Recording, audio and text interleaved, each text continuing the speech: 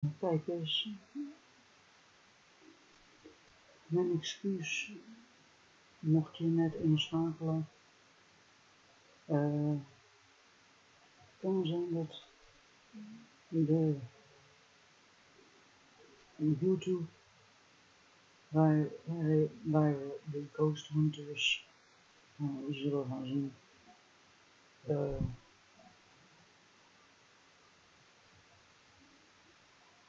niet gelijk door gaan starten. Ik weet niet precies wanneer, maar het gebeurt regelmatig. Maar ik wens in ieder geval jullie heel veel kijkerplezier. En we gaan starten.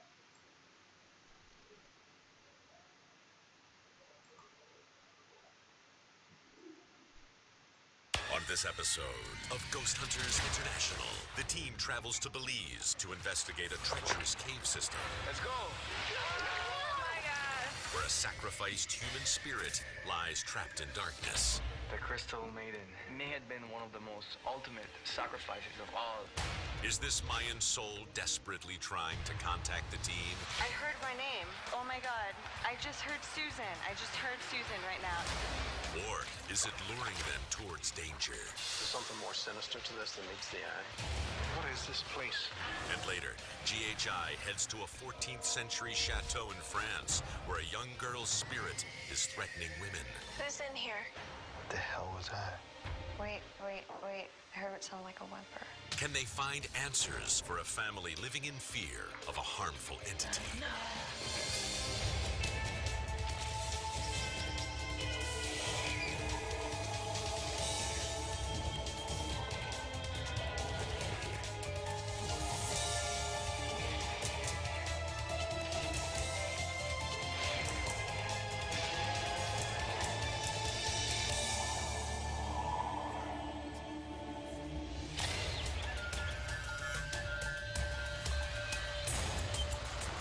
Our next case in Belize is a no-holds-barred four-wheel drive expedition across the countryside here before we reach our client, who will take us through the jungle. So I hope you're all prepared. Susan's going to give us the download. All right, team. We are heading over to investigate Aktun Tunich Mugnal, commonly referred to as ATM Cave. The ancient Maya people believed that this cave was the opening to the 9 levels of the underworld. They brought a lot of offerings for the Maya gods. But during more dire times, the Mayas turned to human sacrifice. Archaeologists found a lot of human sacrificial remains inside of the cave, but most notable of the remains is that of the Crystal Maiden. She's been there so long that her bones have been crystallized and fossilized into the cave grounds. Wow. So who's our client and what are some of the claims? Our client, Emil Gemez, is a cave guide there. He's had a lot of paranormal experiences. He's witnessed balls of light. He's also seen shadow people inside, and he's also heard what sounds like chanting. Why is it that he wants us to come in? Emil called us in to see who this Crystal Maiden is and try to contact her spirit to see if maybe she's responsible for the paranormal activity inside the cave. Now, I do know that this is going to be one hell of a case. Get ready to do a little cave diving, guys.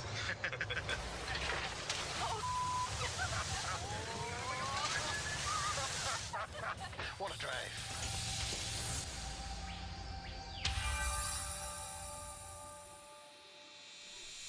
Emil, good to see you. Hey, nice to see you too.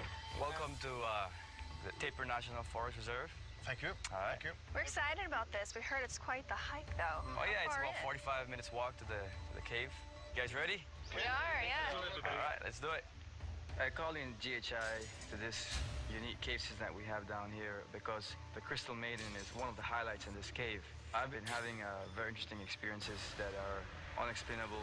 By contacting GHI would be one of the best solutions to find out whether Crystal Maiden spirit is still here or not. All right, you guys, put on your helmets, keep them on, and let's get wet.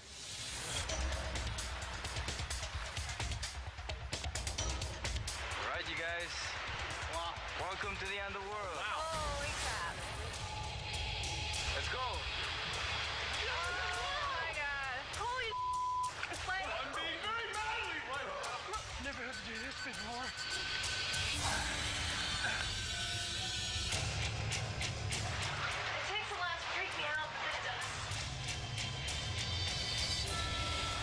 actually where I was, and I heard chanting down that way, and then it came down on this side, and that's when I got scared.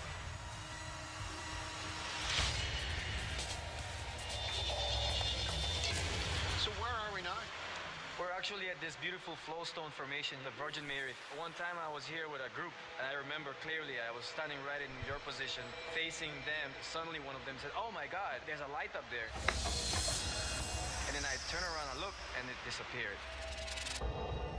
There was 8 tourists I had that day, and they all claimed they had seen that ball of fire. This place is enormous. Well, as you can see, we're actually in the ceremonial chamber. We believe the Maya did bloodletting rituals here. I've been there sometimes by myself, walking through when something started to shake. And at that moment, I actually thought it was a spirit or something that passed through my body. That scared me. Is there anything else that has happened here that you're aware of? Well, once I was just across this altar, and suddenly I turned around and I saw a silhouette or a shadow in this position, looking straight towards where I was. It was kind of scary. Maybe a couple of Lulux cameras in here might do the trick, Paul? We're going to just be dotting these cameras everywhere as much as we can, I think. Well, I don't know about you guys, but I am looking forward to seeing this Crystal Maiden. Yeah, she's further up in the bigger rooms. So if you want to go check it out. This is it? This is it. If you look down straight to where my light is, you can see where she is. Oh, yeah. Oh, wow. Okay.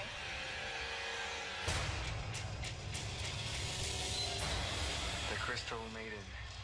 We believe the Crystal Maiden is one of the last offering to the cave. Very, very strange energies when you go into that chamber. Personally, I have seen shadows, I've felt energies.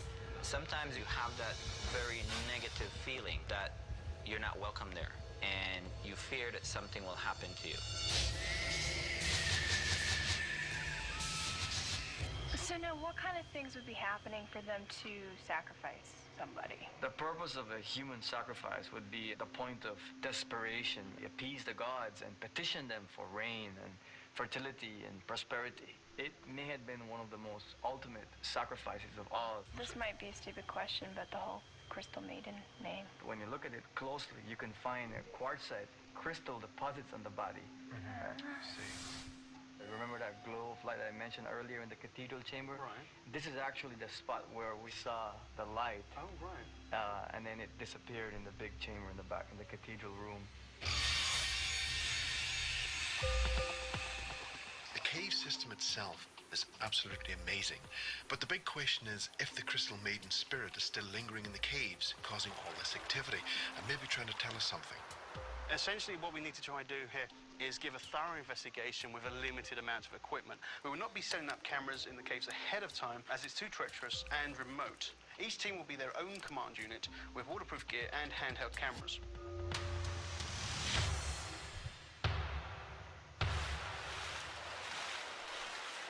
So Susan, Scott and myself came into the cave system to venture further into these uncharted areas to see what we could discover. Because no one's really been down here, I'm going to leave a few markers along the way. Okay, so we'll find our way back.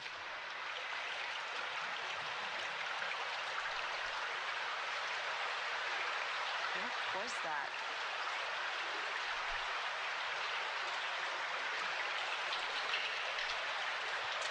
What did you hear? It sounded like a really big moan, like a female sobbing. Well, you know, we've got the Crystal Maiden, of course, that was sacrificed in here, but I'm not hearing anything, though, that's really convincing me just yet. Right. I think we need to go a bit deeper. Yeah, we need to get closer. Yeah, we're definitely going the right way, though. Almost immediately, we heard stuff. We couldn't make out what it was, but it did sound like voices. Susan was running DV camera, I'm running the parabolic mic, and we went a little further to see if we could actually track down stuff. Okay, stay to the right. It only comes up to your hips.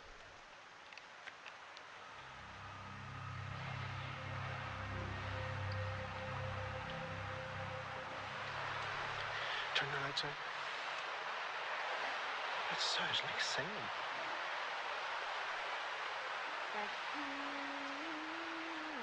Yeah. My name is Susan.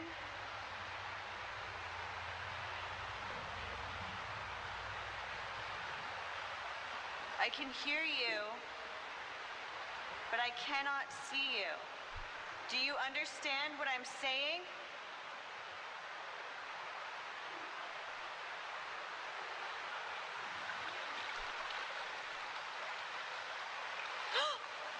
Did you say something?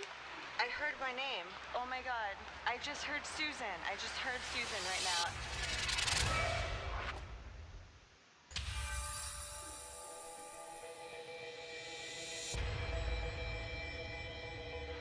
My name is Susan.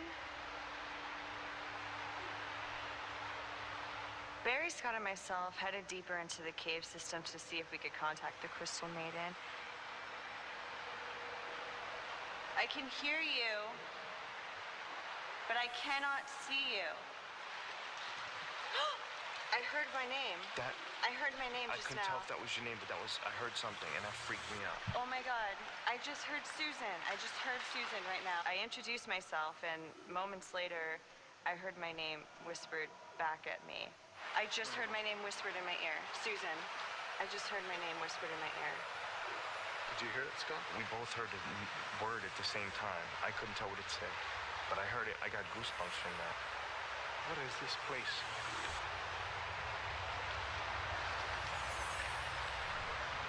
I can't believe that. I just heard my name.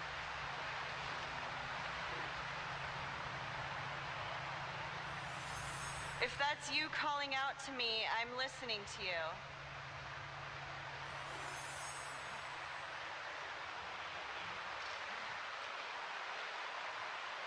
I just need to know, what is it that you want or need from me? Susan thought that she heard her voice being called. The more that we progressed, the more these noises seemed to retract back into the cave system. Did you say something, Susie? No. I just thought I heard a girl say something. I didn't say anything. Come here, quickly. Lights, lights, lights, lights. Lights. Dip your light. Is there anyone else down here? You have us at a disadvantage. We can't see you. I just felt a breeze pass by my face. Can you indicate to us where you are? Are you or do you know the Crystal Maiden? Maybe you could hum that tune for us again. What was that? That was different. Like the deep growl. Mm-hmm.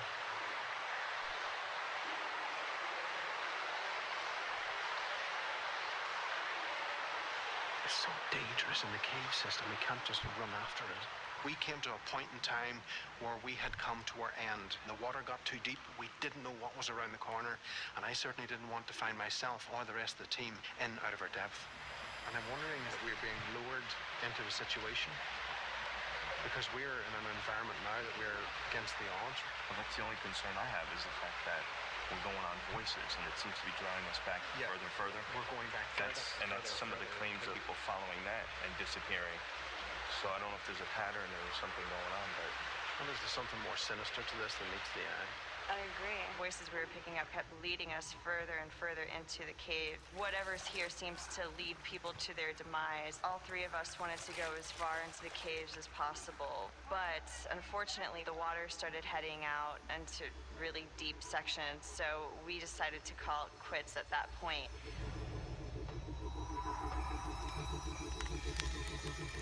Chris, Paul, head over to the cathedral chamber. I thought I saw something moving on your camera. Okay. This place is crazy. Yeah, well, see, I didn't realize I'd have to be like a tightrope walker. I mean, I can juggle, but as far as my career in the circus, that's about it. I don't know. I think you probably do pretty well at it. Paul and I headed to the cathedral to look into the reports of the lights people were seeing and also this claim that Emil had seen a small shadow. See, my initial thought is how these stalagmites are actually being formed from the ground. Yeah. And obviously around us right now we have several that are knee-high, let's say, and even smaller now. as a flashlight pans around, it could be throwing a shadow. It could just be, you know, you see it and you're like, what the hell? And you're just not sure what you just saw. Yeah. If Emil was walking through with his flashlight, maybe his flashlight hit one of these rock formations, which cast a shadow. But look on the back wall there. Okay. Say, for example, someone's coming up from down there. Stay where you are.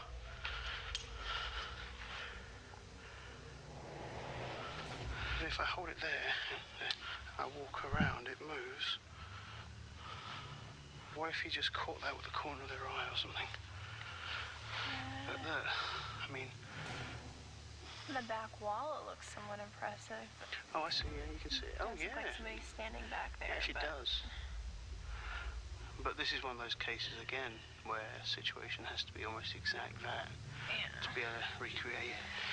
It's also one of those things, just because we can recreate it doesn't mean that's what he saw. Exactly. Is there anybody here with us? Anyone at all? We're not here to harm you in any way. Are you a victim of a ritual that you did not want to partake in? What about the bones of the Crystal Maiden?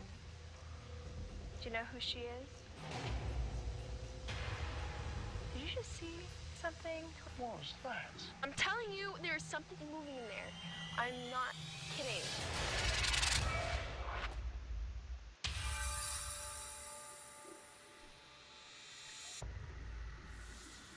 Did you just see something towards the end, the back wall, back there? What was that? I'm telling you, there's something moving in there. I'm not kidding. While Paul and I were doing EVP work, I did see some sort of shadow that was low to the ground. The camera's facing that way. Luckily, my camera was pointed in the direction of the shadow, so I'm hoping it might turn up later in analysis. Hello? Is there anybody here with us? Anyone at all? Where are you? Okay, I see where you are. Because I just heard a noise coming from where you said that you saw something. Oh. Like a shuffling noise. If the maiden is in this cathedral, could you tell us who you are?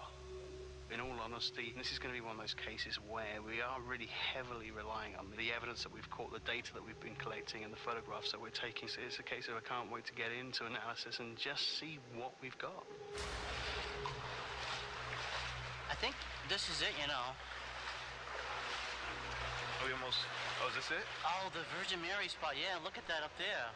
Scott and I head into the first cave section of the ATM caves, where the flowstone formation of the Virgin Mary is.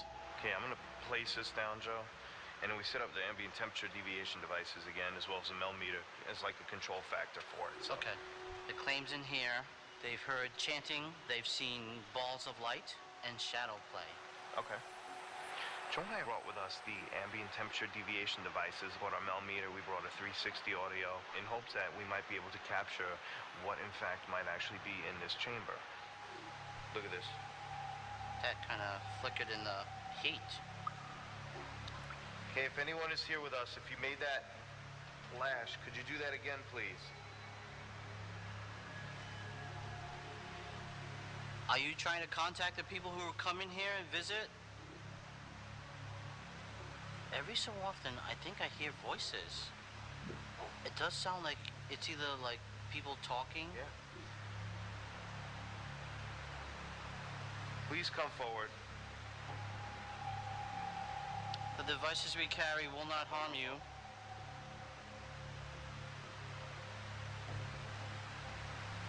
There goes the second one. We were doing an EVP session, and all of a sudden, the device started going off. Usually it goes off blue for us, meaning it's a cold spot. But this time it went the opposite way. Certainly not getting warmer in here. No. Were you somebody they sacrificed? What's that? What's that? What's that? Sound like it got louder? The voices. Whatever that was, it was like it got louder than what we were hearing before. We're here to find out about the Crystal Maiden. Oh, look. It went up? It spiked Do you know anything about the Crystal Maiden? When I said Crystal Maiden, the one on the left shimmied a little bit. I don't know. If you are listening to us, can you help us out? Are you the Crystal Maiden, or are you a sacrifice that the Mayans had sacrificed years ago? Do you know about the Crystal Maiden? When Scotty had mentioned the Crystal Maiden, the left one did go off again. Hopefully we've caught something on audio or the DV cam.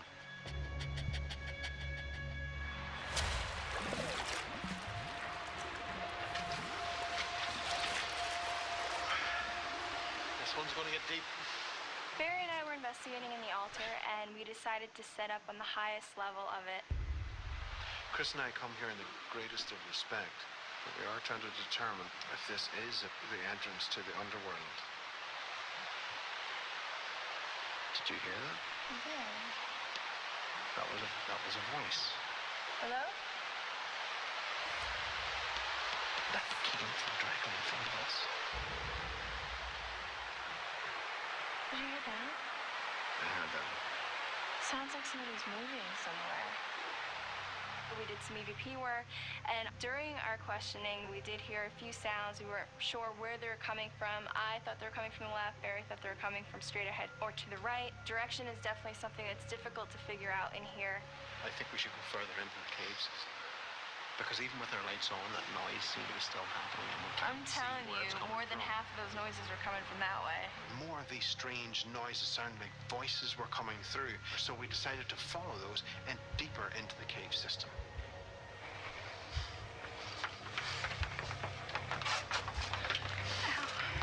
Barry and I made our way up to the area with the Crystal Maiden. It's a hard space to get to, and I'm surprised that anybody even found her. That crystallization around the bones, it almost gives her a bit of body. Looks like a canine sticking down there too. Chris and I are hoping to speak to the spirit associated with this crystallized skeleton. If you are still here, are you able to call out to us? Are you able to tell us if you were brought here by force? If the Crystal Maid is still here, are you able to tell us your name? Did you volunteer to be sacrificed? Oh, what was that? I don't know.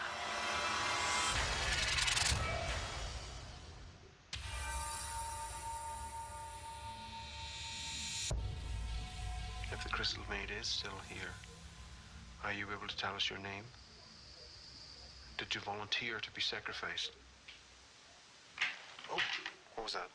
I don't know. Barry and I were doing EVP work by the Crystal Maiden, and at one point the recorder got knocked over. I thought it was Barry. We had a bag between us. I thought he was leaning on the bag, and he asked me if I bumped it. I didn't. I was nowhere near it. If you're responsible for that, do it again. I had a camera in my hand. I'm hoping it may have caught it, and maybe it'll give us an idea of what happened. Okay, guys, let's get everything wrapped up and get out of here.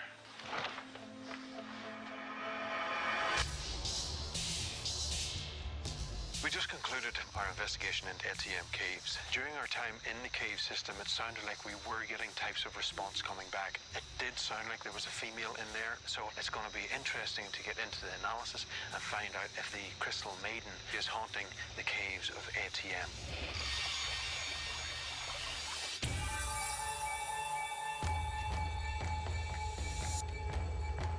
Emil, good to see you again. Thank you for coming to see us. Good to see you too. How you doing? Good. Emil, ATM cave. Wow. That has to be one of the toughest cases that we have ever done in the history of GHI. Yeah. Of course, during the investigation, we were looking for these shadows. There was one point where I was in the cathedral investigating with Paul, and at one point I thought I saw a shadow close to the ground. But unfortunately, we didn't catch it on our cameras because the IR just fell too short. The rooms were just so big. Now, at one point, Paul was investigating with Susan in the cathedral, and he said that while he was doing some EVP work, he felt like he got hit in the stomach by a small rock. Suze, Yeah. I just had a stone thrown out. In fact, it hit me. It hit me in the stomach. He couldn't figure it out. Unfortunately, they weren't able to catch it on any video, but it definitely goes down as a personal experience. Now, also in the investigation, Chris and I, we were investigating the altar area, and we were holding an EVP session. And during that EVP session, there was something unusual. Or maybe you can enlighten us as to possibly what this is. Further into the cave system, we'll miss this opportunity. But I'm just going to replay this particular part. Cave system, we will miss this opportunity. But sounded like voices to us. Yeah, that's pretty interesting. Has anyone reported hearing something unusual like that within the cave? Yeah, definitely. I've heard something like that before. Because when we were hearing this, we were way at the top of the altar. Now, during our investigation, we were looking for evidence of these balls of light. Unfortunately, we didn't capture any of that light phenomenon, but we may have an alternative as to why this could possibly be happening. Anomalous luminous phenomena, ALPs. There's certain types of minerals, and when they're under stress or pressure from either the Earth's crust or even from large bodies of water, it will basically build up energy.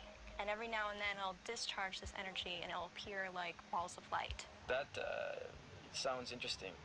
During our investigation, we didn't find any communication from the Crystal Maiden. So, unfortunately, we can't answer that question as to whether this maiden's spirit remains in the ATM cave. But for now, Emile, it has been an absolute honor for us to be here and investigate the caves. Thank you. Thank you. It's interesting to see that they found some evidence that there's something in there. At least I know I'm not the only one hearing stuff in the caves, you know? What a fantastic case. Most intense physical investigation I have ever done. The Crystal Maiden has escaped us this time. She has. But not the next time. Wait a minute, what do you mean next time? What else is down those cave systems that was trying to lure us to a death? Looking for ghosts. I don't want to be one.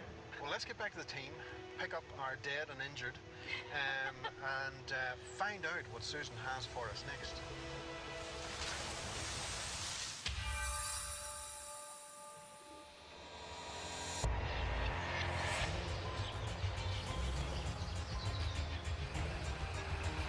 Folks, welcome to France. We're going to be investigating a case which involves trauma and hauntings on a family level. Well, guys, we're heading over to a 14th century mansion known as Chateau de Fougeray. Our client name is Veronique. She bought the chateau about 2 years ago. She's been renovating it, and she's telling us about this haunting of a ghost by the name of Alice, who's been threatening the women in her family. Now, Alice was the daughter of an aristocratic family who once owned this chateau. Alice died in 1924 when she was 22 years old from a kidney infection. What's also strange is that years later, a relative of Alice's, who was living in the chateau, also died from the same infection. And the latest victim was actually our client's daughter, who ended up in the hospital because of it. Well, that's a new one. Right. That's definitely a strange coincidence. People have reported seeing full-bodied apparitions, most notably that of a woman. Voices have been heard as well, and a lot of these claims have been captured on photos. Ah, good. So she's very concerned about her family's safety. So she wants us to find out what's going on at the chateau and if Alice is out to cause her family harm. Well, it seems that I could probably vouch for the safety of the male members of the team. I'm not so sure about you ladies. Thanks for the concern, Barry. Oh, wow. Oh, look at that. Oh, yeah. That does look creepy.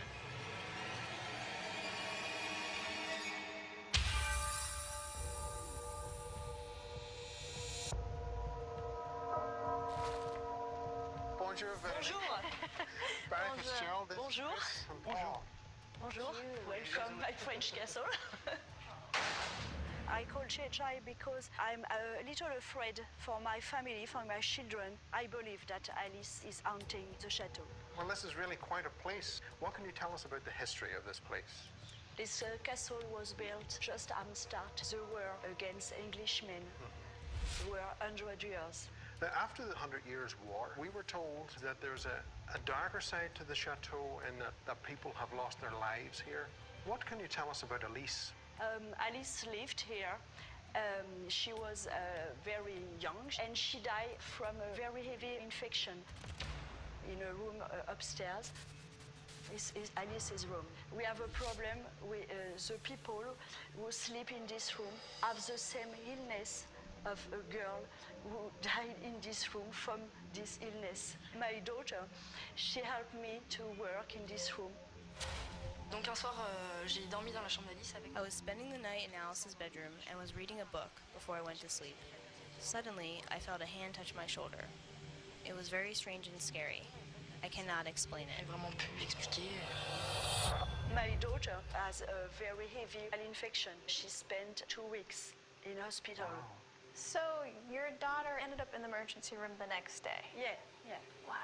Yeah. Another friend of mine spent a night, and all the night she heard noise in the walls, very, very violence in the wall. What other things are happening?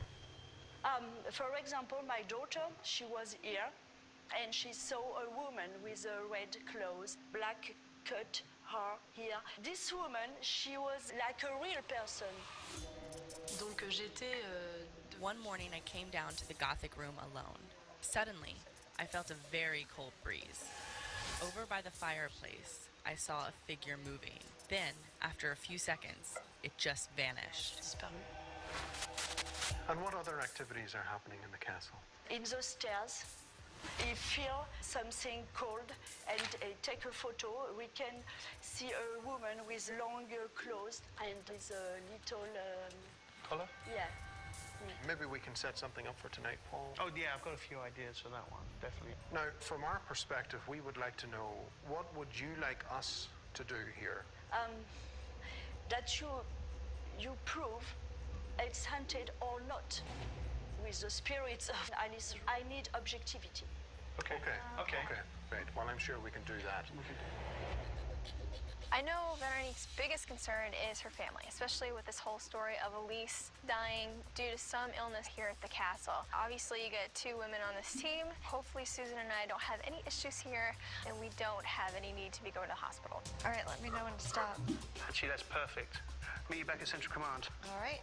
I think the biggest thing for us is trying to find, is Elise still haunting the chateau? Maybe it's not paranormal, and hopefully if it isn't, we'll be able to explain to her what's going on. Okay, guys, cameras are all tweaked. Let's get Barry and Chris and get the show started.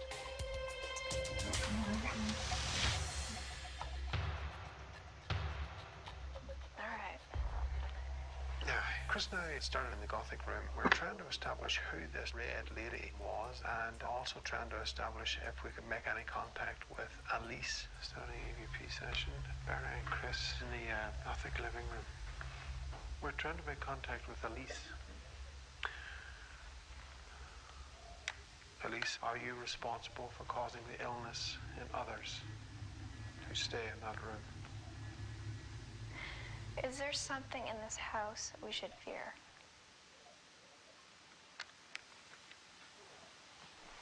Who is the woman in the red dress? Did you hear that? What did it sound like? I'm trying to figure out if I heard a voice or not. While we're in the Gothic living room, I heard what sounded like a voice. So we decided to move to another room just across the hall, this dining room. Is there somebody over there? Who's in here?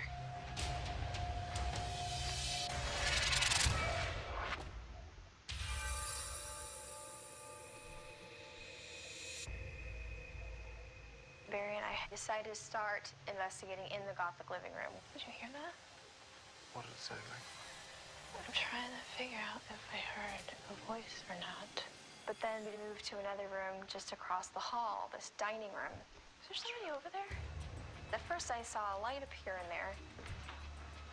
Who's in here? But just shortly after that, I saw some sort of movement. What didn't make sense was that I saw movement in that room go from left to right. And I can't really put a shape to it because it was just, I just barely caught it. It's like somebody just walked by the door, but inside that room. Well, we do have a low-lux camera in there, so maybe we'll have caught that. We're led to believe that you have some frustrations if people come to stay. You will bang in the walls. We would appreciate it if we were able to hear the same. We went straight in there. There was nobody in the room. There was no way of explaining what it was, and I'm just hoping that the camera in that room may have caught it. Okay, we're out at the basement. This place is crazy. The owners that have only had this place for 2 years seem to have had a lot of activity. So Joe and I were trying to follow up on claims of voices that have been reported in the basement area of Chateau Fougeray. We know there were things that happened to people named Elise here. Were you responsible for those, or were they natural occurrences? Please come forward and let us know. What was that? What the hell was that? Almost immediately upon arrival to the upper level of the basement, Joe and I both heard a distinctive sound of a deep, bassy voice. I wasn't sure what that was. It was vocal and it was loud. Turn your flashlight off for a sec. I thought I saw movement down there. Wow. I was looking down there and I thought I saw something black. Wow, these stairs are steep. Yeah, they look like they slant down, so just be careful. Whoa, it's creepy down here. Is there anybody down here? I thought I saw some kind of movement down here. Were you walking around? Were you just a female spirit that may be down here? Elise, are you here? I'm sorry you died of a kidney infection. Can you help us find you? Okay, I think it's time for us to move on. If you like, you can follow us while we're still here. This is the stairwell where they have actually seen an apparition of a woman, and Veronique even has a photograph of it. Susan and I headed to Elise's bedroom. One of the claims is that somebody felt they'd been touched.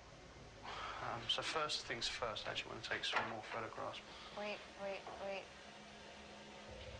let's try to be quiet for a second. I just heard something. I heard what sounded like a whimper.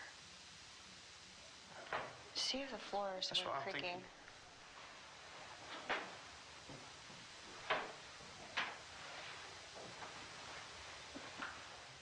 At one point, I did notice what sounded like a whimper or like a cry. The recorder's going, so maybe.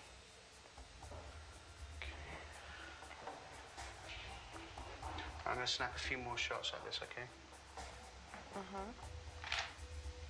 Alice, est ici? Comment ça va, Alice?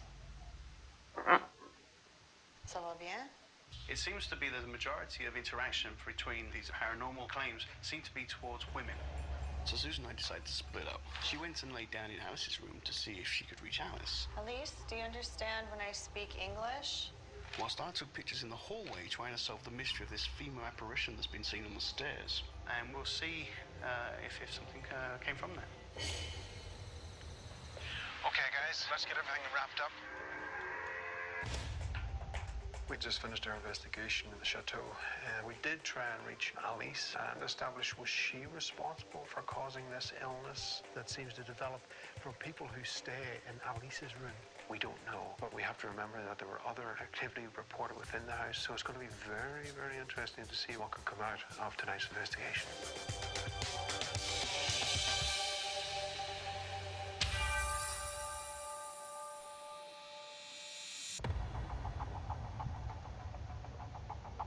Okay, now I've got a piece of audio that you've got to hear. I mean, this is when Scott and I were investigating the upper basement. We were asking EVP questions, and I've got a response. Wait till you hear this. It's creepy. Elise, are you here? Oh, wow. I was like, no, it's creepy. It is, that's what it sounds exactly like. that, yeah. And Joe, you said that was in the upper basement, right? Yeah. Well, I was reviewing Barry and Chris's audio when they're in the lower basement, and I got something really creepy, too.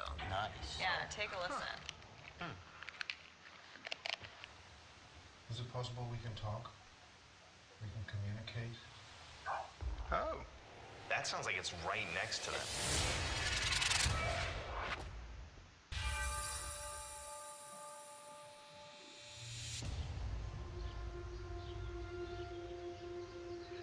like the chateau is a great place. During the process of getting some answers, we were open to some phenomenon ourselves.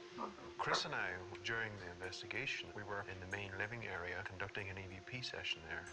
And Chris was viewing the Gothic room behind us through these doors. And she'd just seen the shadow pass from left to right. It was a very strange experience because it seemed to coincide with some of the questions that we were posing, which was strange. Paul and Susan were investigating in Alice's bedroom. They recorded what sounds like a woman whimpering. So we wanted to let you hear that and see what you think.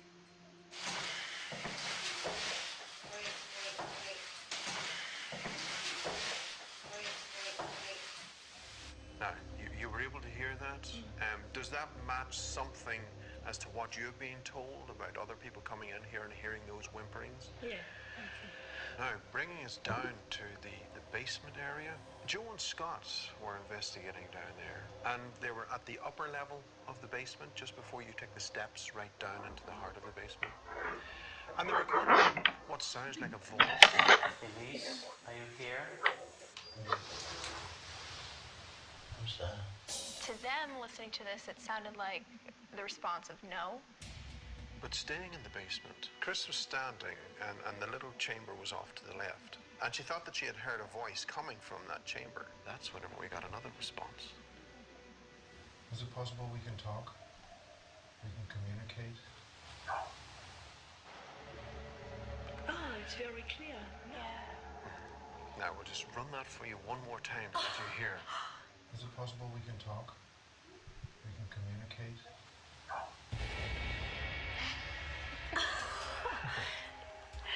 He doesn't want to communicate. Now, this is different from the other two because it's just so clear. Yeah. I'm very surprised about his voice in the another room because for me it's hide. Yeah. You know, if there's something down there, just didn't want us bothering it. Now, moving on to the photographs where it was believed that the lady was standing out from the edge of the staircase. One of our investigators, Paul, he headed up there and he started taking some photos of his own to see if he could figure out what this was. What it pretty much came down to was just the paint peeling on the walls, which is giving this effect of this woman standing in the hall, which he was able to get this image, the same image, a few times. We did really go out of our way to try and contact Elise. We wanted to find out, was she the one responsible for causing the problems with the illnesses? Was she still here, or was there any other spirit connected with Elise still here? And we didn't seem to get any type of response from Elise whatsoever. And no hospital visits? No, absolutely not. So we didn't see the Elise story as being a threat to you and your family. Okay. For me, it's good news. Good. Yeah. Good, that's fantastic. We thoroughly hope that we have set your mind at ease and your family. Thank you very much. Take care, Vernie. Thank you so much. I feel better in the castle, no violence, more peace for me and my family, it's better. Well, that was a grand run. I like the fact that we're able to debunk the pictures. I think I was honestly surprised by the basement. I wasn't expecting things that we had happen down there. But, you know, the main thing is that we brought her peace of mind. Yep, no feeling threatened and no bladder infections. I call that a good investigation. That's a plus.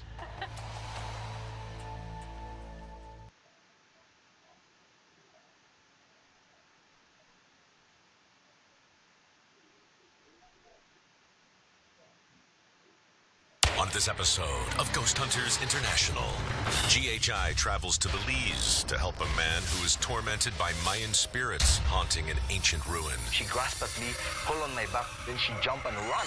He's terrified the spirits are following him home, so the team include him in the investigation. Can a primeval ritual to reach Mayan souls determine if Pedro's fears are warranted? I have the goose pimples right here. Whoa, it's just taking me over. But not everyone wants to play with fire. You can like see it dripping from her arm. But soon, they may all pay the price for experimenting with an ancient tradition. What the hell was that? That It's freaking me out. Will sacrificed Mayan souls return for a man fearing for his life?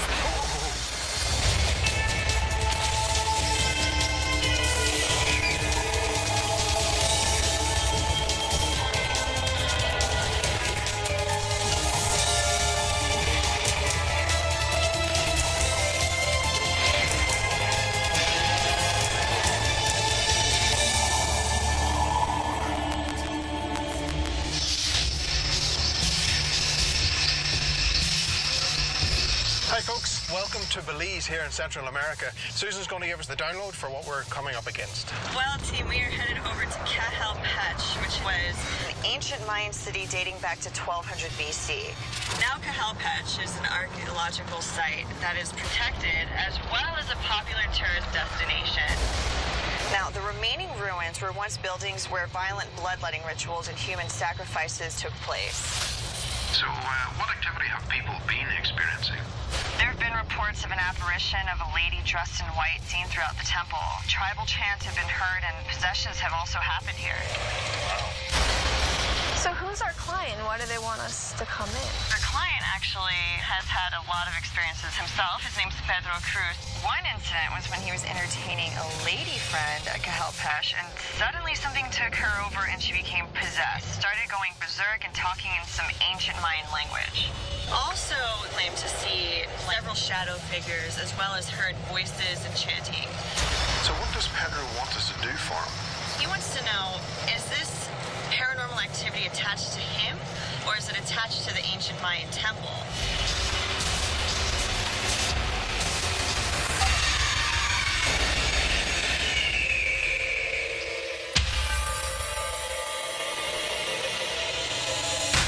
Pedro, good to see you. Nice to see you as well. Welcome to Cajalpech. This is Chris. Hi. Chris, nice to meet you. I'm Paul. Paul, nice to meet you as well.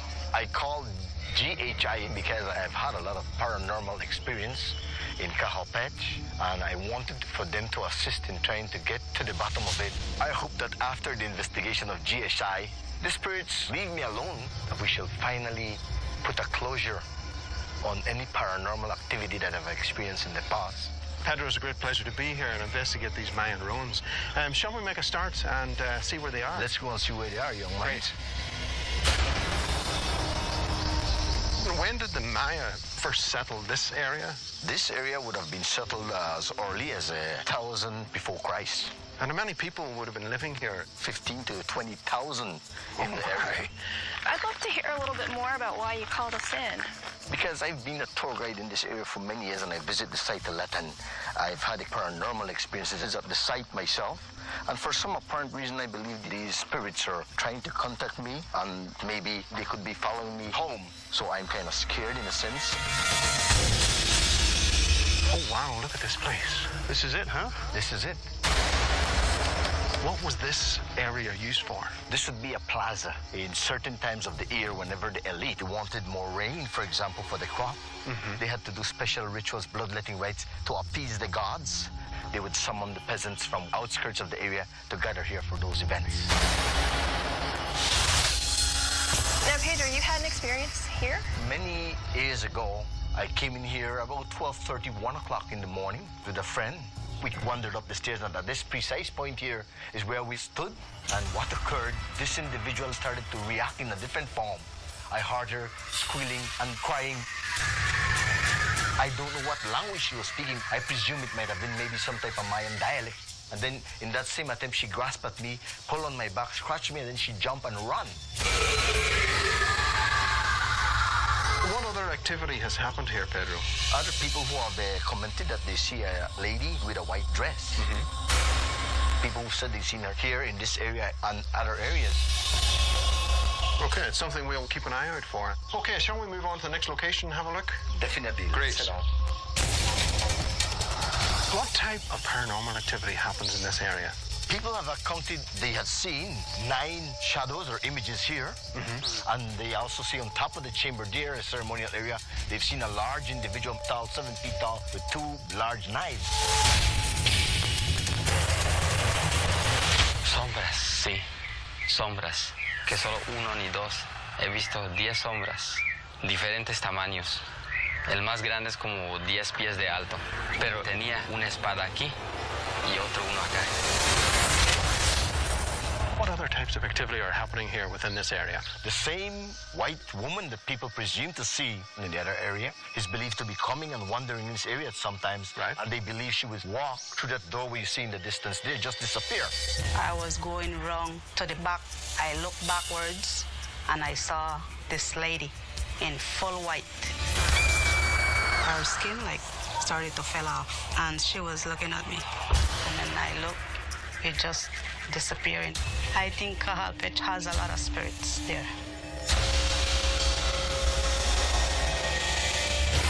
What types of paranormal phenomenon has been reported in this area? A number of people have mentioned that they have seen a lady dressed in white, like we mentioned in the other area.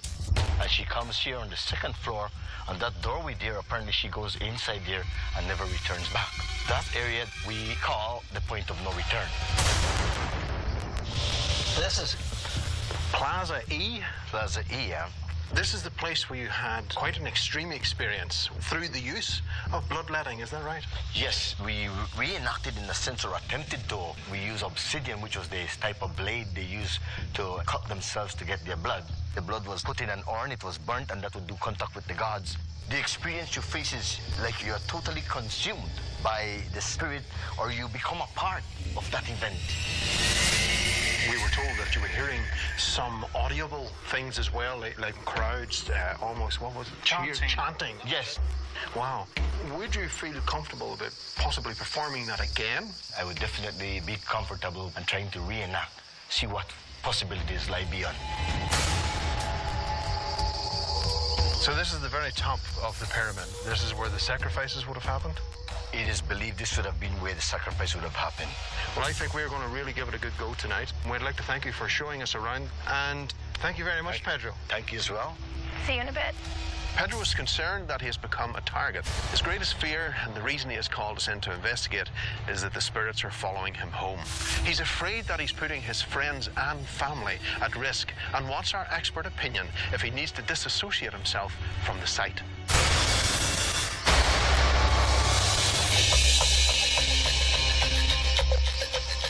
This place is beyond creepy. The whole team went over to the location to set up all the cameras for the bloodletting ritual, see if we could get things rolling so we can capture whatever could possibly happen from this ritual that we're about to do. Shh. Did you hear that? Turn the lights off, turn the lights off. Oh. Something over there. It sounded like something, and then I sort of heard movement. It sounded big. Again, it was just there, just around there. Scott, Paul, and I headed over to set up cameras at Plaza A, and we all heard what sounded like really heavy footsteps, kind of like running through the brush. Guys, I'm seeing shadows over here. That's what I thought. I just turned around. You saw shadows. I noticed what was this huge, massive black mass. Yeah, I turned around because I thought I saw all the way across over here and then leave into the bushes. I saw it right here. There's actually a flame from here. This guy actually saw shadows in here. We haven't even started the investigation yet, and already things are happening. So we need to get those cameras ready and get out there and start investigations. We're going to conduct a bloodletting experiment. We wanted to see if we could duplicate Pedro's experience in calling these Mayan spirits to communicate with us. So, Paul, how is the setup going for the bloodletting ritual? Everything's actually placed outside. What we have is a full spectrum DVR camera, the thermal camera, as well as your full spectrum digital. Speaking of blood rituals, yes, we do need a volunteer. I'm scared of needles. I'm not going to. No. I'm all for investigating, but cut myself to investigate now. This whole bloodletting ritual made me really uncomfortable. I didn't like the idea at all, and I wasn't going to be cut so that we could attract Mayan spirits. I'll do it. Are you sure, Susie? Yeah, I'll do it, no problem. Okay, Susie, you're going to be inside, of course, the blood ritual room, and I will be joining you there. Guys, Joe and Scott, you are going to be outside with Chris. Paul, we're going to be sending you to the top of the Mayan temple, where you're going to have a bird's eye view of the entire complex. Okay, super. Let's get to it.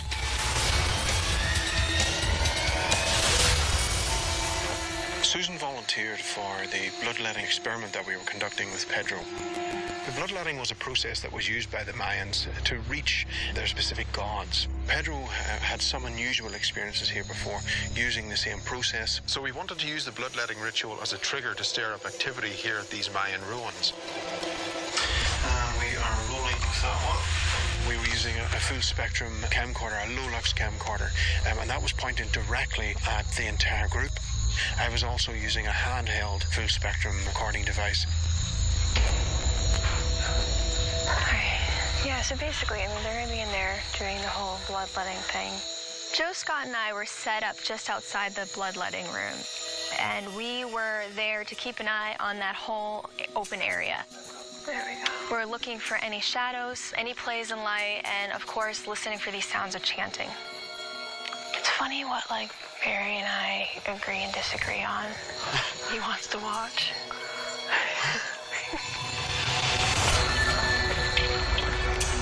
During the bloodletting ritual, I actually took my position on the highest point in Calpesh, which is and, you know, get a up here, and that may stimulate some sort of paranormal activity around me. Okay.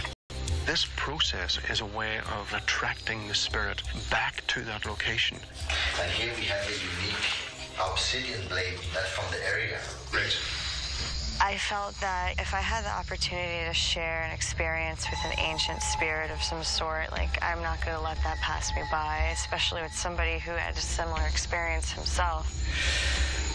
Just take your time, okay?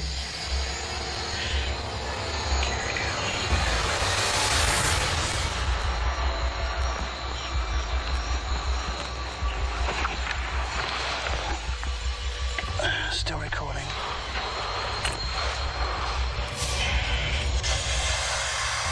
Ouch. I think it's doing the trick now. The hell was that? There we go. There we go, yeah. Yeah, we have Who's there? Can you please show yourself to me? Okay, something's with me right now.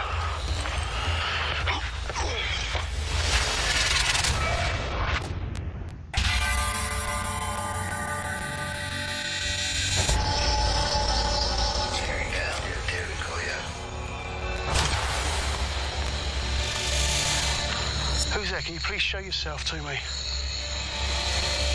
Okay, something's with me right now.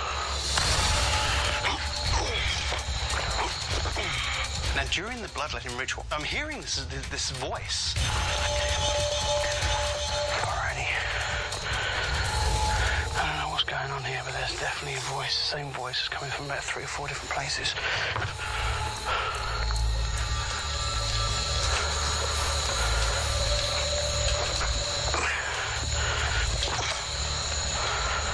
I wonder if this is the chanting they're hearing. Who's out there?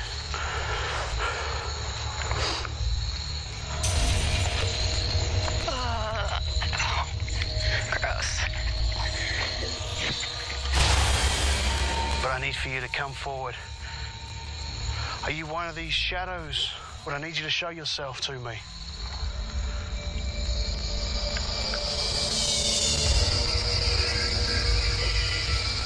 What the hell was that? Okay, I just heard a female voice. Things are very close to me right now.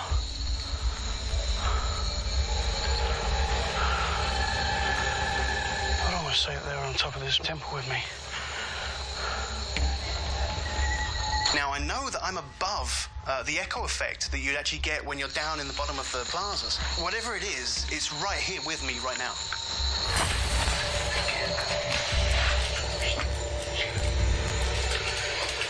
There we go then. Contact has been made. This is seriously the weirdest I've ever seen on an investigation.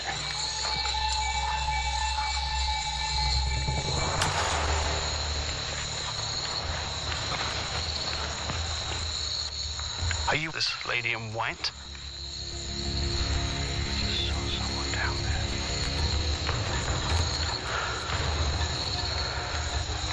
Who's there? Will you sacrifice to the gods here? This is where I had seen a shadow during our setup. I'm actually seeing shadows, like movement going on in Plaza A, which is actually the other side of the temple. What makes that interesting is that nobody's in that vicinity at all. I'll try and capture some of these shadow figures. So what I'm going to do now is I'm going to go grab my still camera, and I'm going to place it there, see if I can actually try and capture some of this movement that I'm seeing. Come on. Let's try and focus in a little better. I did get this overwhelming sense of just, I don't know, like serenity. I think there's some sort of energy that helped guide the whole experience towards the heavens.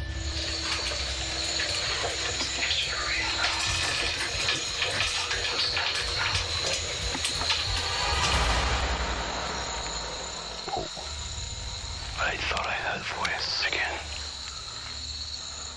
Little growl. What's that? What did it sound like to you? I mean, it sounded like it was in that direction, but... It sounded like over the wall. Do you think it was thunder, or was it something else? No, it didn't sound like thunder. Can we look up over this thing? A couple of times I thought I heard what sounded like low grumbling sounds. At one point, Chris and I both heard it, and we went to check it out. I mean, the first thing that popped in my head was thunder, but there's not really any clouds. I'm not seeing anything. Maybe because the wall's blocking something. I don't know.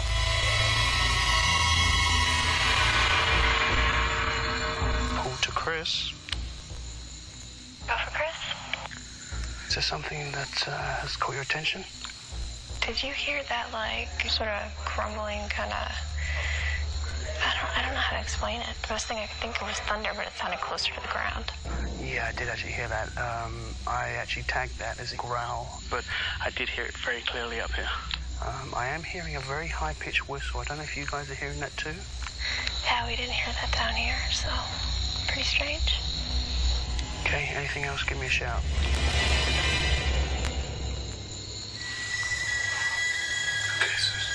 Yeah.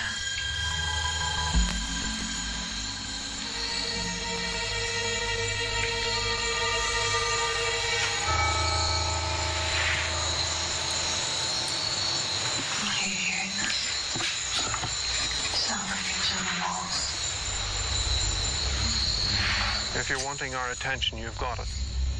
As the experiment continued, it sounded like footsteps passed above our heads high in the chamber. We had cameras, Rolex full spectrum cameras, pointed directly above. It'll be interesting to see if anything actually was passing along there.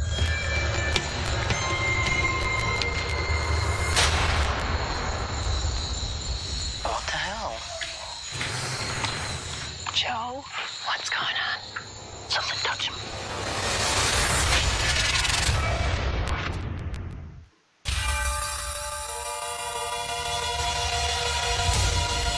What the hell?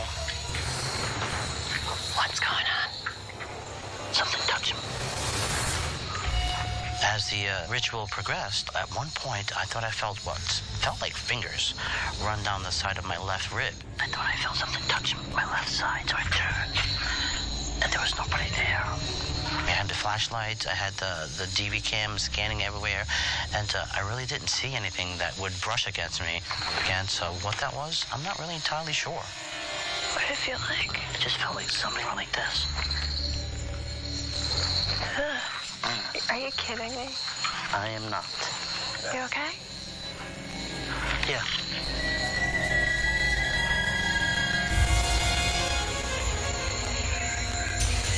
Is this your way of trying to reach Pedro? Is that high pitch? Come te llamas. Unfortunately, I don't speak Mayan.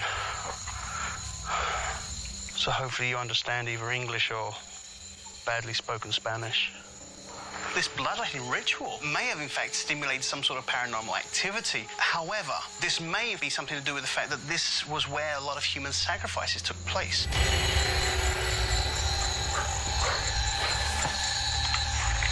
Hey, Chris. What's up? Feels like something is scratching out of my neck. I don't know what it is. It's hurting, though. It's burning? It's hurting. It's like something scratching my neck. Yeah. Like 4 or 5 times in a row. Well, let me see your neck. I mean, it's like red right here. Is it hurt? It feels like there's scratch marks on my neck. All right, there's definitely nothing that you get caught up on. There was nothing around that would have scratched me or poked me, and I don't know what it was, but my neck is actually bothering me right now. Once the bloodletting ritual got underway, everyone started to have different experiences. We concluded the experiment. We left the incense burner and let the cameras do their work. And we have audio recording devices there as well. So it'll be interesting to see if the flames that were burning have attracted the attention of some of these alleged spirits. Well, then hopefully we have caught them on camera.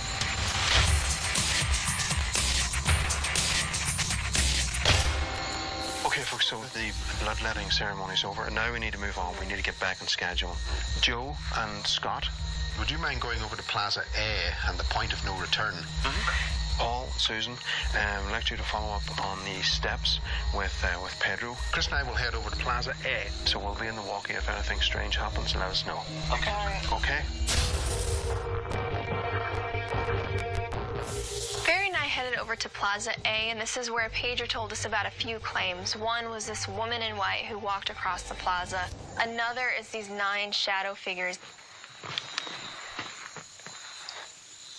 What was that over there? What? Did you see something? Yeah, Where? over there by that tunnel. By the tunnel? It just moved down into the tunnel. Crazy enough, though, we just walked into the place and Barry was already seeing movement in the back corner. We've heard a lot of stories about a woman in white. Do you know who she is? Were you a Mayan peasant who died a violent death here? I'd...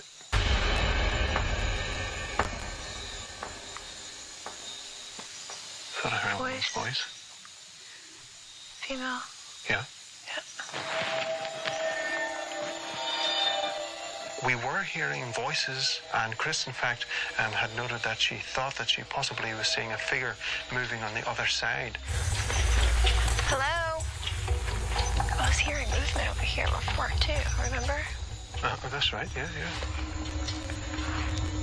Are you trying to reach Pedro? If you're wanting our attention, you've got it. It seemed to be back and forward, and we were going from one side of the plaza to the other side and back again.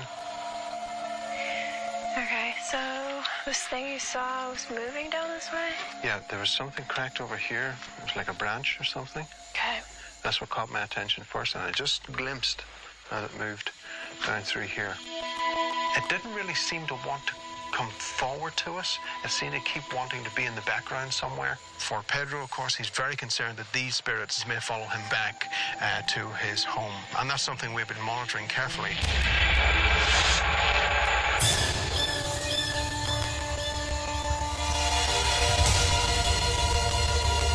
Joe and Scott, outside Plaza A, this is the hallway tunnel where the lady in white was said to have appeared. We had an audio recorder running, as well as these ambient temperature deviation devices that we've been using recently. If you are here, could you give us a sign that you were here by walking past those blue lights?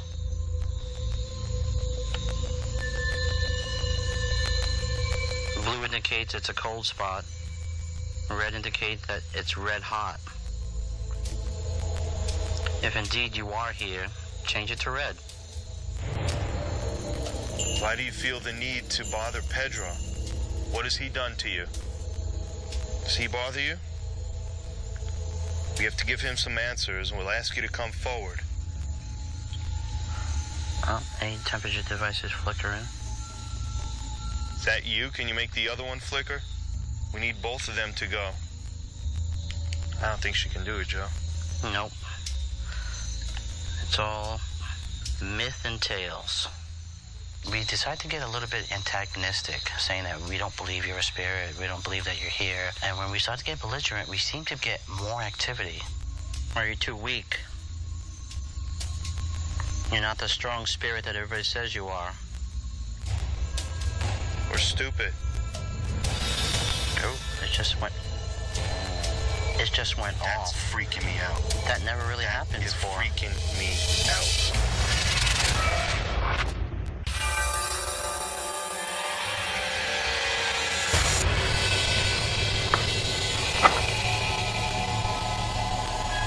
You're not the strong spirit that everybody says you are. We're stupid. Oh, it just went That's off. That's freaking me out. That never really happened before. It's freaking me out. That never blinked all off, right? No. Does that make you angry? That you're stupid? And definitely antagonized something and was able to evoke some kind of a response. We don't normally practice being disrespectful, and we would never do that. But sometimes you have to be more forceful with the spirits that actually you're trying to communicate with. Some people think it's a joke. That it's just stories to drum up business. What the hell is that? Things seem to pick up for us. I thought I heard a voice behind me. It sounded, I don't know, it sounded like a person talking, but it was like off in the distance. It didn't come from that direction, it came from this direction. Oh my gosh, I got the wicked chills. I could have swore I saw an old woman's face. Oh, that's nice. Wow, I got like goosebumps. You alright? Yeah, I'm alright. It just freaked me out a little bit. I turned and I looked and I could see an old woman. This place can do that, I'm telling you, man. This is... Is it like the tricks of the eye? No, it could be, but it might not be. That was weird. Something was definitely responding to our questioning. So it's going to be very interesting when we go to analysis to see if we actually did in fact capture anything and be able to bring proof of this lady in white forward to the client. So right now we're entering the entrance of the elite. We are, yeah. And this, obviously, is the spot. Now, this is actually where Pedro had his experience with a lady friend of his. This lady friend, in fact, turned very nastily into what he says almost somebody else. It appeared to him that she was possessed. Now, whenever we're given the chance to actually work with the client, it gives us an edge. What if it was Pedro that's actually being haunted right now? What if it's an attachment to him? We want to find out exactly what is going on so we can give him some answers.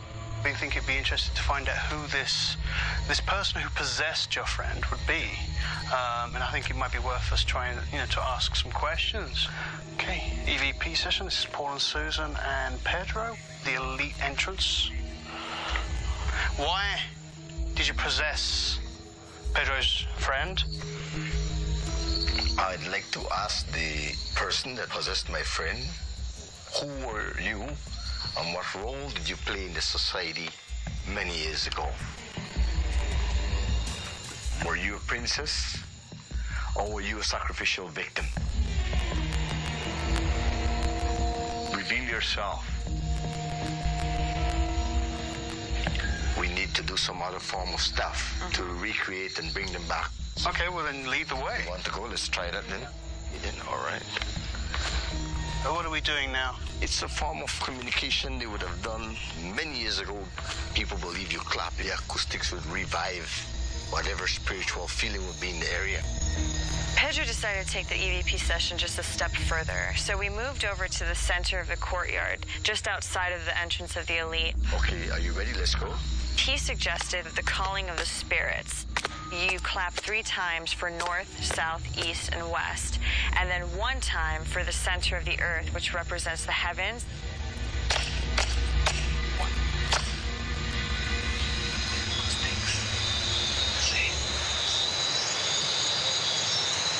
I feel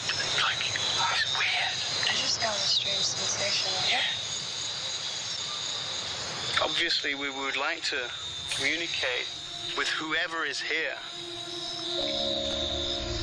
Please, I've sacrificed a little bit of myself. I've opened myself up to you.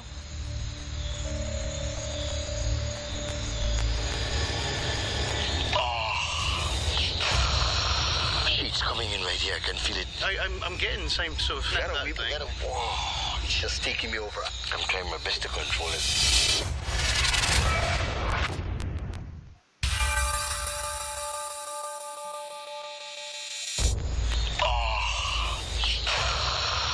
I have the goose pimples right here. Okay. Very bad. You know what? Actually, you know what? I feel like... Oh, she's coming in right here. I can feel it. I'm getting the same sort of thing. Oh, it's just taking me over. I don't know. I'm trying my best to control it. We had some interesting experiences when we decided to call the spirits using the clapping. Paul, who's quite a skeptic, started feeling this really electrical surge through his body, as well as Pedro. Okay, we can try another thing. Go on. I will do also a caller to call the people who will be going into a ritual. Calling people in? Yes. Okay. I'll just document this whole thing right now.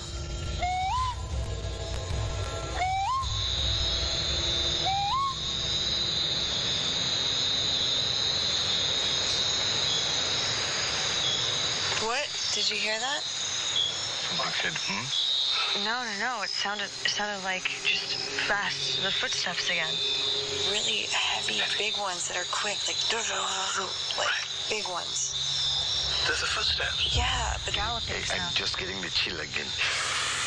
You know what it is? There's a chill just went through. It's coming on again. I heard what sounded like these galloping footsteps. The same footsteps I heard in Plaza A setting up for the night. Hopefully I managed to capture that sound on the DV. Scott and I decided to check out the point of no return. When we first got in here, we set up the laser grid, and we had the DV cam, the 360 audio, the millimeter. If there's anybody here, could you let us know by making a sound, or perhaps telling us your name? That's creepy. What was that? That sounded like a rolling case. We were doing an EVP session, and we were getting a few bits of noises that we couldn't make out. It sounded like being dragged on like a wooden floor or yeah, wheels across a stone floor. Did you hear that? That was like a growl. Yeah. That was creepy. It sounded more vocal to me, like a human growl, but I'm not really sure. Maybe the lady in white comes here. Are you here, ma'am? That was that way, wasn't it? It sounded like it was like almost above us. There it is again. Or is that somebody's voice? Can't tell. Can't tell. I don't know really where they are. What would this place be considered, though? Like, what would it be called? I think I just swore I heard a voice there again. I heard something, but it wasn't hearing it as a voice. I've got a walkie. And Barry's in there, right? Hello? Are you trying to reach Pedro?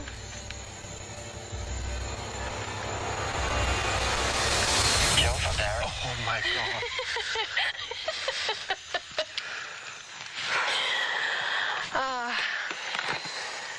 You get a new pair of shorts in this bag you wear? Thanks, Joe. As I stand on the edge of a cliff. You nearly had me off the edge of it. What's up? Scott and I are at the point of no return. Where are you from that point? The courtyard A? We heard what sounded like a growl or somebody talking. Joe, we have been hearing growling as well. I'm not quite sure what it is, but I'm sure it's not an animal. What about cases rolling? Were you, rolling any cases around by chance? No, that's not us, Joe. We don't have any cases. Okay, copy. We're going to be heading back to Command Central. We'll meet you back at Command Central. Copy that. Thank you. We've just concluded our investigation into Cathal Pesh. At the outset, we were experiencing many different pieces of activity, ranging from voices and growling, from seeing these shadows moving back and forward. I think it's going to be really unusual going into analysis to see if the old ways were successful in reaching those spirits or whether it was the new ways that we were using to reach the spirits. Pedro had a lot of very intimate and close encounters with the paranormal at the site, and having him on the investigation was a very essential tool. Whatever we discover tomorrow through analysis will answer whether these spirits are really attached to Pedro or if these are just protective spirits of the Mayan culture.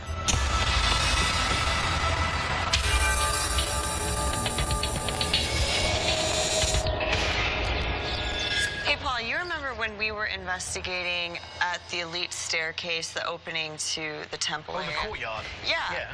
I know that I experienced these footsteps. Right. Somehow by chance I managed to find out what was actually causing these footsteps, and I have a visual footage of it, and you can hear the sound that I've been hearing this whole time. It's pretty clear if you want to take a listen. Yeah.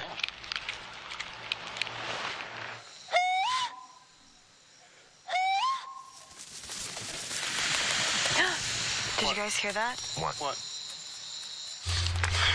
Wow.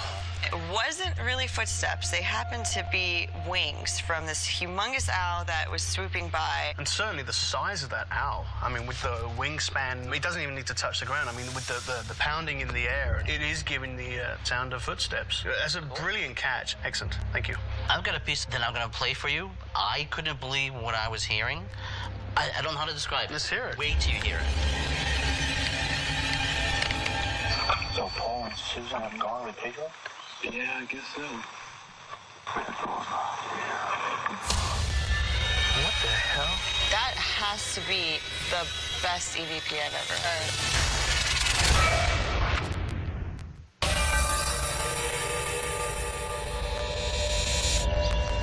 Cathal Pesh really is an amazing set of structures, and for us it's one of the oldest buildings that we have ever had the pleasure and honor to be able to investigate. During the investigation we were having some really weird experiences in Cathal Pesh. Now here in Plaza A, Pedro, all the teams were experiencing these unusual shadows. I had seen, it wasn't a white figure or a jet black figure that had been reported here. It almost looked brown to me as it moved into the tunnel at the back of Plaza A. Chris, she had also noticed an unusual shadow just on the steps behind us here.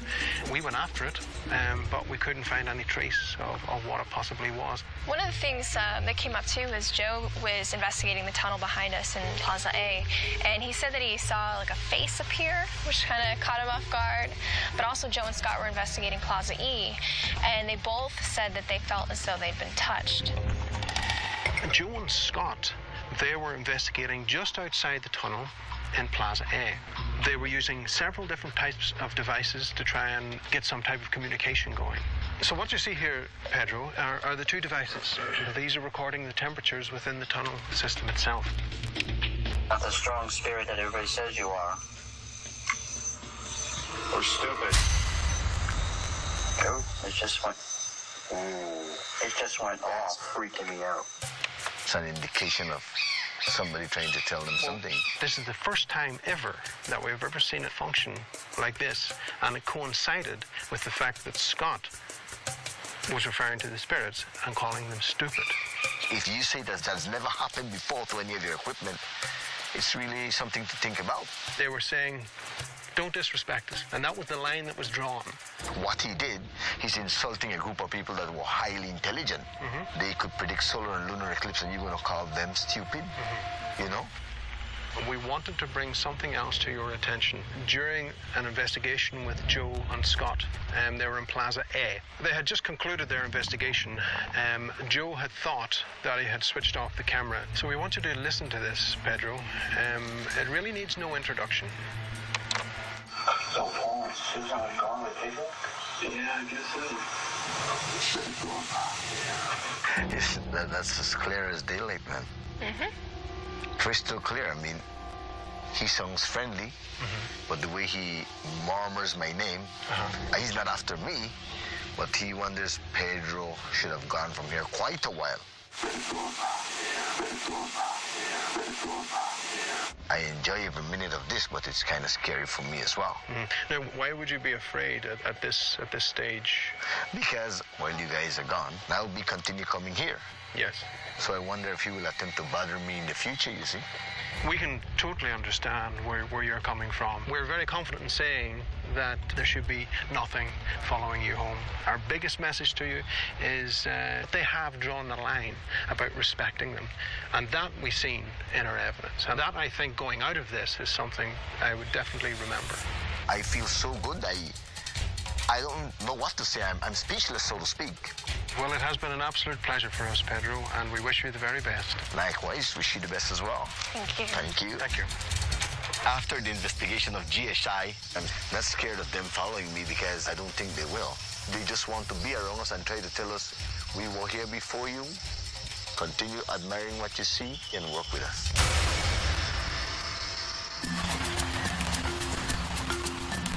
Following the reveal, I think it has answered some of the questions that Pedro was putting across to us. Yeah. We can go back and forward to the site, and there's not going to be any trouble. I think he's going to be perfectly fine. Just promise me one thing, Barry. In the future, no more spilling of human blood on investigations.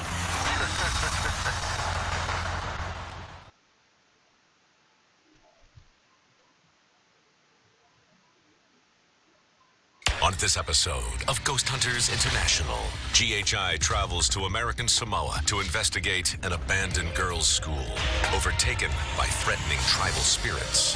This is the stomping grounds of a spirit known as Tuliatua. The team has been called in to find out if the school is safe to rebuild or if these territorial entities will put a stop to it. Oh, I saw a pair of eyes, glowing eyes. That freaked me out. Hidden forces are believed to possess their victims. Something just touched my knee. Oh, dear God. Something black passed right by us. I saw it. Are these Samoan island spirits still in power? And can they destroy future plans for this school? Was that you? Barry, was that you? No. That was a growl. Something's over there, straight ahead of us. Show yourself.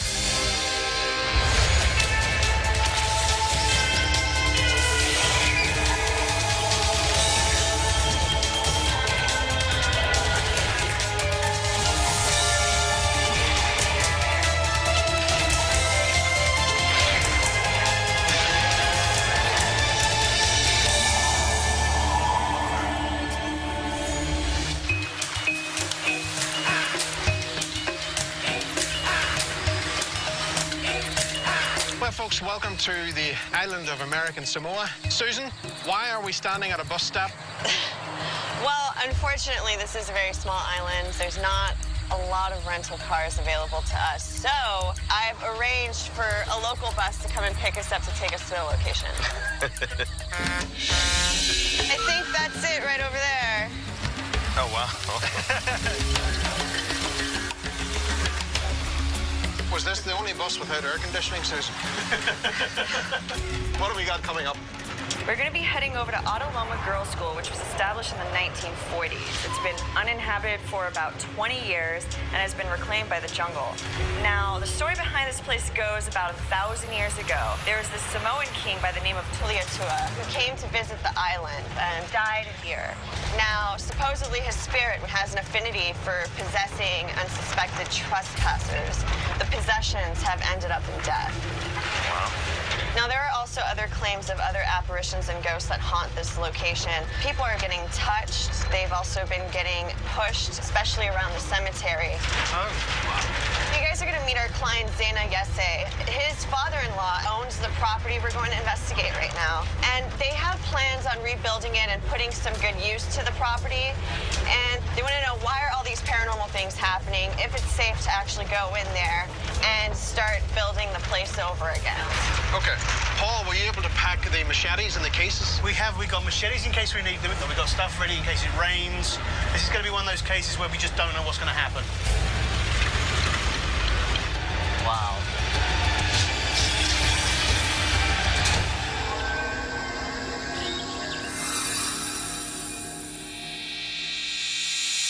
Hello? Hey, what's up? We want sure if we had arrived at the right place. Yeah, you guys came to the right place. Good to see you. Like it. This is Chris. Hi. And this is Paul. How you doing? Nice to meet you. Welcome to Ataloma. I'm Zaina. Yesterday, I'm a high school instructor here in American Samoa.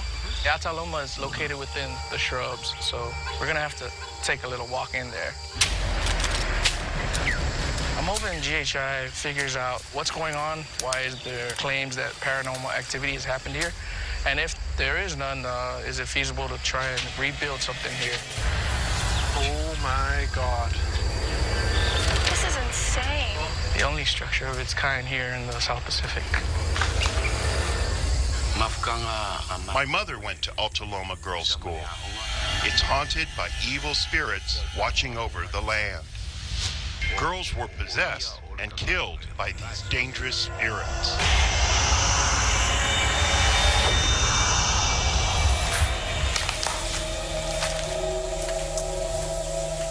Why did the building end up in such a bad state of repair? There's a couple of families battling over ownership of the land, including the building itself. So this place was thrown into limbo. We've had a couple hurricanes in addition to a tsunami. This place is taking a beating. So what type of activity then happens here in this area? The story goes is... What is that? What is that? What is that? Oh my God. You're gonna be getting those quite often. It's one of the reports here. Strange noises. A resident here was actually chopping bamboo in this section, and he claims that after chopping bamboo, he started looking at his hand, and there was a big handprint on it, as if somebody had grabbed him. Before he noticed the handprint, he was touched and then pushed. So this spirit that grabbed his hand, obviously an objection to cutting down the bamboo. Do we know who this was? It was a spirit known as Tani, guardian spirit of the land, at times harmful. They like to say it, if you translate it roughly, vicious. Now, this guy that was cutting the bamboo, was he Samoan? He's originally from Rhode Island. Wasn't a plumber or anything, no? Oh, no. Just checking, I'm just checking, throwing that one out there. And what else happens here? This is the stomping grounds of a spirit known as Tuliatua, a chieftain. We call him Matai. That's the word in Samoan. There were stories of girls getting possessed by this Tuliatua. I was walking to the beach with my friends who went to the Ataloma Girls' School when suddenly some of them started performing strange dances, screaming and pulling on their hair. They seemed to be possessed. We hurried back to the school. When the doctor arrived, the girls spoke in tongues, and then they became quiet. The spirits seemed to have left their bodies.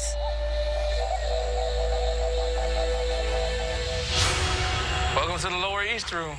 It's a pleasure to be here. Isn't it? My father-in-law says that one night he witnessed spirits of a Fijian woman, and he claims the Fijian woman knew voodoo.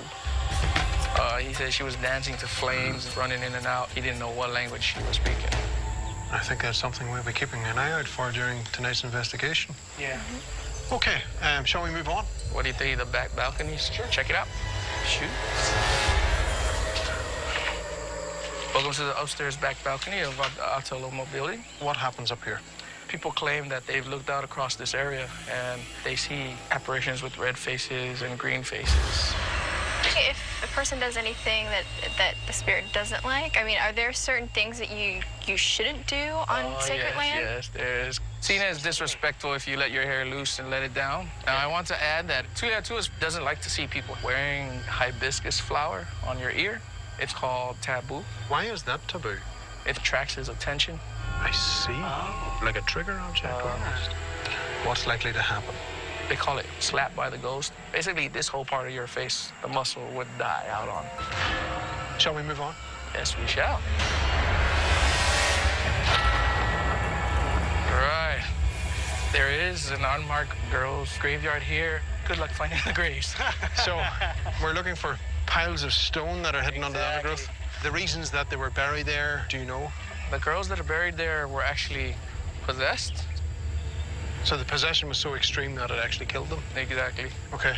Now we're gonna head down to the final destination, which is the Mango Tree, which has the sitting rock for Tuliatua, where everybody believes possession takes place. Okay. Behind me, you see the mango tree with the sitting stone. It's all covered in dirt and shrubs. So the possession that can happen on this rock. It's believed that if you sit there, Tuliatua would visit you.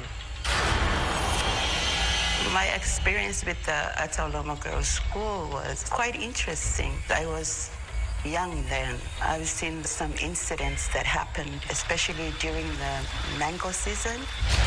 The girls would get the fruits from the trees, and that's when that girl will be possessed by the spirit Tuliatua. They have odd behavior, and that's when Tuliatua spoke up. Through the girls, I want this girl. Some of the girls who got possessed, they died from that possession.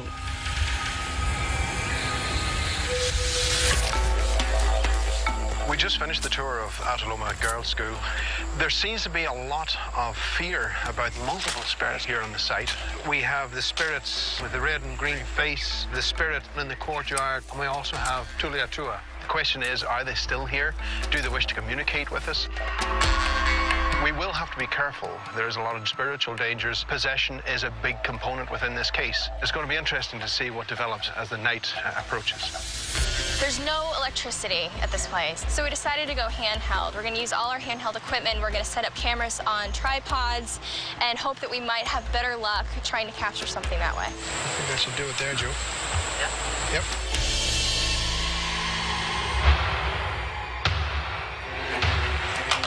Okay, moving into the east room. All right, so now what about this female apparition they've seen running in through here? Okay, let's get a look around this place. Chris and I were investigating the east room of the Ataloma Girls' School. If there is a woman from Fiji, if her spirit is still here, we're asking you to come forward. We mean you no harm. We don't want to cause you any trouble. This was an area where a Fijian woman, a voodoo practitioner, was seen. If there's somebody here and you're just curious, you don't know why we're here, don't be afraid to come out. We're told about you. Can you come out and say hello? I wonder how common voodoo was on the island. Really unheard of. Where possession happens, but possession here happens so fast, even beyond voodoo. Voodoo happens with drums. Yeah. And beats and rhythms. Okay, I thought I saw shadow play. I started seeing what I thought was some sort of dark shadow. Got darker over there. Did you see that? Just back and forward. Just caught my attention. Right there. There's something big moved in there.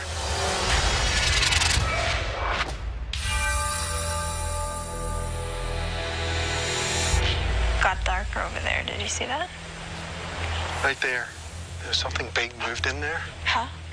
Chris was seeing a shadow play, and after she had seen it, it did look like something stepped out from the corridor and into the room where we were and moved up the right-hand side of the wall. Please come out. We don't have any drums to beat. We're just trying to establish if some of the claims of activity are true. Can you give us a sign? Give us a noise in the direction. Did you see that? What was it? I was looking this way, right, where the camera is, and then I saw movement here. So I turned to look at that, but it kept going like this, and then I saw some sort of red light, like right here, and I was thinking IR, but there's no glass there to reflect the IR. I had seen some sort of movement in the corner, and when I looked at that corner, I had then seen this red light behind me. And the first thing I thought of was maybe IR reflecting off the window. But once I checked the window out, I realized there's no glass in it. So I have no idea what I had witnessed. Let's meet up with Paul and see if we can get a camera up here. Barry'd like to have Paul change the camera positions to see if maybe we could capture whatever it was that I had seen. Crazy vines everywhere. This is all indoors. That's amazing. Creepy. It is super freaky. While Joe and I were investigating the main house, we went into the courtyard area to follow up on claims of a man who had been harvesting bamboo without permission. He very well might have angered the spirit Tane by refusing to ask permission. His hand was grabbed as he was cutting the bamboo, and he had a handprint on his hand.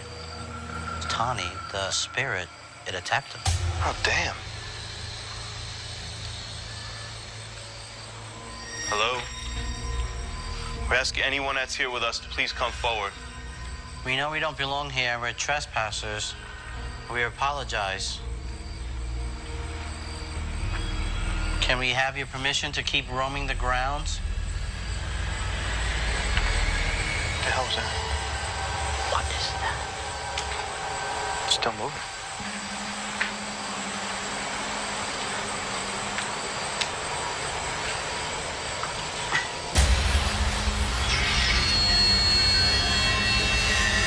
Hello? We don't mean any disrespect. We don't want to. Holy crap, are you serious? You all right? What's up? For a second there, I saw a pair of eyes, glowing eyes. Really? Yeah. As soon as I came out and had my flashlight, they just glowed back, and I kind of freaked a little bit, and I stood still. Wow, Joe. You don't think it was a dog? I would have seen, like, the brush still moving. I don't know what it was. Wow. Tone, please speak with us now. Hello? We'd like to know what's going on here. I'm not sure what it was. I could tell it was glowing back at me. It kind of startled me. Pretty frightening. Is anybody here? Can you hear us?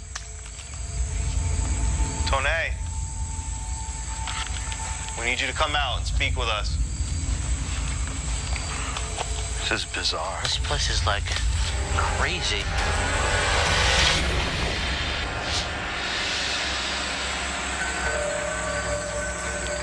Did you manage to find a flower?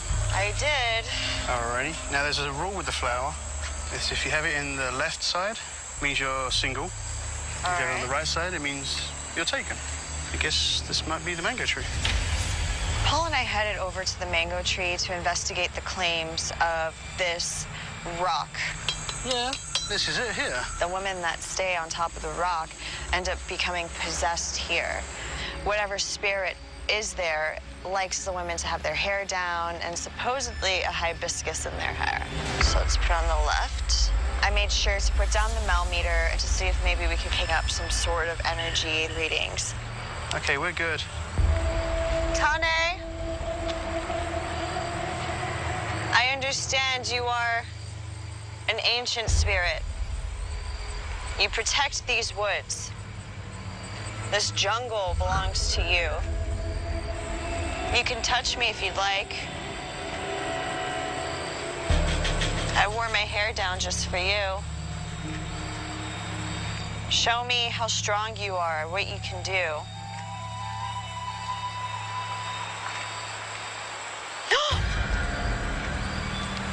You all right? Holy You okay? What? Something just touched my knee. Yeah, I just saw the mail go off as well. Oh my God. That shouldn't be going off like that. Okay, if someone is manipulating this, if there is an entity here with us, then I need for you to step away, please.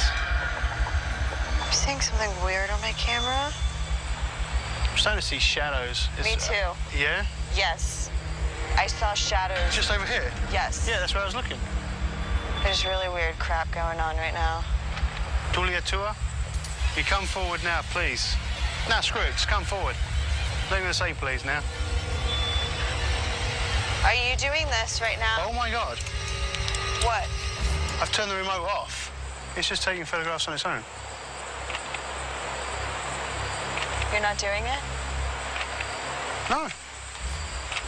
What the hell? Can you hear that? Why is it doing this? I don't know. Tane, is that you? You can affect this machinery, can't you? It's getting faster. Is that you doing that? And it stops. My camera decided to malfunction. It must have taken nearly 100 photographs without anybody actually pressing the button. It's never done that before. Paul, did you hear that? What? It sounded like a moan. Where?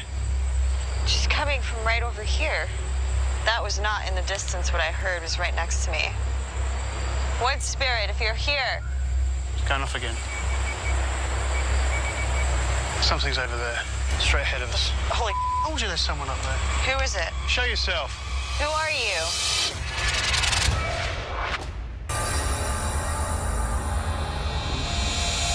Something's over there, straight ahead of us. Holy told you there's someone up there. Who is it? Show yourself. Who are you? Come on, I'm going up there. Both Paul and I started hearing strange sounds.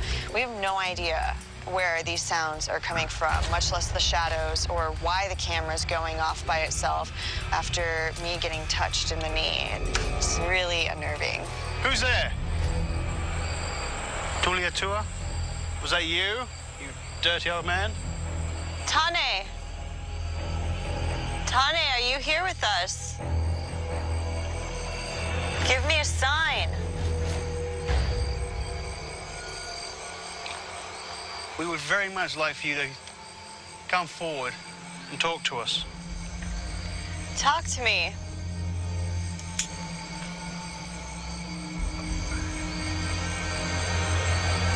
It's your last chance. What the is that? What? I just felt, I don't know how to explain it. I felt like somebody poked my butt. Like, not just poked it, but like, kind of caressed it. Oh, dear God. That's so weird. It seems to be the theme of the evening. I got groped, like right on my behind. It was unmistakable, definitely startled me. There was nothing surrounding me at all. Was that you dirty old man? Did you grope Susan's butt? Show yourself? Come on!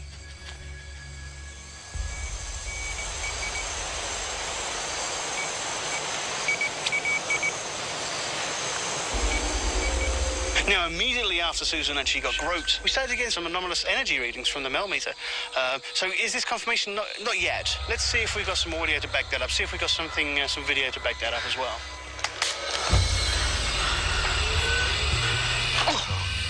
Watch out for the vines. There's lots of debris, so be careful.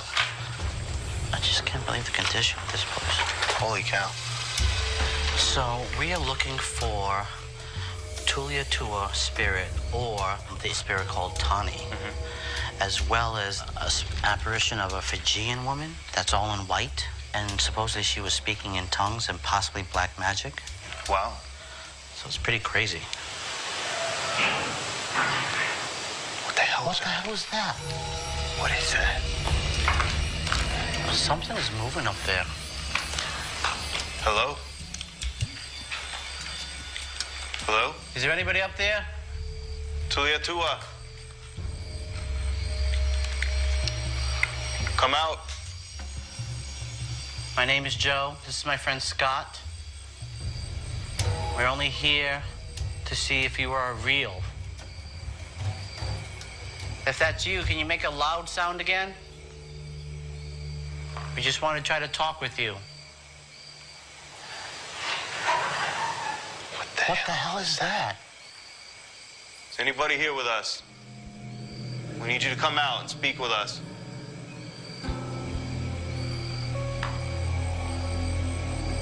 We come with all respect. What? Are you making those noises? Can you do it once more, please? Okay, we're coming up to meet you now. Wow. This is kind of creepy up here. Kinda? This is bizarre. Very strange. The whole place is just weird. Right through this window is where all that noise was coming from. Could we have an idea of what was going on there? I don't see anything. What could have made those noises? No idea. It didn't sound like an animal because that was too heavy of a sound. Yeah. There's nothing here at all that would make that kind of a sound.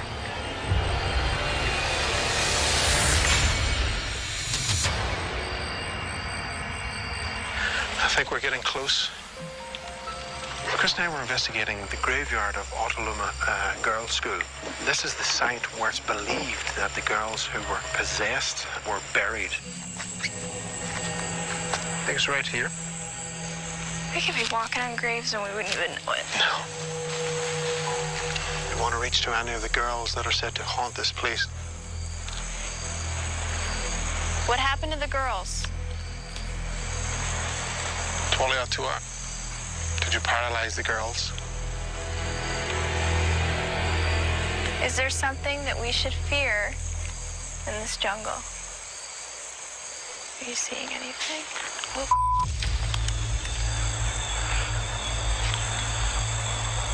Whoever that is, step forward to us. It sounded like something's moving through the bushes.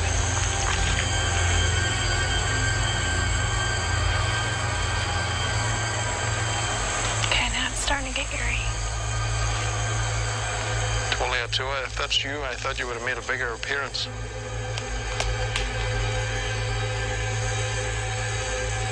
I'm not seeing anything on the camera. Tua, the people here made it sound like we should fear you. Should we fear you? We ask that you walk towards us. Walk right up to us. Okay, dude, seriously? Like, something keeps moving over there. Tua, we're not here to challenge you, we're just here to meet you. What's that? Where'd that come from? What? That white thing standing there.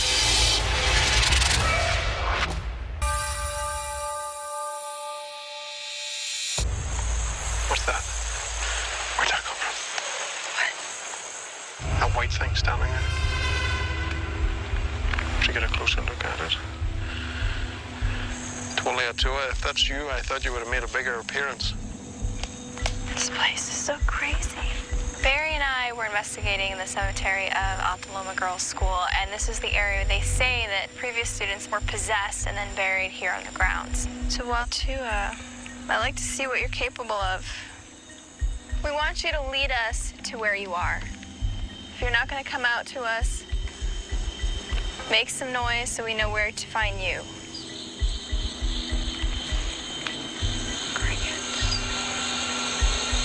They got really loud for no reason.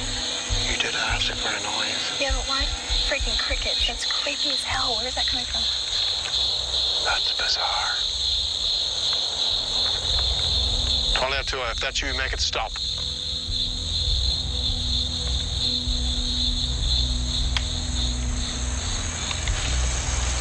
We did ask them to make it stop. Crickets on command. Well, is that his big magical power? It's not very convincing if that's all he can do. I would think a big, powerful spirit could think of something a little bit more creative than sounding off crickets. What if it's not him? Was that you? Barry, was that you? No. Did you hear that? Yes. That was a growl. We heard something like a growl, and this is something we're going to be looking for within some of the footage. I'm not impressed right now. If crickets are the best you can do, pretty lame. Is that rain? What the hell's that? I don't know. Is it rain? It's rain. It's rain. Here, under the street tree. He started kind of provoking, and I said that the crickets weren't good enough. I wanted some sort of sign. And it just started downpouring. Okay, we in? Great. So, I like to chalk it up to coincidence, but who knows? We have all our equipment running, so God only knows what we may have caught on that. Thank you, nature spirits. Yeah, we have to stick to this one balcony here. Yeah, go first. If it could support you, then I know it could support me. Oh, that's just rude, so to speak. Paul and I headed upstairs to the balcony area to see if we can figure out where these dragging footstep sounds that Joe and Scott had heard were coming from, as well as maybe experiencing these faces that have been seen from the balcony. So what do you think these faces are? Do you think that they're like spirits from the forest? Do you think this is... Do you hear that? It's metallic. It's round here. It's that? It's the vines. It's the wiring and the vines. Hitting against the tin? Yeah. I know Joe and Scott were hearing crazy crap. That could be it. Yeah? Seemed like there was some sort of vine attached to these wirings that any time it would catch a breeze, it would drag the wire across the floor and bang it against the wall, making that creepy sound. It's just rubbing on the metal and whatnot. What's that? What? Someone just called my name. Female called my name. What? I just heard my name called. It sounded like it actually came from out there. I had this out here the whole time. It interrupted me. It was like a whisper, but it shouted. Like, Paul. Yeah. Are there any of the girls from the school here? Now, I heard my name being called, therefore maybe someone's trying to get my attention here. You've got it. I did hear my name being called out. Now, I then attempted to try and communicate with whoever was trying to capture my attention. And hopefully they did communicate with us. Is there something you need to say to me? If there is somebody here, it's an opportunity for you to say it.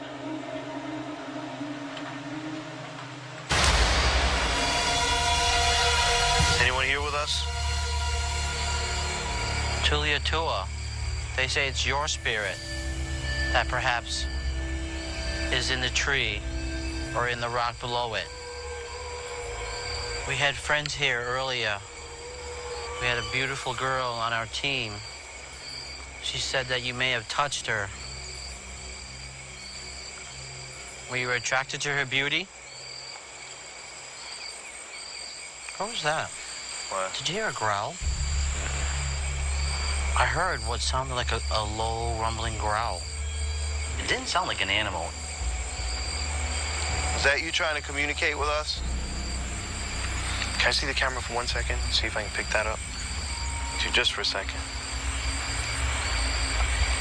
Little Spirit Tawny, we were up in the main house, and when I looked in the jungle, I thought I saw a pair of glowing eyes. Could that have been you? Let me get up, Joe. You want to grab that? What the hell was that? That was something black. It passed right by us.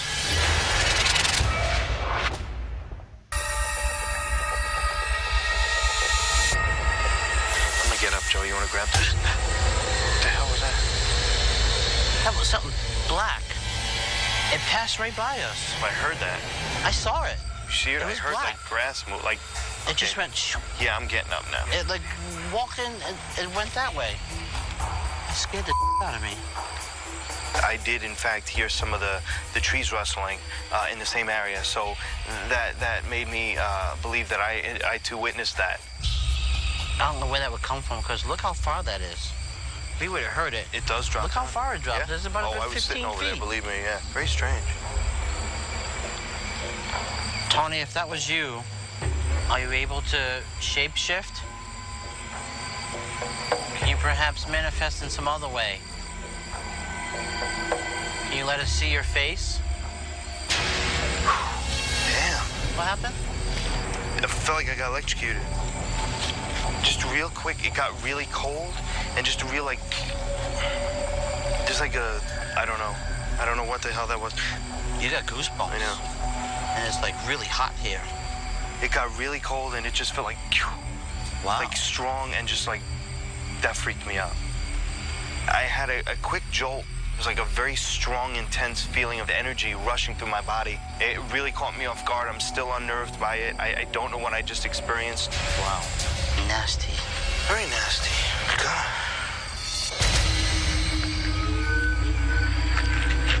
So the jungle's watching us? Yeah. Chris and I were investigating the balcony of the Autaloma Girls' School. And we were told about these stories of faces that were seen, green and red faces. Okay. Let's get a look. We went up there with a thermal camera and our IR camera to see if maybe we'd have the same experience.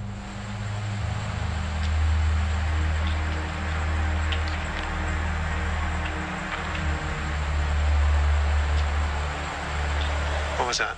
What? Right there. I was seeing a light move. Whatever it was. It's right at the end of that hallway. Tuliatua, are you trying to frighten people out of the jungle? Do you not want anyone here? You see something? Not in the thermal.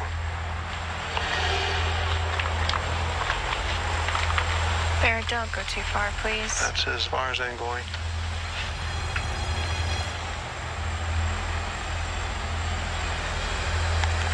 I'm not seeing anything in this. Let's get back down again. Okay.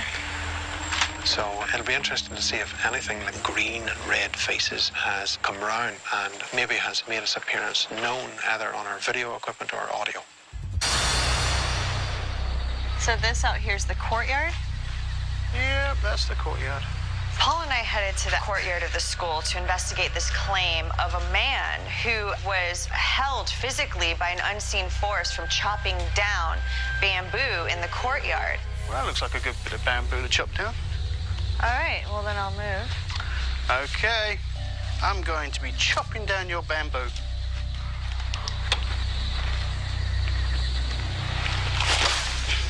Whoa. Is someone going to stop me? Tane is the protector of the jungle here. Can you give us a sign of your presence? Last one, this will go.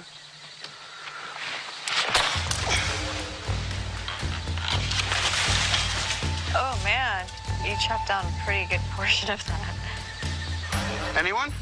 With a few good whacks, I did take down one of the bamboo stalks.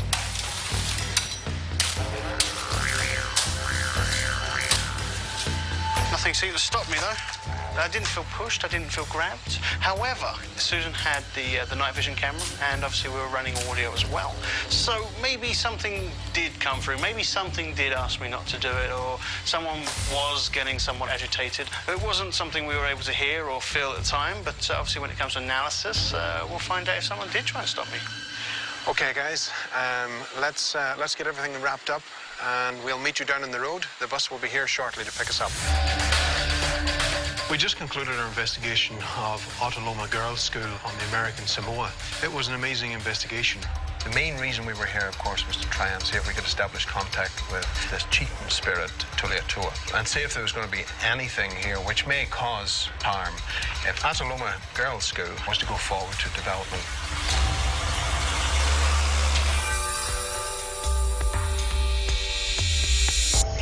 So how's the analysis going for Autoloma Girls' School?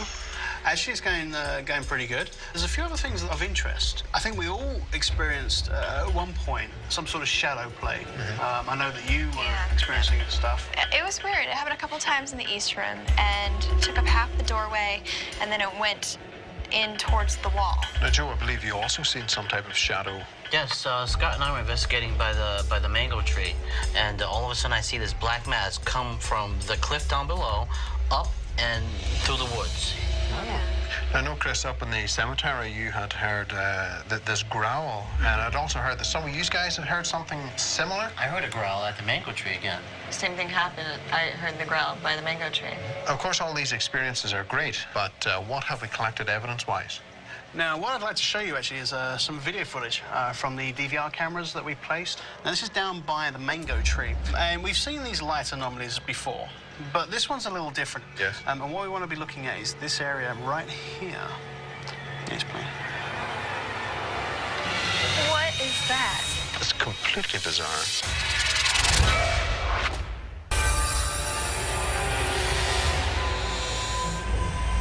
Zena, thank you for meeting us again.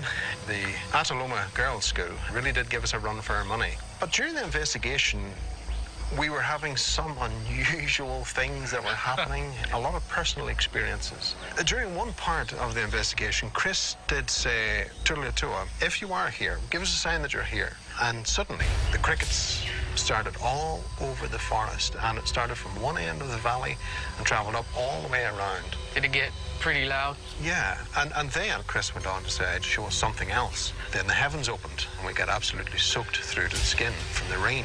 Interesting. Now, during the investigation, Paul and Susan were working down on the mango tree. And this is the site where people are said to be possessed suddenly. Susan was standing down on the rock, and Paul was standing off with a camera. And suddenly, for no apparent reason, this camera started taking its own photographs over and over and over. Unfortunately, whenever we went back to analysis, there was nothing unusual that was caught in the photographs. But it was certainly something which Paul found very hard to explain. Crazy. Now, we're going to show you Scott and Joe, and they're investigating here in the school. And it's actually a piece of audio you're listening for. They'll come in right over them talking. That's like somebody picking something up and moving it. Wind, or that's like deliberate movement. Sounds Samoan. It's like a male voice. Something up and moving it. Wind, or that's like deliberate movement. This is what it sounds like in Samoan. Which means in Samoan, hey, come here, let's go over there. Go over there. Wind, or that's like wind, or that's like wind, or that's like wind, or that's like. It wasn't the only thing that we had captured. There's something up at the graveyard. What we want to bring to your attention is this flash of light which appears over to the left-hand side. Now, this happens very fast, and it's something which is new to us because it's a different type of design of light that we usually tend to see. There you go. Now, I'll just run that back over that again. There was no reason why this light should have appeared there. It was extremely strange. That's interesting that you guys had that. That wasn't the only time that this type of phenomenon was captured. We also had another camera at the mango tree, which is in the distance. And this light seems to appear in here.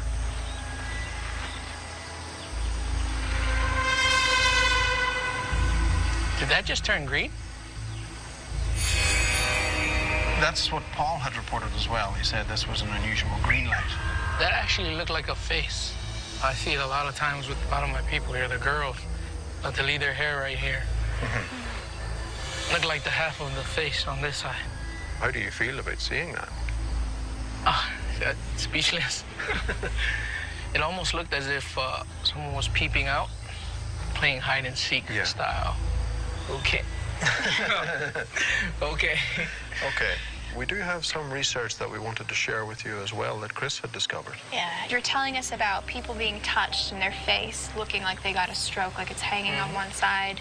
So I looked into the mangoes, and I found out that mangoes are actually from the same plant family as poison ivy and poison oak. I also read about accounts of people who were severely allergic to it, where their whole face and neck and everything would swell up, and then after the swelling was gone, their face would kind of hang because the skin was now loose. So is that what happened to these girls? I don't know, but it's just a possible explanation. So, Zeno, from what you've heard so far, how do you feel now about what we're presenting to you? It's just like a very uplifting feeling that I got inside. These personal experiences all of you have been having actually corroborates with a lot of what everyone's saying. There is something unusual going on here at this site. With the processes that we use, we do see signs of paranormal. But for us, it's not enough for us to call it haunted, because we're not seeing evidence of ghosts as much here. Certainly not enough that we would deem this place haunted. And I think the important thing all around is, like, the one question you had is whether or not this place was safe to restore. And honestly, we don't see any reason why it isn't. That's great news right there. And wish you the best for the future. Thank you, guys. Thank you so much. I'm glad the way it turned out. This place needs to move on. It needs to be restored to its former glory in respect with whatever's here. I'm grateful that GHI came out and shed some light on this whole area. That was a great reveal, Chris. I was glad that Zeno was happy what we were bringing forward to him, and we learned things out of it as well. Like that EVP, we had no idea what that was saying. Yeah. And it was good to bring it to him to understand what was truly being said through that native language. So I think all in all, we had a great case. We did, and you know what? I think I may have debunked another claim just sitting here right now. It's hotter than hell, and if I wasn't on this bus, I'd be in that water. I would be right behind you on that one.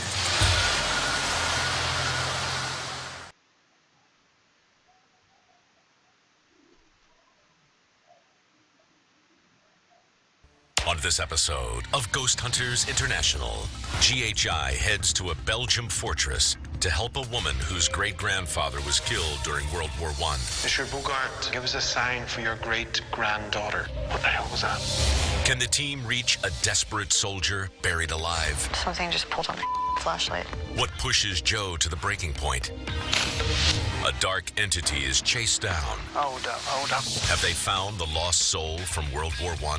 I just saw it again. And later, GHI heads to a 16th century Italian villa to investigate Frankenstein's birthplace. So you believe behind this wall that there may be bodies? Yes. Can the team unearth lingering spirits and find out what's lurking at the mansion? Joe, oh my God. As an ominous corpse risen from the dead. There was somebody standing right there.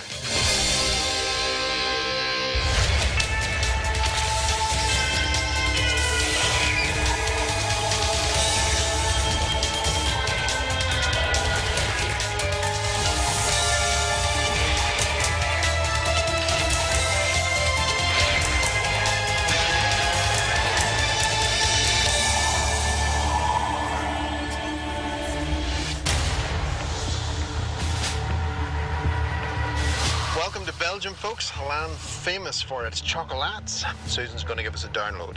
Well, guys, we're heading over to investigate the fortress of Antwerp. Now, this was one of the first Belgian fortresses to be attacked by the Germans during World War I. The German army launched over 500 mortar blasts towards the fort, killing many of the Belgian troops. Now, there isn't an exact death toll, but I do know that 75 people were killed during a structure collapse. Their bodies were never pulled out from that wreckage. So the skeletal remains could possibly still be there. That's right. Now, I know one of the things that was brought up was that there were some deaths that took place in the moat surrounding the fort. Yes. Now, a lot of people are claiming that they're hearing banging as well as disembodied voices. Shadows have been seen throughout the entire fortress, as well as full-bodied apparitions of soldiers. Wow. We've been called in by Leontina, whose great-grandfather was stationed at the fortress of Antwerp, and she wants to know if he's at peace since his body was never recovered after the war. So could it be that he was one of the soldiers buried underneath this rubble? Wow, to know that he potentially could be buried there, That's messed up. Hopefully, we'll be able to reassure her in some way that her great-grandfather is actually at peace. Folks, I think that's the fortress in front of us. Oh, wow. It looks completely forgotten.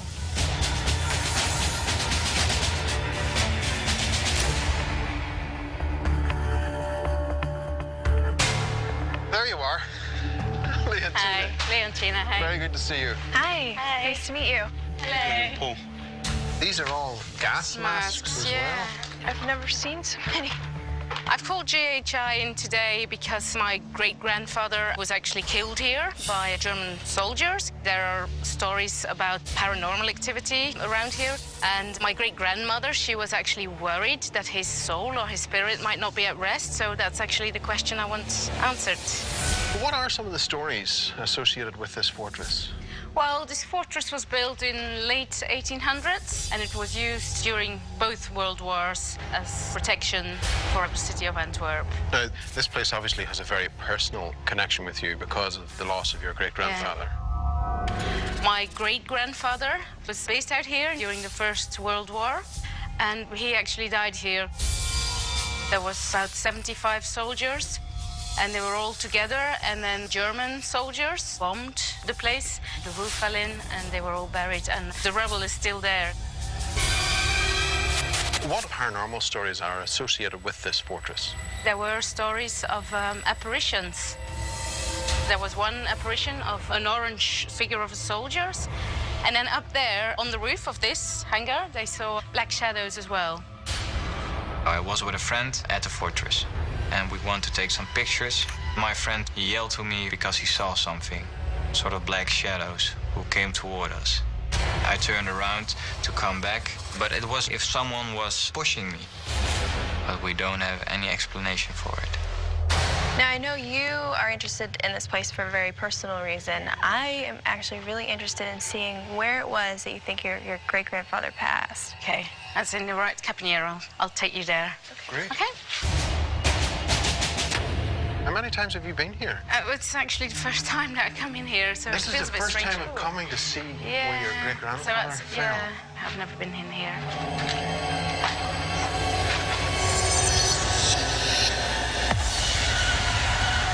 Oh, wow. Wouldn't have stood a chance if they were under that. That's actually the rubble that came down when they were bombed, I think, by 500 grenades. 500? And there must be around 70, 75 bodies buried under there, so, yeah. It's given me a bit of goosebumps, really. Yeah. I've heard a lot of stories about it, but being here, it makes me, a bit creepy, really. Yeah. Just the idea that he could be buried under there, it's, emotional. Yeah. I don't remember you telling us his name. His name's Alphonse. Alphonse. Okay. Bogart, yeah. What type of activity is also happening here, along with the memories, of course, of what you have here? Well, apparently, up there on the outside rubble, there was a gun position, and you can still see the rim. And some dark figures or shadows were seen up there. But if you want to investigate, I think you best go on the outside. It's overgrown. Now, I know one of the stories we heard was that 2 apparitions were seen in this room. One had a uniform from World War I, and the other one had a uniform from World War II, so yeah. I hear the voice. It was a voice in Dutch saying, laat dat, leave that. I believe soldiers that died over here are haunting the fortress. What would you like us to do here? Obviously, I never met him, but I had a really good connection with my grandfather, and it was very important to him. He was really worried that they were not able to bury him. Just didn't know that he was at rest, so basically I'm doing this for him, really. We will try our utmost to find out if we can make some type of contact with him. We will do whatever we can. Okay, thanks. This case is a little different because we're actually going in looking for a family member. Lee and Tina asked us to come in here and look for her great-grandfather, Alphonse Bogart. She wants to make sure that he's not here, that he is at rest. I can see why she wants to get some answers out of this. So, Paul, the equipment setup, how's everything going? What I've basically been using is my mini DVR systems. I've hooked those up to the cameras, and as we go out to the locations, we'll be setting those up. I mean, obviously, we're going to be concentrating a lot more on our handhelds. Other than that, we are pretty much ready to go. Everybody collect your things and let's get going. All right. Okay? Okay.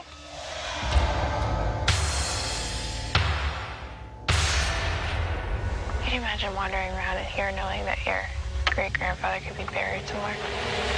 This is the place where, when the Germans invaded during World War I, 70-plus soldiers were crushed to death.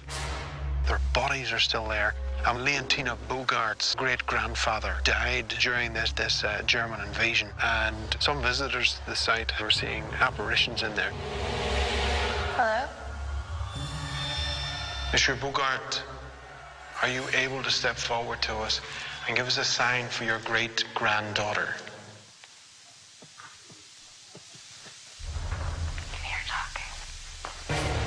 Chris and I started to hear what sounded like voices. It seemed to be in the distance somewhere. Hello? What the hell was that? Did you see that? Yes. You seen that light move to the left? Yes. That doesn't make any sense. No, it does not. Something very, very strange happened. There was this unusual light that appeared, and both of us were able to see it. It was like right over here. The light was actually emanating inside the room that we were in and not coming from outside. If it was you who was responsible for producing that light, can you step forward to us again?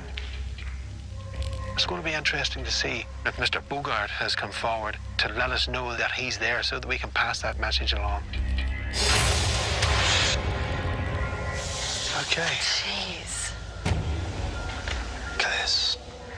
Paul and I headed over towards the hangar. One of the claims is that a shadow figure has been seen on top of the hangar. I understand that many people have died here in this fortress. The war is over, so why choose to stay here? You can move one of these canisters or gas masks. You could show yourself.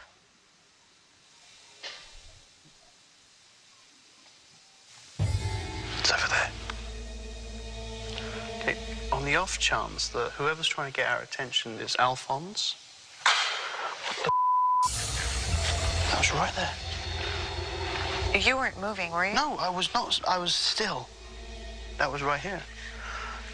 Alphonse, is that you? Alphonse Bogart. Holy crap. Something just pulled on my flashlight. Come on, who's here?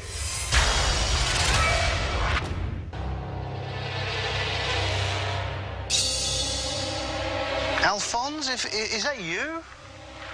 Paul and I were inside the hangar, and just as we started to ask questions about Mr. Bogart, it seemed like we started getting immediate responses. Something just pulled on my flashlight. My flashlight was tugged very hard, almost came out of my hand. It did it once, and I was like, it's maybe me, and then it did it twice harder, and I was like, holy something just pulled on my flashlight. Twice. Who's in here with us?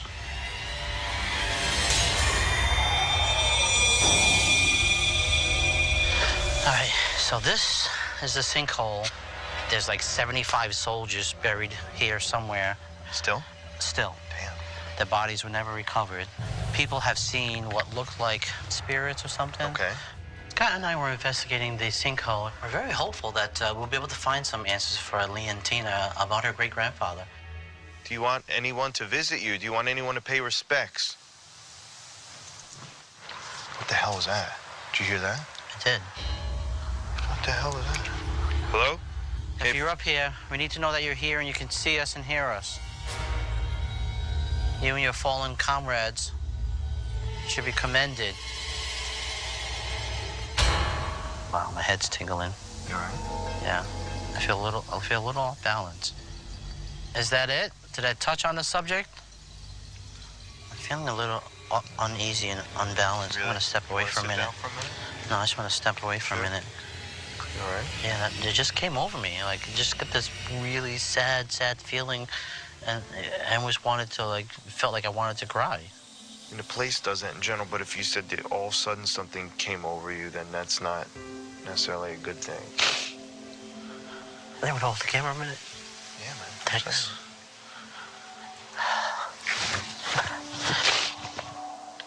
We were doing an EVP session when all of a sudden I got this overwhelming feeling of sadness.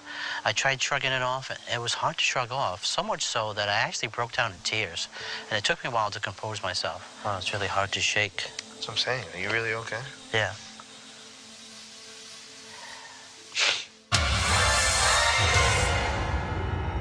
Alphonse, I'm going to need for you to come forward, mate. If you can just come forward, show yourself. I'm gonna check out the... Whoa. What was that? Did you hear that? What was that? All of a sudden, both Paul and myself heard this disembodied voice. So when we went to go investigate it, it sounded like a male voice. It was a male voice. Almost saying hello. I heard hello as well. I heard hello. Did you hear that? It was a very deeper. Very deep, yeah. Hello? I saw something up here. There was like a black mass. It was like right around here. No, there's a report of a shadow on the top of this building. I noticed what looked like a black mass hovering just about 10 feet over my head. It was there for a second. By the time I moved my camera over there, it just dissipated into thin air. What the hell was that dark mass? I don't know. Okay, so possibly you just showed yourself to me. Can you come closer? What the hell is that? Hold up, hold up, hold up, hold up.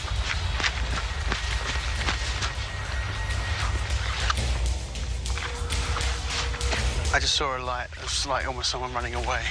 I actually saw this light, which seemed to sort of trail off almost as soon as I approached. Came out here, and as soon as I did this, it's like it saw my light and ran off.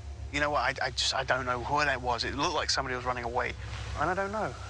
There seemed to be a lot of really weird stuff going on. But we had the mini DV, we had the still photography going. So let's see if something comes out in analysis. Joe and Scott, investigation. Right cap in there. Oh, this is the cave-in portion. It collapsed, and they said that there's remains underneath all this rubble. That is horrible. It's really unsettling to know that people died around here, and then you come in, and it just looks like they didn't bother to actually try to retrieve these people. Supposedly, they've seen two apparitions, but from separate eras. One's from Werewolf 1, One was from World War II. Well, Joe and I were investigating the Right Caponier area. We were checking up on claims of apparitions that had been seen. So we set up the E-pods and the laser grid. We were trying to see if we could capture anything roaming the area. We've given you a lot of ways to communicate with us. We have lights here. If you walk in front of any of the lights, we'll be able to track your movement and know where you are. Please come forward. What the hell was that? Did you see that? I don't know what that was. I saw it one time. Kind of like a light green, and it just looked like it went like this. Wow. I suddenly saw what looked like the tail end of a comet. It was a green flash. It was a mist, and it made almost like a C shape. Did my friend Scott just see you? Scream as loud as you can. Say something. I just saw it again. I just saw it again.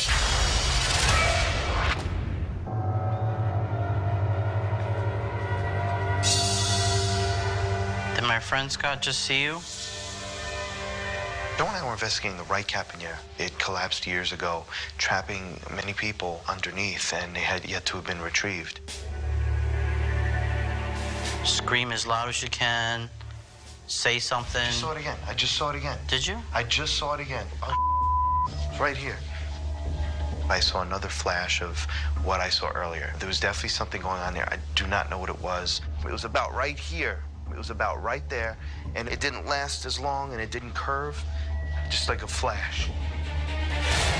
Right in that corner. My friend Scott is able to see that light. If you're trying to come through, let me see it. There's no window over there or anything, right? Nothing. That's weird. I don't know what the hell that was. We know that there were some people buried here, lost their lives. For that, we're sorry. But if there's some way you can try to come through and talk with us, please do so. Is there anybody from World War I? World War II? Is your name Alphonse Bogart?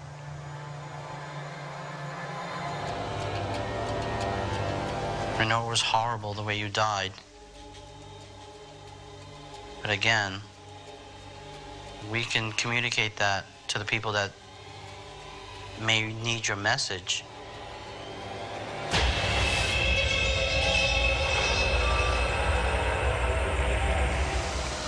I'm just really surprised they go to the extreme of putting barbed wire in a river. With the advance of the Germans, you took all precautions necessary to make sure they weren't getting in. Chris and I were paddling around on the moat of Antwerp Fortress. It was one place, of course, that wasn't on the tour, but it doesn't mean to say that the spirits won't reside in there. EVP session, Barry and Chris, water microphone and air. We were using a waterproof microphone in the water, and then we were using the air microphone outside to see if we could try and make any sort of connection with anything that may still linger. Je m'appelle Barry. Parlez-vous anglais? Guten Tag, wie geht's? If there are any spirits here, we need your assistance to try and help us find Alphonse Bogart, who was a soldier who allegedly died here during World War I. Is there anybody here? What is that in front of us? Oh, I don't know about this. We might need to duck down. Oh my God, Barry! Barry! Are you okay? Yep. Sure enough, just when we thought we were in the clear, the back end near Barry catches, and we're stuck. Barry! We're okay. There we go. Where am I? I don't know what he did to get us loose, but luckily he did, because the last thing I wanted to do was end up in the water tonight. That was so bad. I think we've had a great investigation. Let's get packed up. Copy that.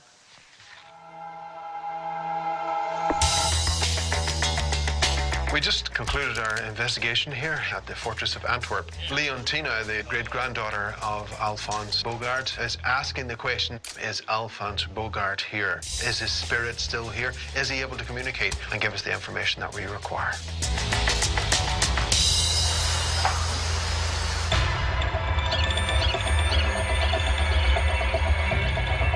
So we're now just about to go into analysis for the Fortress of Antwerp, and it was a tough investigation. We had a lot of areas to cover, and we got a lot of footage coming from that. We're going to try and discover whether or not Leontina's great-grandfather really is at the fortress, or whether or not his spirit is in fact laid to rest. So I know we all had our challenges, we all had our experiences at the Fortress of Antwerp, and I think for Susan and I, the hangar really was maybe the pinnacle point of the investigation. It seems like there was a lot of stuff going on in that one area for us. When you said you heard what sounded like one of the canister lids being thrown or tossed or whatever. Right. You've got that? It's very loud. You don't even need headphones for this. On the off chance that whoever's trying to get our attention is Alphonse. It was very, very loud. And that close to you? It was that, I mean, it was there on the floor right next to us. But it did happen at the same time as I started referring to Alphonse, which is obviously the great-grandfather that we're looking for. All right, guys, I want you to take a look at this. This is from the full-spectrum camera in the right caponiere. Right. Joe and Scott would find this particularly interesting, being that this might answer a few questions. Now, what we're looking for are these strange light anomalies that seem to appear over here in this corner. You'll see it appear right there. Oh, yeah. It looks like it's got a little bit of a tail. Now, Barry also saw lights in there, so maybe it might explain what he was seeing as well. So we'll get their take, because it's very interesting. I want you to take a listen to this. This is when Paul and I were investigating in the hangar. We heard that disembodied voice speak to us. Wow. You want to take a listen? Yeah. Whoa. What was that? Oh, wow.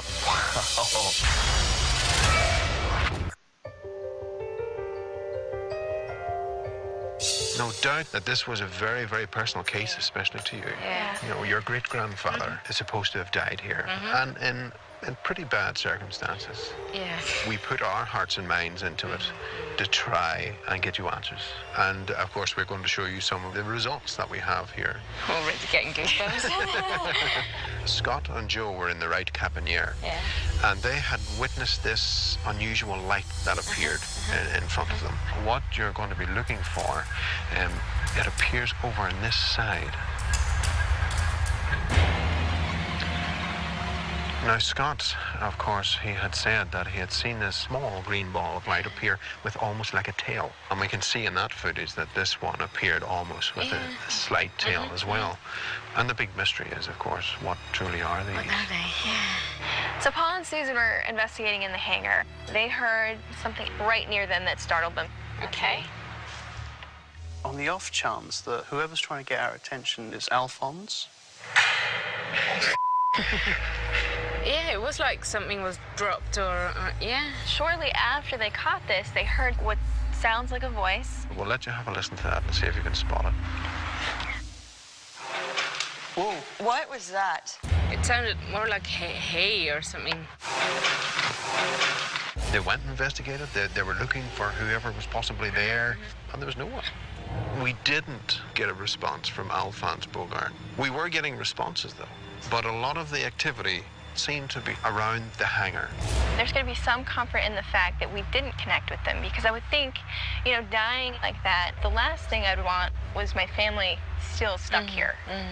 Yeah, that's true. So actually it's good that they didn't respond. Okay. We were very, very happy that we were able to come through here and help you in this task. We don't believe that Alphonse Bogart, his spirit is in the fortress. There were enough experiences in the hangar, and there was enough evidence to back up what was going on there, that we can't deny that there is paranormal activity here at the fort. The things I've seen and heard here especially are quite interesting and quite convinced me. Thank you for inviting us here and allowing us the opportunity to work with you on this emotional trial. It's very good for me. Well, now that GHI has revealed their findings, I feel quite relieved, because they haven't been really able to come in contact with my great-grandfather, Alphonse Bogart, so they weren't able to find his ghost in distress, so I'm very happy that I called in their help. It was a very emotional case. I was very happy the fact that we were able to bring her some peace of mind. But I mean, we really have no reason to believe that he's there. No. Which is good. Yeah. Well, let's get back, pick them up, and move on to our next country. Sounds good.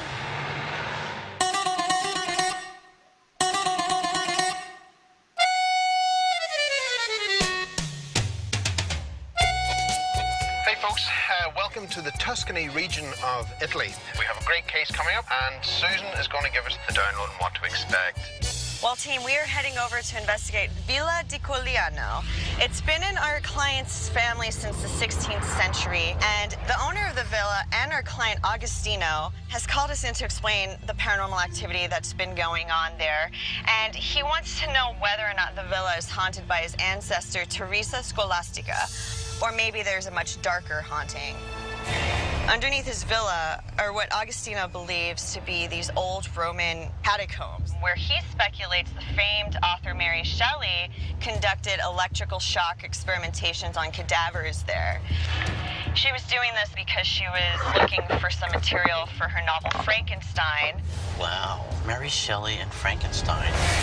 So now, what kind of activities happening there, Susie?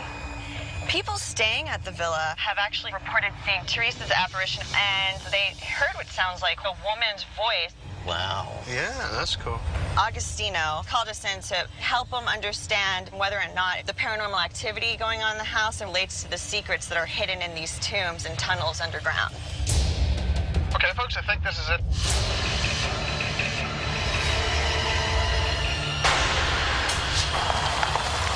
Oh, wow.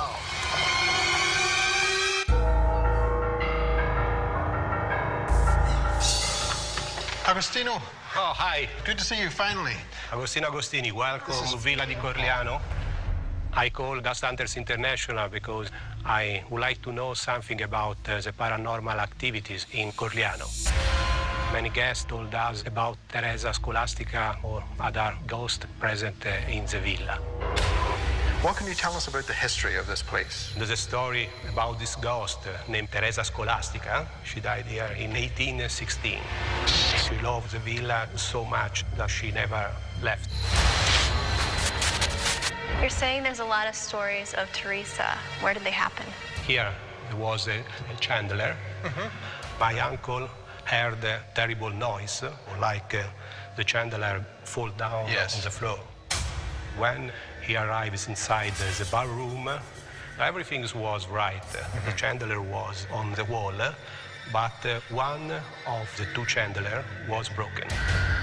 My uncle believed that Teresa was responsible. Where else has she been seen? Downstairs in the canteen and in the main floor, this level, and upstairs, many guests of the villa heard Teresa speaking. Now, what can you tell us about Mary Shelley?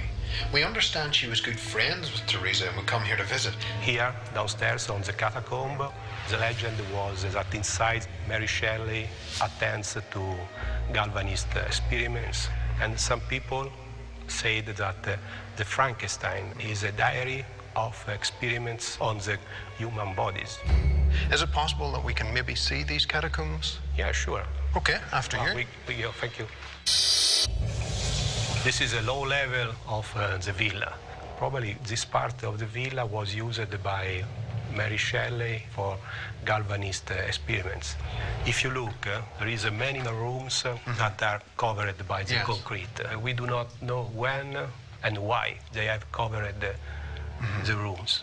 We have tried to open the concrete because I am very curious and I would like to see what there is behind. So you believe behind this wall, possibly, that there may be bodies? Yes. Now, how would you feel if we were able to drill through this? I do not know. If you drill, what you can discover. So do you believe that possibly if there's tunnels or catacombs behind this, that they're possibly connected to the other tunnel systems that are outside in the garden? Yes, I believe. The story is that there is some secret passage inside the cave behind the villa that nobody knows exactly what happens in the past in this cave. We'd like to thank you for showing us around the villa, and we will see you in a few days with the results of our investigation. Thank you very much. We go. We just finished the tour of the Villa di Corleone here in Italy. There is a spirit which is known as Teresa, yet there seems to be something else underlying within the villa. Were the experiments that Mary Shelley were carrying out here at the villa possibly something which was connected to some paranormal activity? Okay, Scotty, I need that camera turned somewhat to the left. There's a lot of chambers here at the villa that Agostino still has no idea what's behind, and that's what he has asked us to do, find out what's behind those chambers.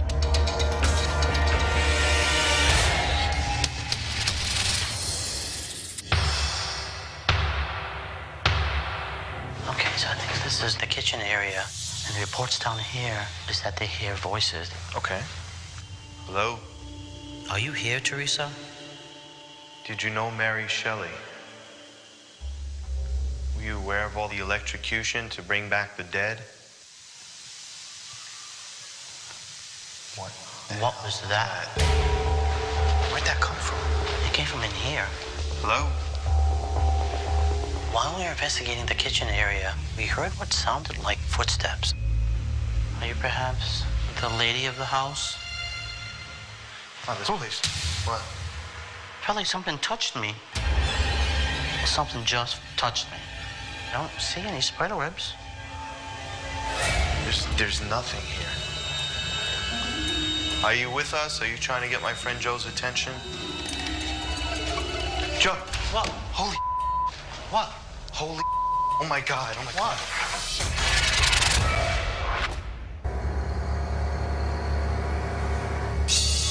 Are you with us? Are you trying to get my friend Joe's attention? Joe and I were investigating the wine area / kitchen in a Villa di Corleone. Joe! What? Holy... What? Holy... Oh my God, oh my God. Don't close the door. Oh my God, there was somebody standing right there. There was a white figure right there and the back was to me. That can scare the out of me right That's why you shouldn't go wandering by yourself. That was like maybe about this high. It was not that tall. It was just right there and it was just kind of swaying. By the dryer, I saw what could only be described as a partial apparition. I don't know what the hell that was.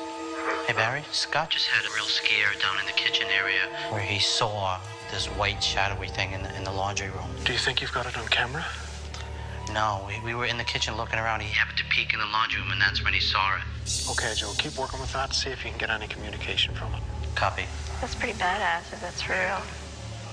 Please readdress any spirits that may be lingering. Who is it that my friend Scott saw? Can you tell us your name? Does the name Mary Shelley mean anything to you? Hey, guys. Hey. What did you see? I do not know what the hell it was. I didn't mistake anything here for it. Because I thought maybe that striped. But I know what I saw. I mean, you can tell if you see something standing like this. It kind of was like this. Don't know what the hell it was. So how much higher than the dryer was it? I was trying to estimate. It was definitely between here and here. I know that's not a big help, but it was probably maybe 5 feet tall. Okay, the only reason 4 3/4 feet tall. The reason why I ask is when we're upstairs in the ballroom, we're looking out. Something just actually touched my ear there. That's what I'm saying. Yeah, That's what's been going on in here. I'm telling you, there has been weird stuff going on in here since we got in here. Pretty active. You were listening to Scott and Joe tell us the story of seeing this apparition with something. It seemed to touch my ear on the left-hand side. It was more just like a rub on the side of the ear, but I didn't see anything. So we continued with our investigation of that part.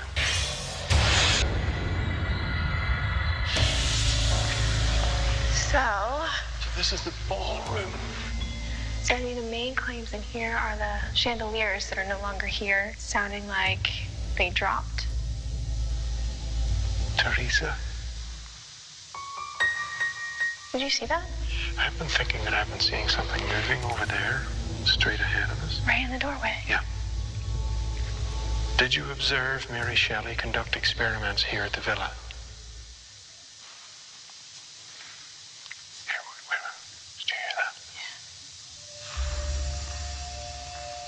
If there were more of them, I would have thought like footsteps, like the hard heel on your shoe. Yeah.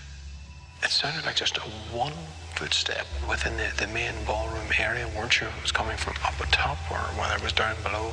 But both Chris and I had heard it. It may be that Teresa was trying to bring forward a message to something.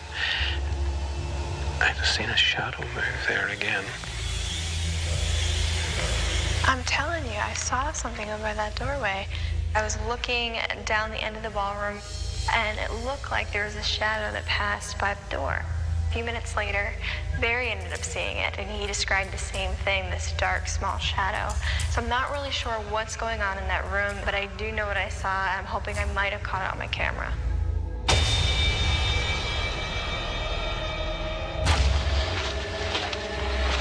If I understand right, there were no specific claims here? No. It's just the story of Mary Shelley and their experiments. Yeah. And it's possible that there's still bodies that are entombed here. Initially, I was intrigued to find out what was behind these walls down here in the catacombs. There's theory here that there may very well be a treasure or even bodies or something, so I got a drill to dig and find out if there really is something behind this wall. Now, before we begin, you're going to need these. I figure this whole mummy's curse thing. You know when you burst into a sealed chamber when you first get in there, gases can escape. Right.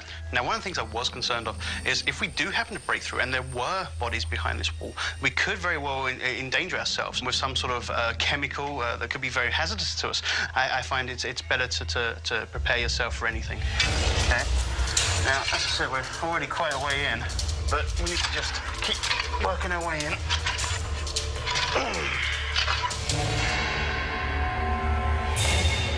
See this small hole there?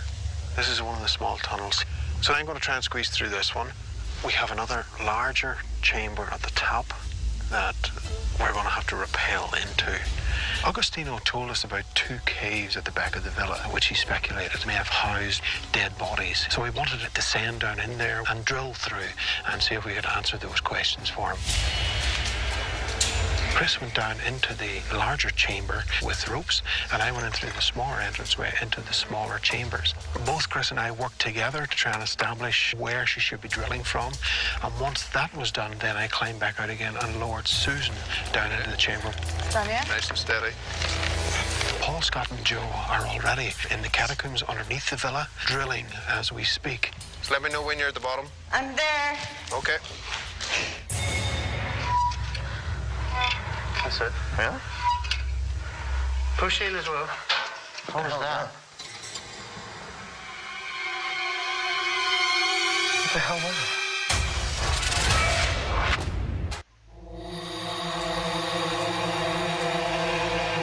That's it. Yeah? Push in as well. What was that? What the hell was it?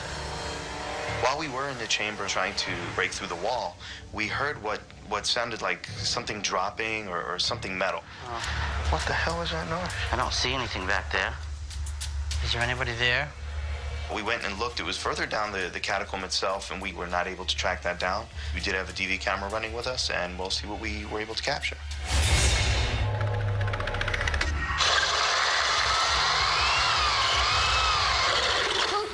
Oh, I think we got it. Yeah? Yeah? That is cutting through.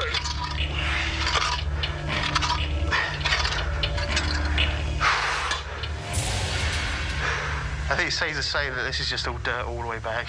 We got pretty deep. Yeah. We got deep enough to determine that there's not a brick wall there. Yeah. So I'm going to grab my camera and let's see if the others are finished. Can you see that much? I see you. So it just leads to the other chamber, huh? Yeah, it's straight through it, and there's nothing in the middle. There's no hollow ground. There's no bodies or anything. Okay, right. Okay, guys, let's get everything wrapped up. All right, you want to get everything back in this bag? We just finished our investigation of the Villa de Corleano, and the big questions obviously are, is there anything here? Does it have anything to do with human experimentation in the catacombs? Or is it Teresa, this woman they believe used to live here and is still haunting the place?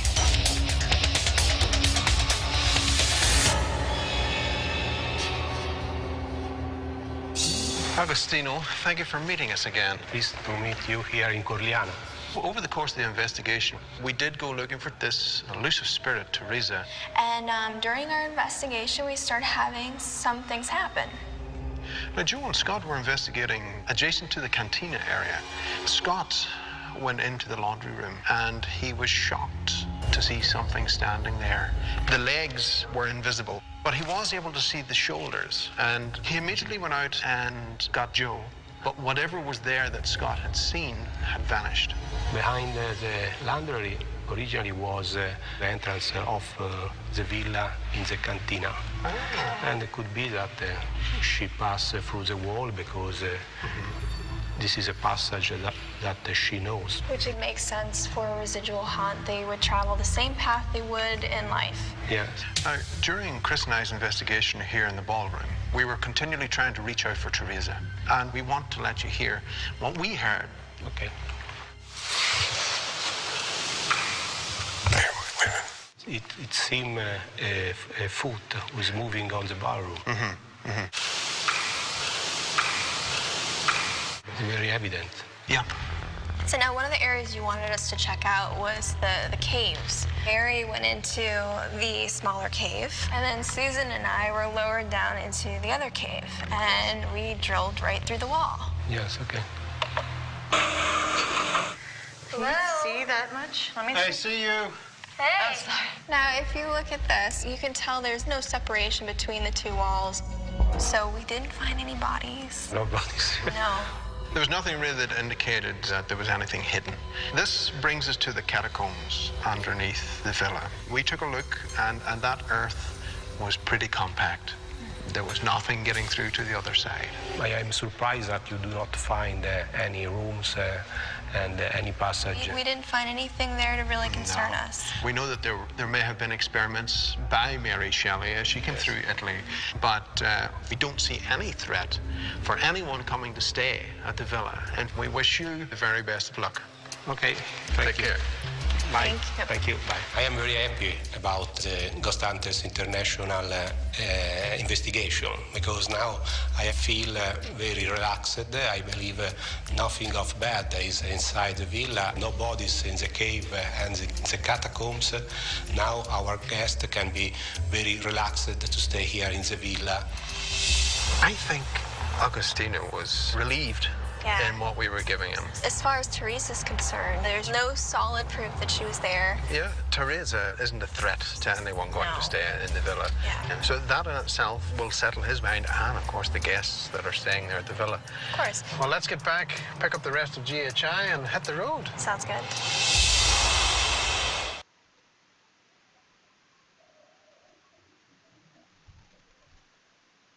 On this episode of Ghosthunters International, GHI is called in to help at a renowned fort in Canada, whose staff is tormented by tragic deaths and phantom sightings. Sometimes we do see a man looking out the window. What the hell just moved? Is the spirit of a blacksmith still at work? Did you hear that? Or a deceased guard unable to let go of his duties? What the hell was that? Later, GHI enters the gates of hell, where an air tram traverses a land of forgotten bloodshed and hardship. It's estimated that approximately 3 Chinese men died for every mile of track laid down. Cigarettes moved? No way. Can they reach men worked to death on a railway? I thought I just saw something moved. The hell was that? What eerie evidence did the team uncover? Whoa. You're kidding. Wow.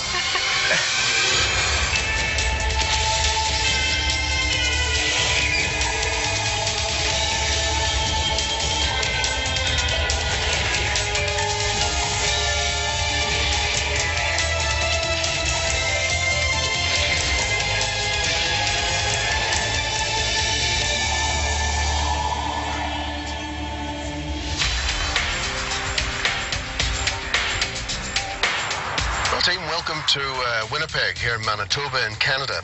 We have a great case coming up, and Susie's going to give us that download. Well, guys, we're going to be heading over to investigate Lower Fort Garry in Manitoba. This fort was mainly used to protect the fur trade, and there have been some mysterious deaths that have happened at Lower Fort Garry. Our client is a government organization called Parks Canada, and they want to know if the paranormal activity they are experiencing is related to these deaths and why it is that it's starting to increase in the recent weeks. So what type of paranormal activity are we dealing with here?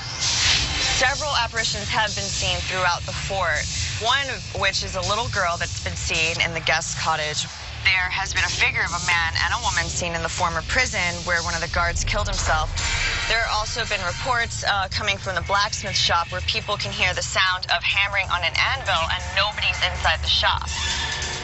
Well, with a recent increase in activity, this should make for an interesting case.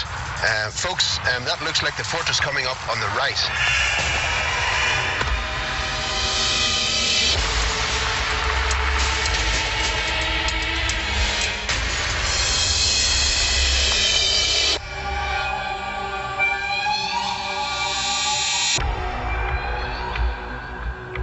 Hello, Carolyn. Hello, bonjour. Welcome to Lower Fort Garry.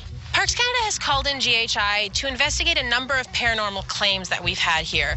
We have a number of visitors that come through the site, as well as staff that work here year-round, and we're a little concerned for their safety, and we'd like to know exactly what's going on and why these sightings have increased in the last few months. What was this fortress used for? This fort was built mainly for fur trading. What's really interesting about Lower Fort Garry is it wasn't just a fur trading post.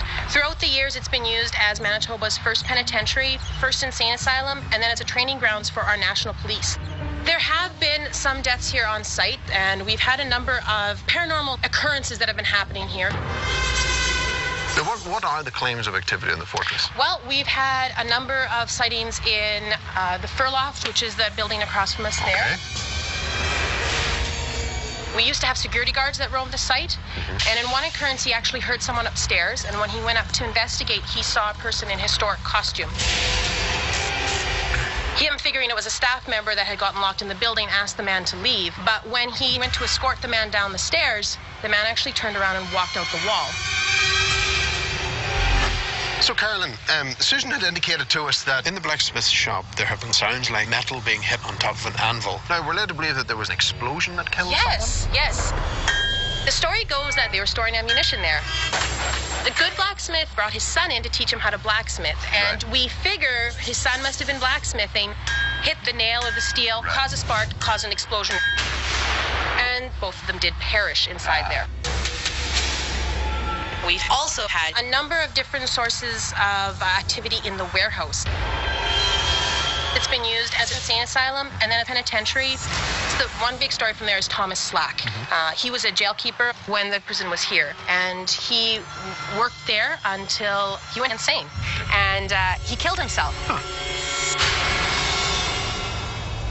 The sightings that we've seen in there actually have been from both inside and outside. Sometimes we do see a man looking out the window.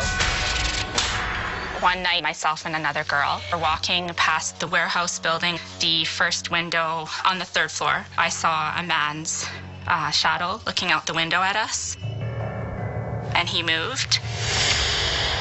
And I didn't say anything at all because I thought just that my mind was playing tricks on me. And then the next morning, I heard my girlfriend telling somebody that she had seen a man in the window looking at us. So then we were both completely freaked out. So we'll head out to the guest cottage. It's just outside the walls here. This was actually used as a sick house for children with tuberculosis. The children were sent here when they were diagnosed so that they wouldn't infect the rest of their family, and many of them died while in the house here. When this was being restored, the restoration crew was in here setting up, and they left it one evening almost ready to go. But when one of the gentlemen came back the next day, he found the house in shambles. Things were strewn about, there was things broken, and he actually heard a small girl crying. In the rocking chair that we have behind you here, the small girl was sitting there crying, and the man was very upset, so he went to go get his co-workers, and when he came back, the girl was gone. Okay, Carolyn, we'll get started, and we'll see you in a few days with some answers. All right. There's a lot of claims of activity here. Some of the things that I noticed about the surroundings, one is that we're right by a river, running water. Also, the fact that this fort is built out of limestone. These are two things that tend to generate paranormal activity. The big thing tonight is definitely try to stick to what we do know about the history, use that for our EVP questions, and try to find not only answers that Carolyn's looking for, but hopefully be able to let her know at the end that whenever visitors come in here, they are safe. Hey, everyone. Hey. How's it going? How's everything going with the setup? We're ready to go. Okay, great. We have our client wanting to know who is here. We still have to figure out if there is something here to begin with before we can actually give an identity to it. So I think for all of us, stay rational. Hopefully something will come out of this that we can bring to her that's solid evidence of either paranormal or not, and we're not just adding to the stories. Well, with that said and done, let's grab our stuff and get those lights out.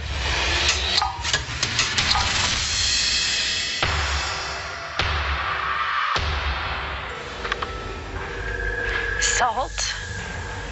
Whiskey. Barry and I headed over to the warehouse, and the big claim here is seeing what looks like a male's face in the window. They connect this face to Thomas Slack, who committed suicide in the warehouse. One of the things we did want to check was the second floor, because it was an insane asylum. Okay, so these bottom sections were cells. You seen bars in the windows, didn't I, on that side? Mm-hmm. Yeah, insane asylums back in the day were pretty scary because it really didn't take much to be put in them. I think the treatments back then were a lot, they were very misunderstood as well, like lobotomies and stuff like that. It was horrendously terrible. Electroshock therapy. What is the one where they dump you into the cold water, like ice water? Different times, different treatments. Is there anyone here? Were any of the treatments we were talking about done to you? What was that? Did you hear that? I'm not really sure if that was like a settling sound or that was the boat again. Were any of you treated unjustly here? And perchance maybe we could have your name. What is your name? If you don't think you belong here, you gotta let us know. Or else we'll leave. Oh. Okay, what the hell just moved?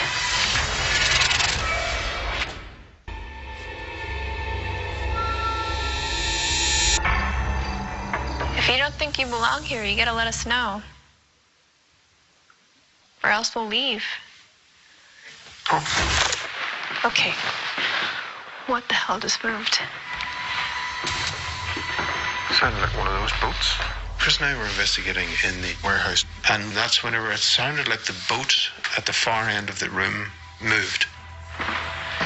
That freaked me out a little bit.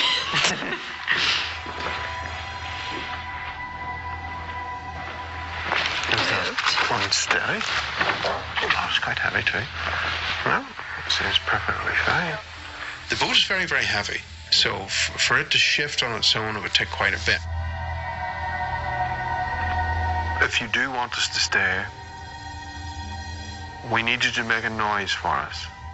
A distinctive noise. Something which stands out.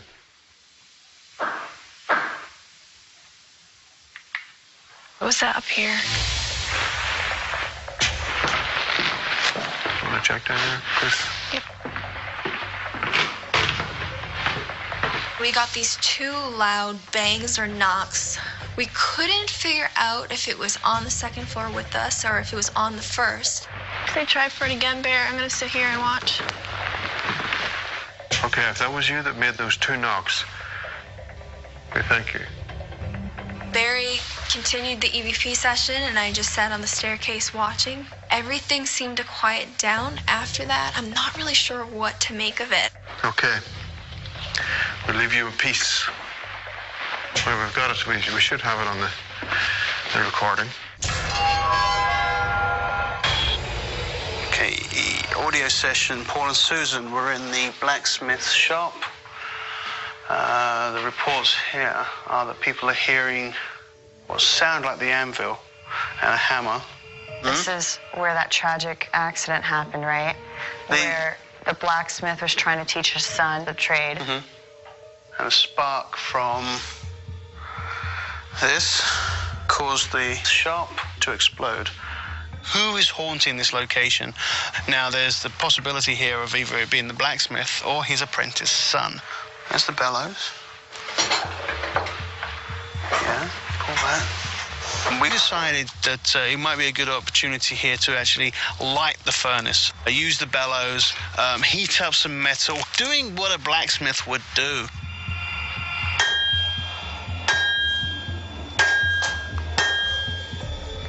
If you're the blacksmith, maybe you can tell me if I'm doing something wrong here.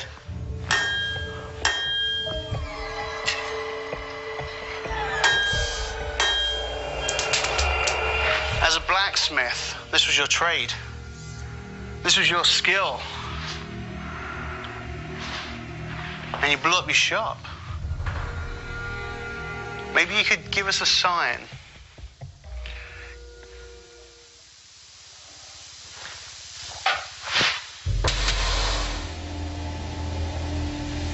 What was that? Oh, I heard that too. I thought it sounded like something dragging almost. Yeah. During the investigation, I heard what sounded like a dragging sound coming from the area where something...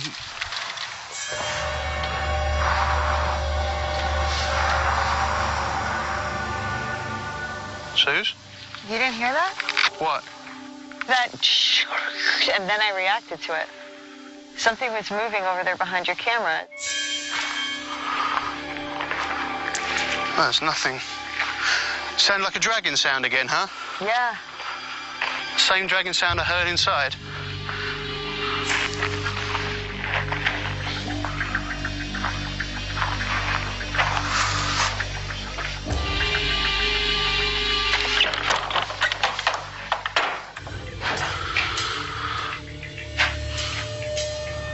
I mean, weren't the bellows fine?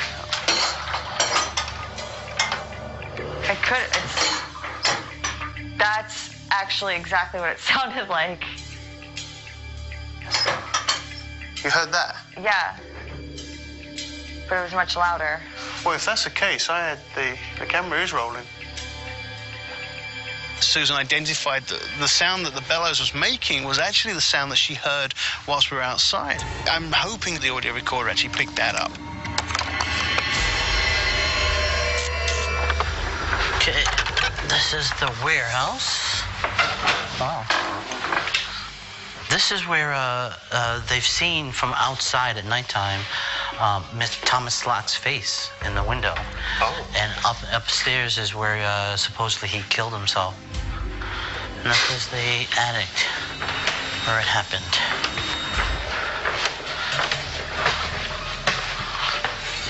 If there's anyone here with us. Whoa. That's creepy.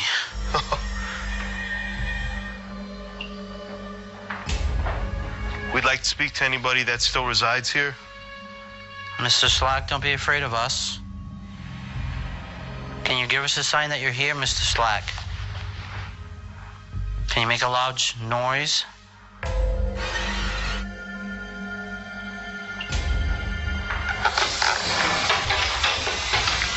What the hell was that?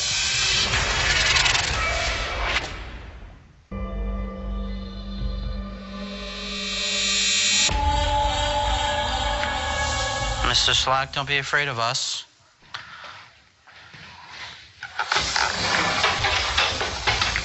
What the hell was that?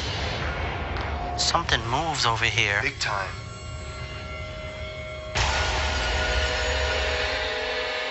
Scott and I were investigating the warehouse at Lower Fort Garry, specifically the room where Thomas Slack had killed himself. At one point during the EVP session, we heard this loud scraping sound.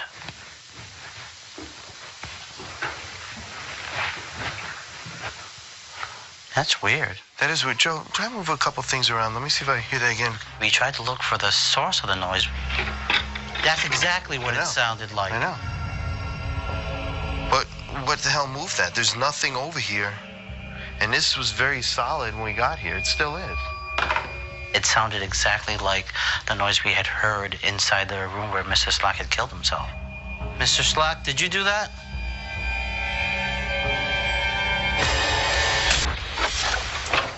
So this is the guest cottage? Yeah, this is the guest cottage. And this is where the apparition of that little girl was seen, right? Yeah, it's actually that chair there. This chair? Yeah. What Susan and I decided to do was try and communicate with this girl. Stay here.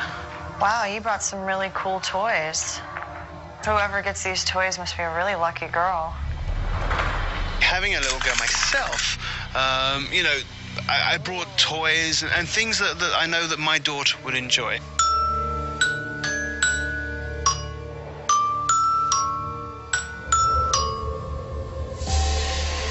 You know, actually, so keep going.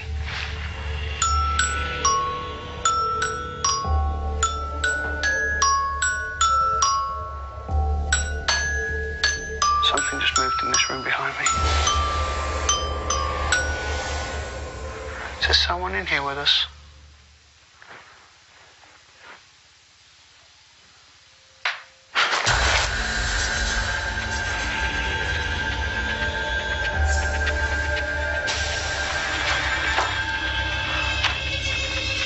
I did, in fact, hear what sounded like little footsteps. Can you tell me who you are? While you're still here?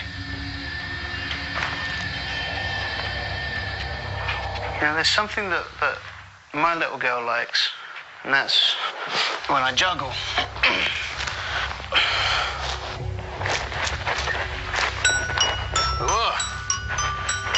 Susan and I decided, you know what, we've been here long enough. We've given whoever the chance to come forward.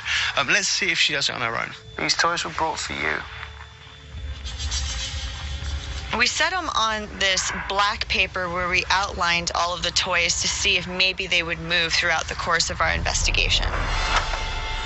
Let's see if she decides the toys are for her and see if she does, in fact, decide to play with them.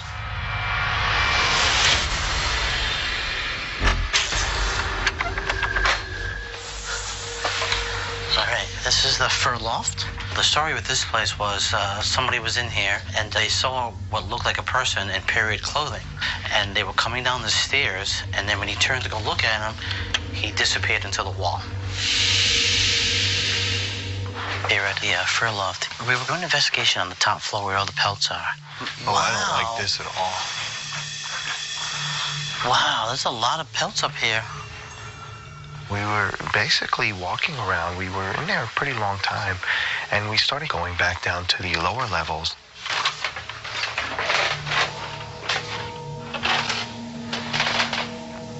Back up again. Sorry. When I came down the stairs, I thought I saw what looked like a head or a face, but it looked like it just peeked around the corner. Hello?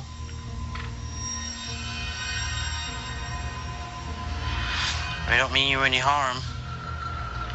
We just want to find out your identity.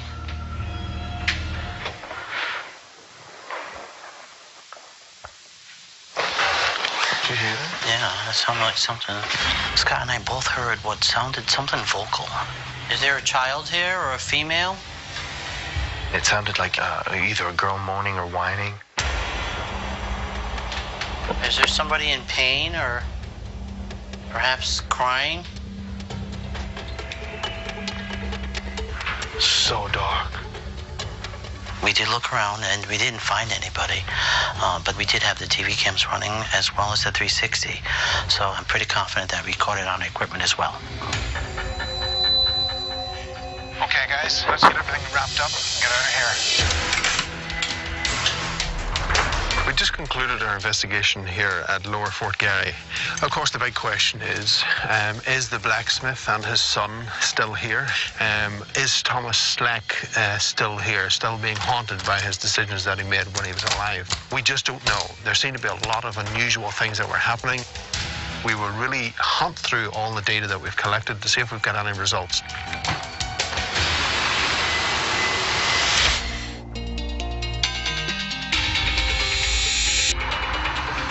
Okay, guys, now listen to this. I've got a piece of DV footage, and this was when Scott and I were in the warehouse, and we were up on the 3rd floor where Thomas Slack committed suicide. And just outside the room, we hear this big scraping sound, and it scared the crap out of us. Give it a listen. It's pretty loud, so you don't need headphones.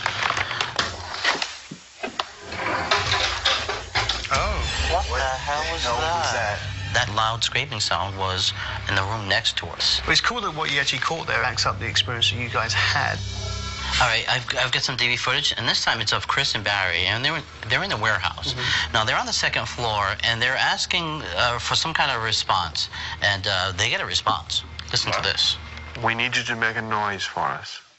A distinctive noise.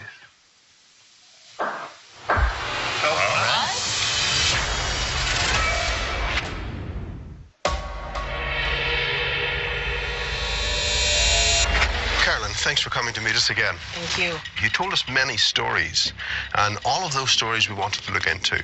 And over the course of the investigation, we had some personal experiences. Paul and Susan were investigating in the blacksmith shop.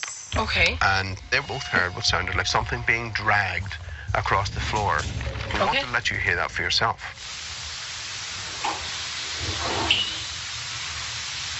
Wow. Now, you were able to hear that? Yes. Actually, it sounds like something might have hit the anvil, too.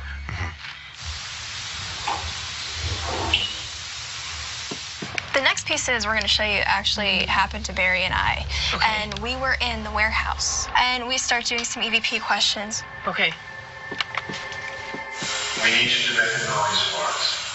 Something that stands out. Wow. Yeah. Someone knocked on something. That was clearly 2 in a row. That's not a creaking building sound. No. Wow. Now, we do have another piece we'd like to show you. This is actually Joe and Scott. And they were also in the warehouse on the 3rd floor in the room where Thomas Slack supposedly committed suicide.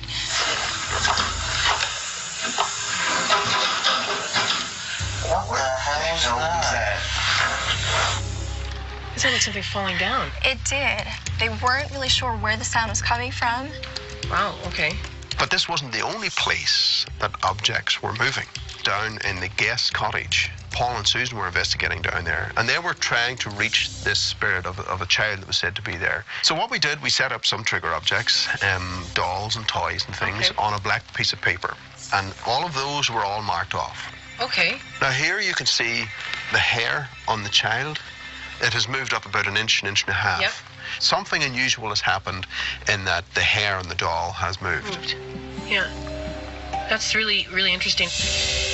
This is one of those situations where we are seeing enough that's strange and enough that needs to be looked into more. There's definitely signs of paranormal activity. That's something that we felt too, and that's exactly it and why we called you in. But we don't feel that it's going to be any way threatening toward the public or the staff. It has been a great pleasure to meet you, and we wish you the very best. Yourself as well. Thank you so much for coming out. Thank you. Really Thank you for appreciate having it. us. Hope you have a good time. Thank you. After hearing the findings of GHI, it's actually very relieving. They're not worried about any sort of threat or any danger here, which does help with Parks Canada when we have so much staff and visitors coming through. So GHI has definitely allowed us to breathe a little easier. Carolyn seemed very happy with what we had brought her. She really did. Yeah, she seemed comforted as well. Yeah, and the visitors are coming there, and they're going to be safe as well. I don't think I've ever seen so many dead animals in one place. Yeah. Maybe we were hunting dead bears. Could have been. I don't know how we can crack up a conversation with a dead bear. Could have brought cookies. Yeah. Or honey. Bears like honey, right? Well, there we go. And let's get the rest of the team and getting away.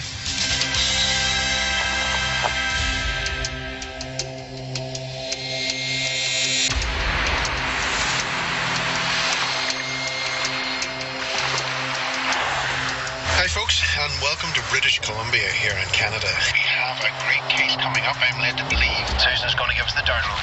All right, guys, we're going to be heading over to investigate Hell's Gate Air Tram in the Fraser Canyon. Yeah, it's basically an attraction. It starts at the top of a cliff, and you take a cable car all the way to the bottom of the canyon to check out the raging whitewater rivers below. Oh, wow. Now, shortly after the Gold Rush era, Hell's Gate was the site of a construction of the Canadian Pacific Railway, where thousands of Chinese laborers were killed.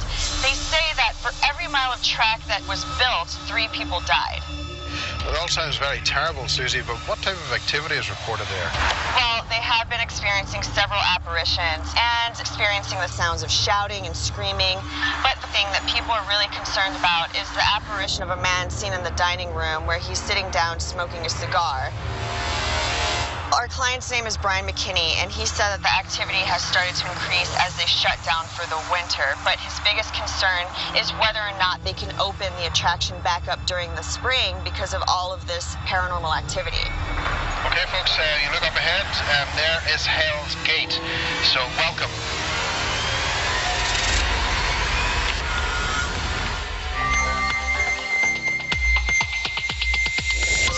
Brian, how are you? Hey, good to see you. Nice to meet you guys. Thank you. Yeah, Hi. Brian McKinney.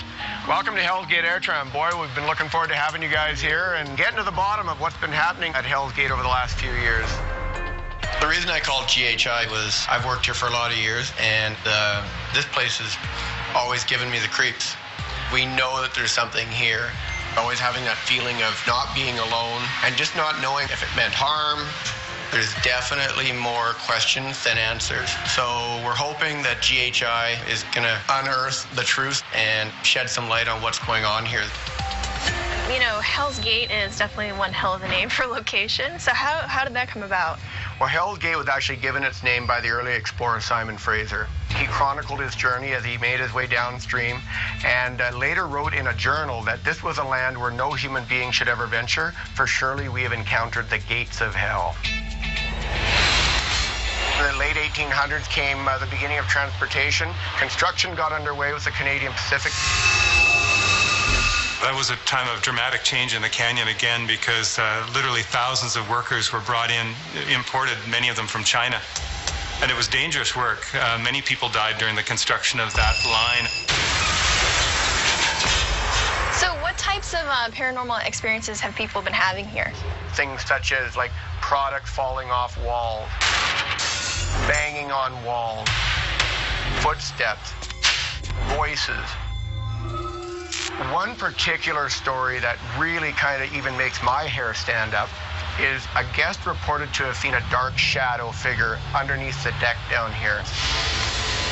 And this dark shadow had these two fierce-looking Doberman Pinscher dogs with these deep red, bloodshot eyes. Last season, a guest came and brought their dog with him that day. And when they got off the tram ride, I saw the whole thing go down. The dog was off leash and it ran directly to the spot where they described these dogs and this dark energy. And the dog literally started fighting in midair with what would appear like another animal. It was the most frightened I've ever seen a dog in my entire life.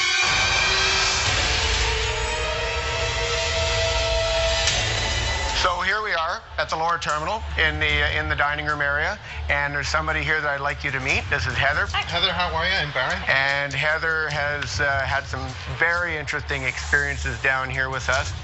We've been researching this property for the past 4 years, and it is by far the most intense place we've ever visited. In this room alone, we have had guests talk about things playing with her hair. Some people have seen a smoking man sitting in the corner here smoking a cigar.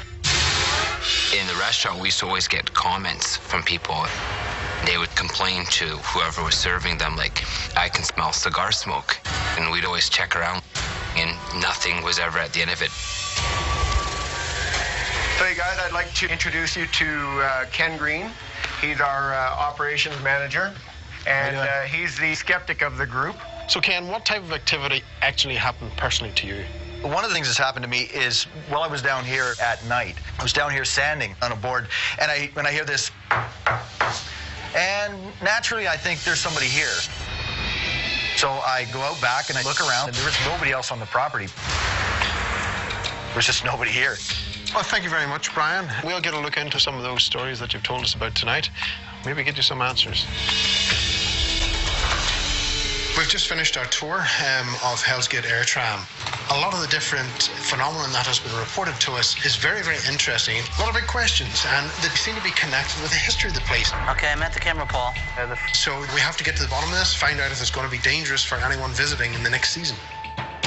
Now, let's get those lights out and start investigating, okay?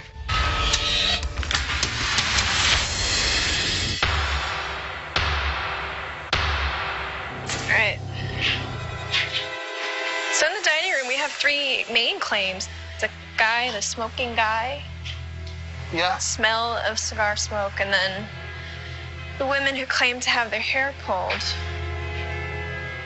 When Barry and I came in here, we figured the best thing to do was to sit down at a table because from what we were told, people would be in here, they'd be having their lunch, and they'd look over and find this man sitting at the table in the corner of the room. Sir, do you know that it's illegal to smoke inside a building now?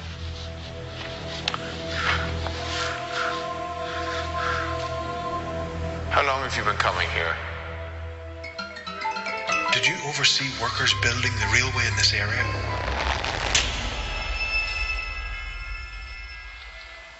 I thought I just saw something moved. What? By that pole there? What the hell was that?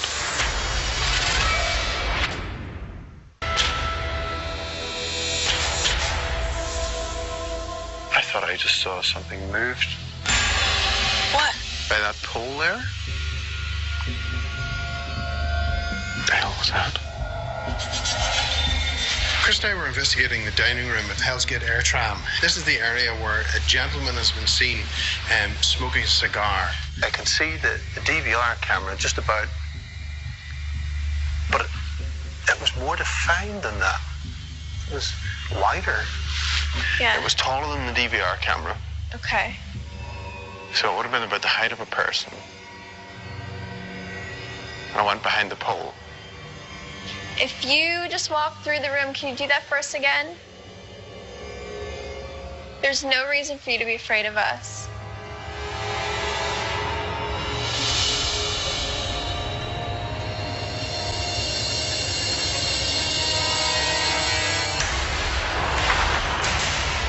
Okay, so this is the workshop.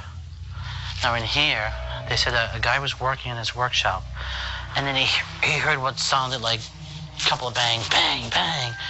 He says he likened it to wood banging. Get this equipment. That's a pretty big workshop. It is big.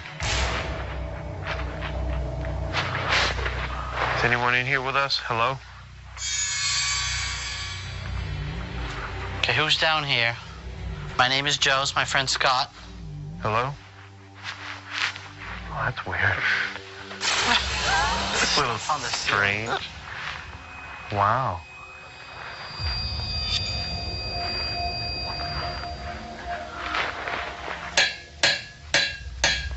If you do not want us here, let us know. If you want to give us a message, let us know. Don't you have anything to say?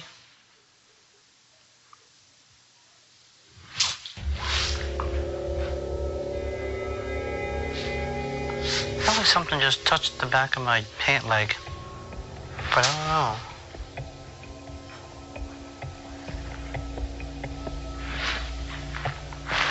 Oh, wait a minute, Joe, come over here. Oh. You smell something? Doesn't it smell like cigar? I got a smell of what can only be described as like a cigar smell or a strong smoke smell. It just passed right by me, and then it disappeared pretty quickly. Is there anyone here with us?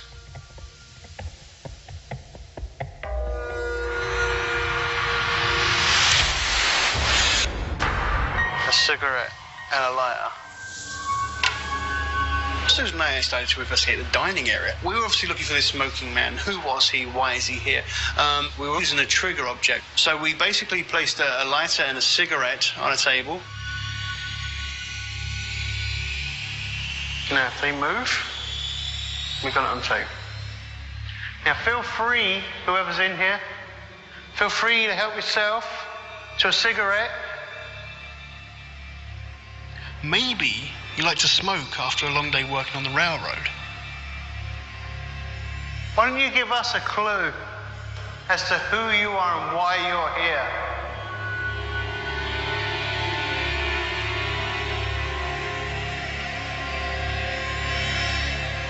Suze? Yeah? Cigarettes moved. Nuh-uh. Yep, cigarettes moved. It was about an inch, maybe an inch and a half apart when I set them up. Yeah, that is weird. In fact, let's move down as well, because I think I had it like that. No way. Yeah, look, that's how it was. Maybe a little bit. We had a camera on that, so I cannot wait to get back to analysis to see what happened to that cigarette and why the hell did it move.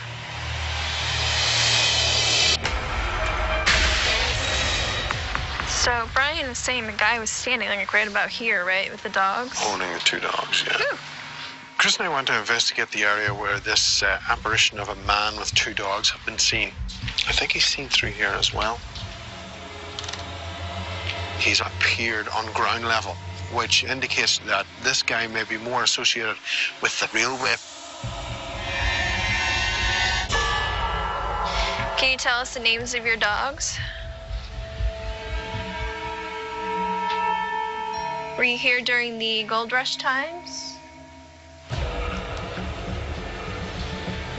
Did you come here for work? Were you the company man? Did you make the rest toe the line? Did you push workers so hard that they died while building the railway?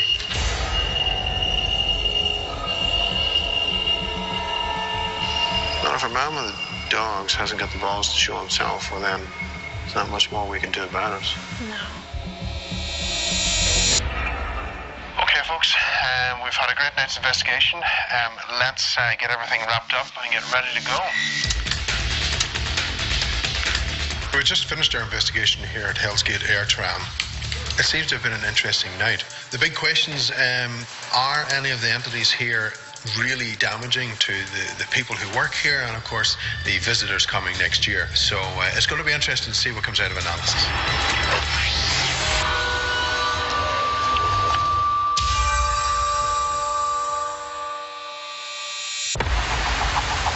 What about personal experiences? Did anybody have any?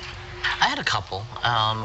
Scott and I were investigating the workshop, and I was facing the wall with all the tools on it, and I felt as though somebody brushed by me, and it moved my wallet. So I looked, and when I did that, Scotty leaned over from where he was, and when he leaned over, he could smell what smelled like cigars. It passed in front of me, and it disappeared within like a minute. I couldn't smell it again. Right. Now, that's pretty cool. However, I want you guys to look at this. Susan and I were investigating the dining area using a trigger object. We used a cigarette and a lighter. We placed it on the table. We had a camera on it. Okay. All right. Whoa.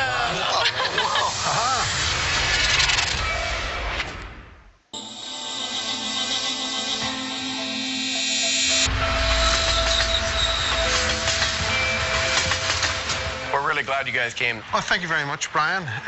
It was a great time for us. There was a lot of stories that you were telling us that people were experiencing, and we really went out of our way to try and find out what's going on, and is it going to be potentially dangerous to people coming in the new season. So those were the big questions that we wanted answered coming into this. But of course, like most times, we do experience some really unusual things, and we call these personal experiences. For example, Chris and I were investigating in here, and just over to the left, this dark shadow moved from left, moving across to the right, and disappeared behind one of the posts. We had cameras pointed in that direction, but it wasn't able to capture any of the activity. So for that, we just have to put it down as a personal experience. Okay. Now, a few of our other teammates had some experiences as well. Joe and Scott were actually investigating in the warehouse, and Joe described feeling something brushed by the back of him. And just as that happened, Scott started to smell cigar smoke, which is weird because it's in a different area than where you guys told us you were smelling it up here in the restaurant. And they end up having another experience later, and they were looking out the window when they saw this white figure in mist walk by and just completely disappear. They did take off after it, and they said they didn't see any signs of anybody out there. There were no other team members outside, so at this point, it's unexplainable. Okay. Now, within this room, the restaurant, Paul and Susan had a cigarette and a lighter, and they use these as trigger objects. If we use particular objects, sometimes we get spirit manipulation of these objects. Okay. So Susie and Paul came in, and they put the lighter down on the table, they put the cigarette down on the table, and we're going to show you a clip of what happened while they were investigating. Okay.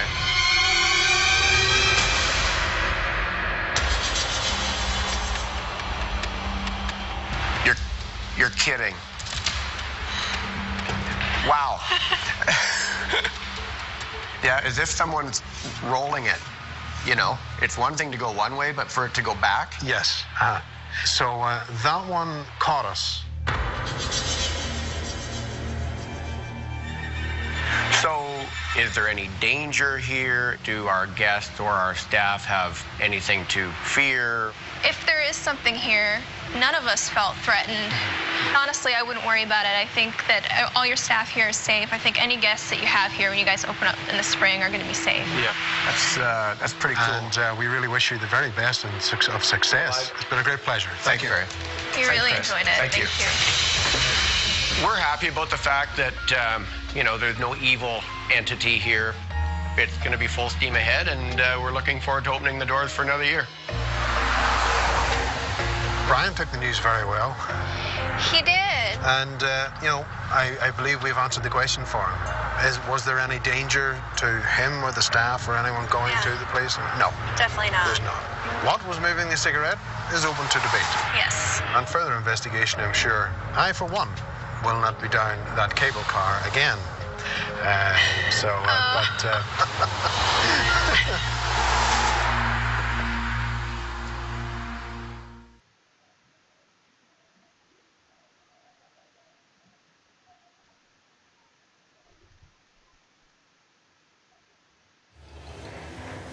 I headed up into the upper areas above the stage, the catwalk area. And of course, Steve, being scared of heights, my cameraman followed me. Leads to another old ladder. Holy crap. What is that stuff? Oh, hang on. It was just a...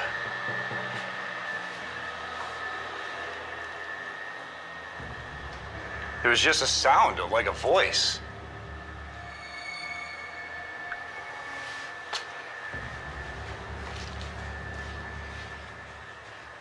This is all the pulley systems for the theater.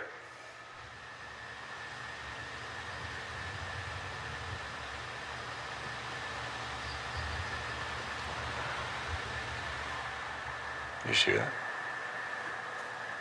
Sound like a female or kid or something?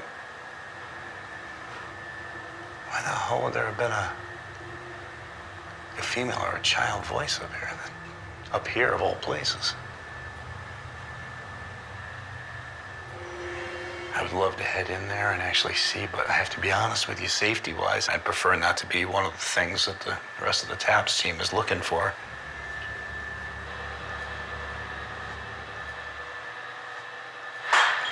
What the hell? What's that? What is it that you want? Are you here? Can you let us know who you are? Will you come talk to us?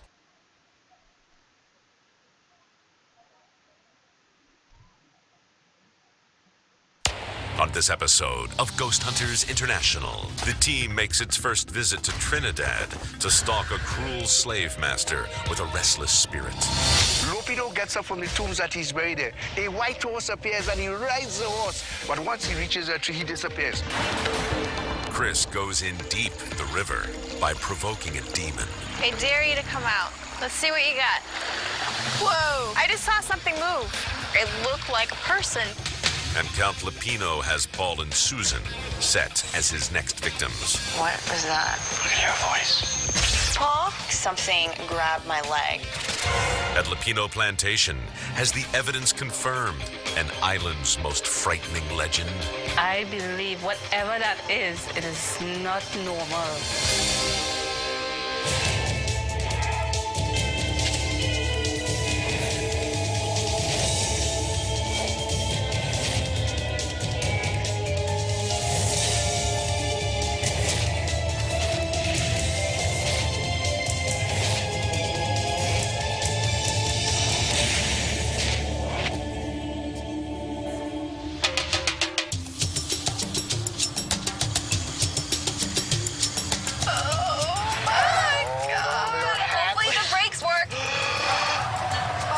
Sorry, that's scary. Okay.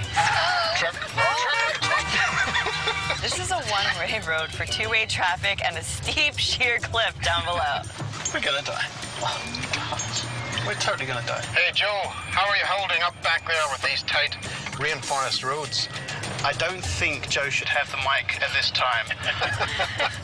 Well, guys, we have a great case coming up, buried deep in the rainforests of Trinidad. And Susan's going to give us the download to let us know what we're going to be coming up against. Well, guys, we're obviously in the jungle, and we're going to be investigating the Lupino cocoa plantation. Now, the plantation was built in the late 1700s by Count Charles Lupino.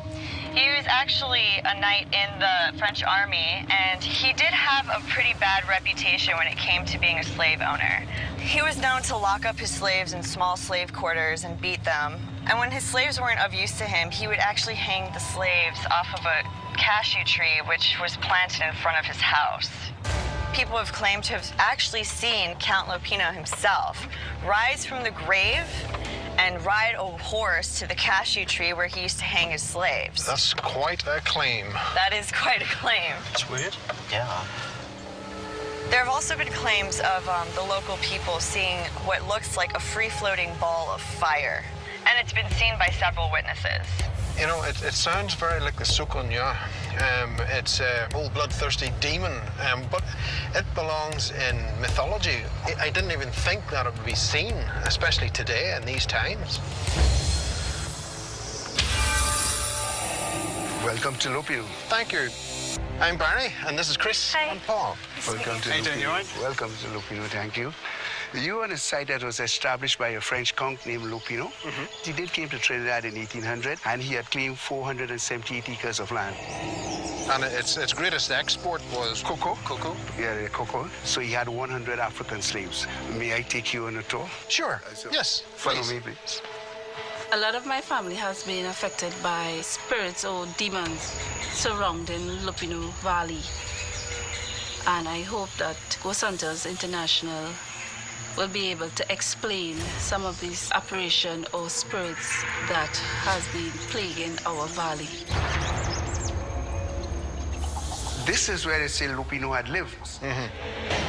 What type of paranormal activity is reported here in the Lupino house? Personally, I had an experience, you know, while I was working. I heard like a horse. The man get down the horse and we walk inside.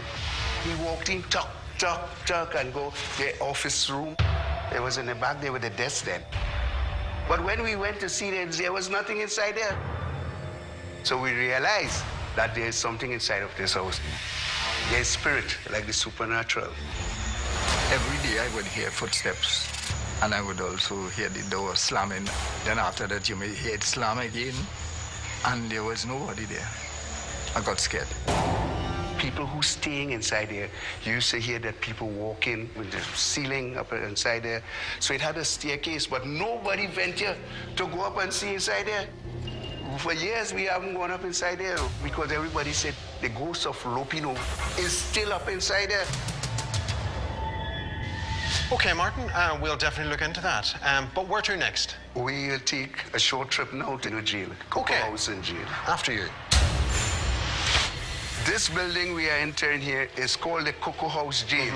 It was one of Lupino's cocoa drying houses and so on.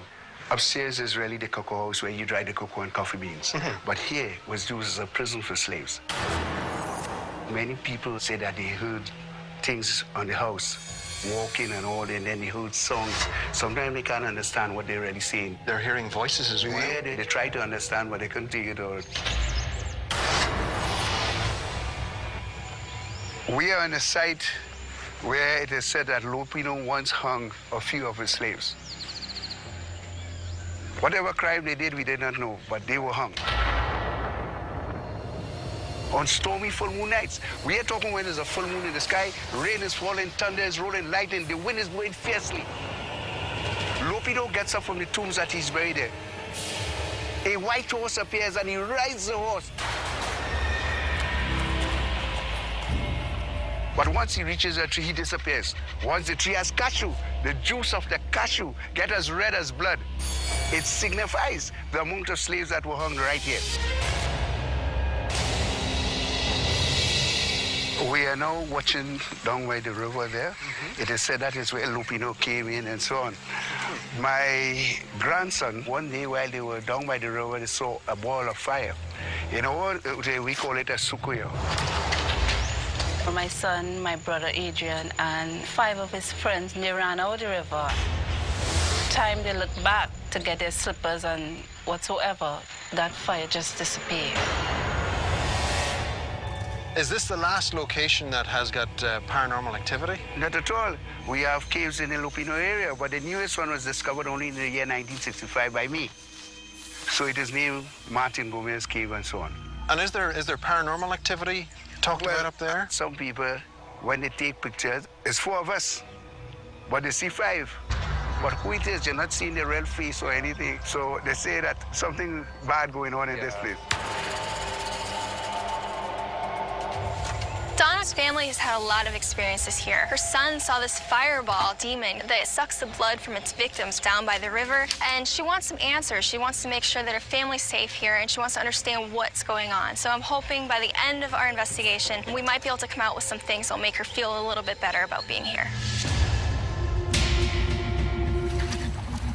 This particular investigation, Aries in fact brought forward a military-grade infrared, and this will basically allow us to see a much wider area that we would normally have had to use several different illuminators and still not be able to cover.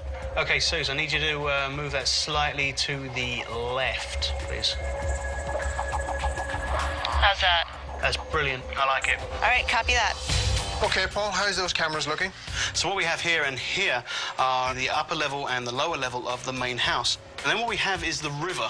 This camera, now that's actually looking at the tree where this Count Lupino has actually been seen. And then what we got here is the opportunity to see the entire graveyard. And then here is the upper levels of the Cocoa House and the jail. Good, excellent, excellent. I think actually we are ready to go.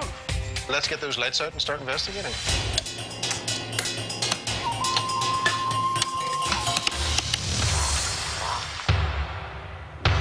The Cocoa House jail. It's so weird. Maybe we should go upstairs and see if we can get in contact with something. Okay. Okay? Let's go. Chris and I investigated the Cocoa House just above the jail. The claims of activity, we're hearing this mumbling and footsteps that were reported to move along the floor up above the main prison. EVP session, Barry and Chris. Hello? Somebody here? Shh, shh. Those frogs make such a racket. Oh, they do, yeah. Are you a slave? Have you tried to escape? What happens to slaves who try to escape? Is there anyone here? There's somebody up here with us. Please don't be afraid. We're not here to harm you. Do you understand us? Okay. Well, we'll give them a chance to come forward. If they don't want to, well, then that's up to them. Maybe he's hanging out by the river. Could be.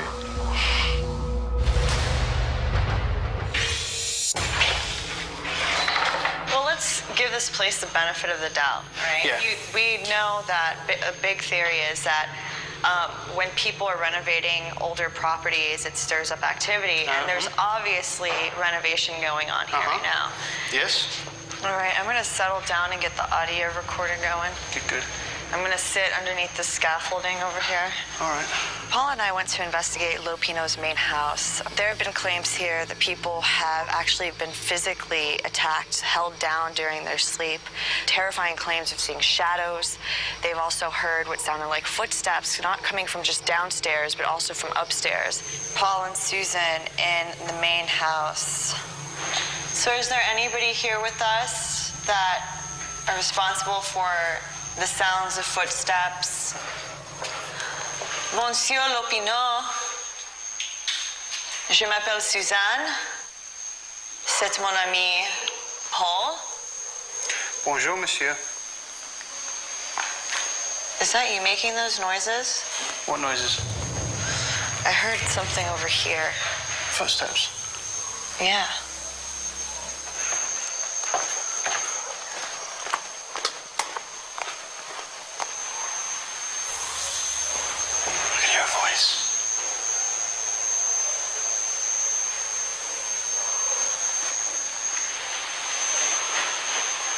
heard that? Yeah. Was that upstairs? Yeah.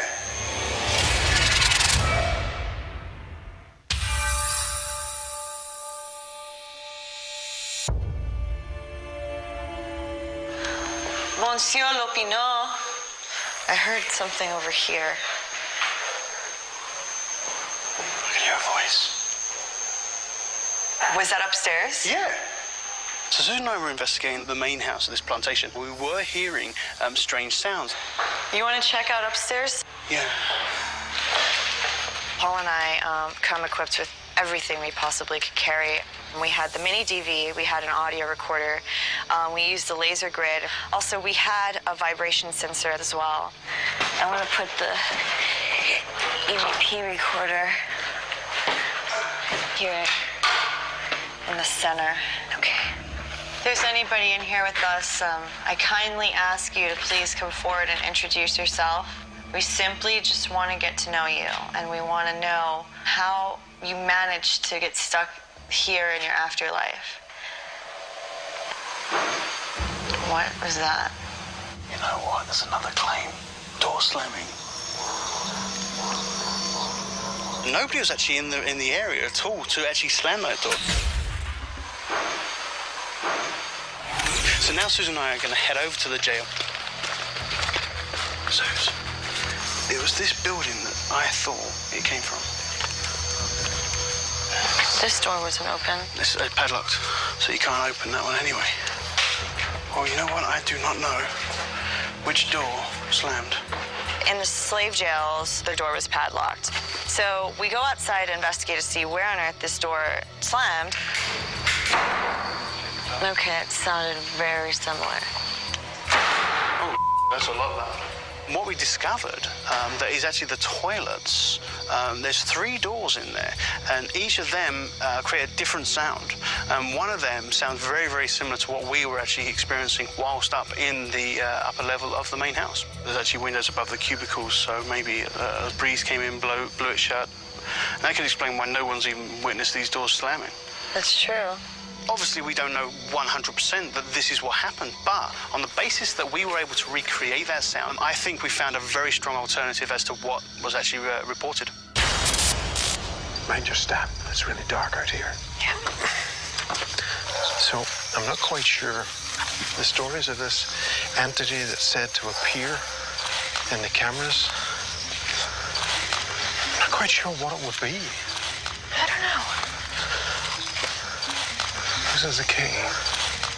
Chris and I came to investigate the Gomez Cave on the outskirts of the Lupino plantation. Just got a couple of shots. Now, the reports of activity here were that people were taking photographs, and this image of a child was said to appear. So Chris and I came up with a full spectrum camera and started to take off some EVP session. Is there anyone here? We're gonna tell everybody that you're hiding out. We're gonna let them know where you are. Do you understand English? Do you understand what we're trying to say to you? You're in a lot of trouble. You're gonna have to stop me if you don't want them to know. I'm going to take a couple of long exposures back here without the flash. The moonlight's pretty good tonight. What? What? What just happened? I thought you were in front of me, and that's why I jumped. You were behind me. Yeah, I was behind you. What the hell just happened there? I don't know. Chris and I had just finished taking full spectrum shots, and as I started to turn and walk away, I turned around what I assumed was Chris in front of me. I thought she was in front of me, and it was gone. I swear to God, I thought you were in front of me. No, That's I was why. behind you the whole time. Looked like something was moving over there. Okay, I'm going to get a few shots. Camera's not working. What? The camera's not, it's not working. Battery's dying? No, it just won't do it. I've said it, but it's not. I keep hearing something move, but... Something weird going on here. At that moment in time, Chris had heard something moving through the bush, and the full spectrum camera started to malfunction on us. Hello? Shh, shh.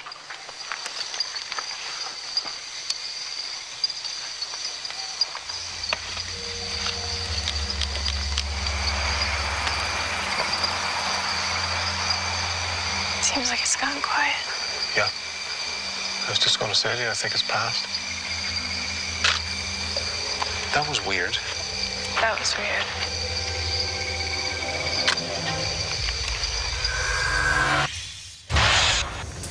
This is real jungle, Joe. I don't know what's scarier, the place or the claims of activity here.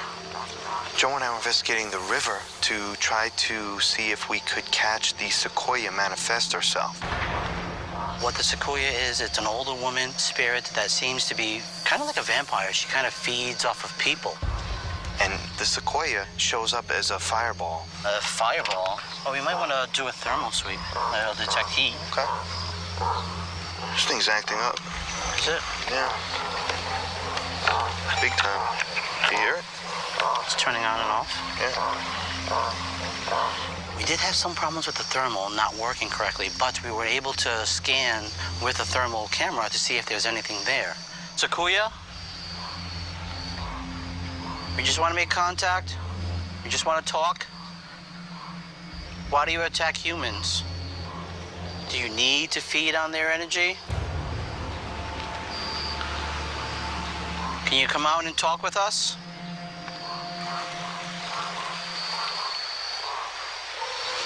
What was that? What the hell is that?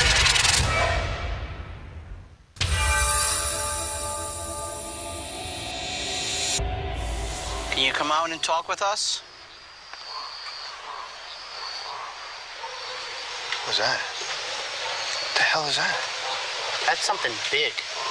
What the hell is that?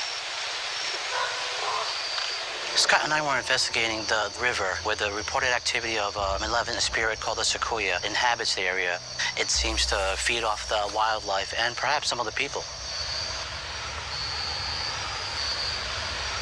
At one point, the bushes were rustling, and I don't know what it was.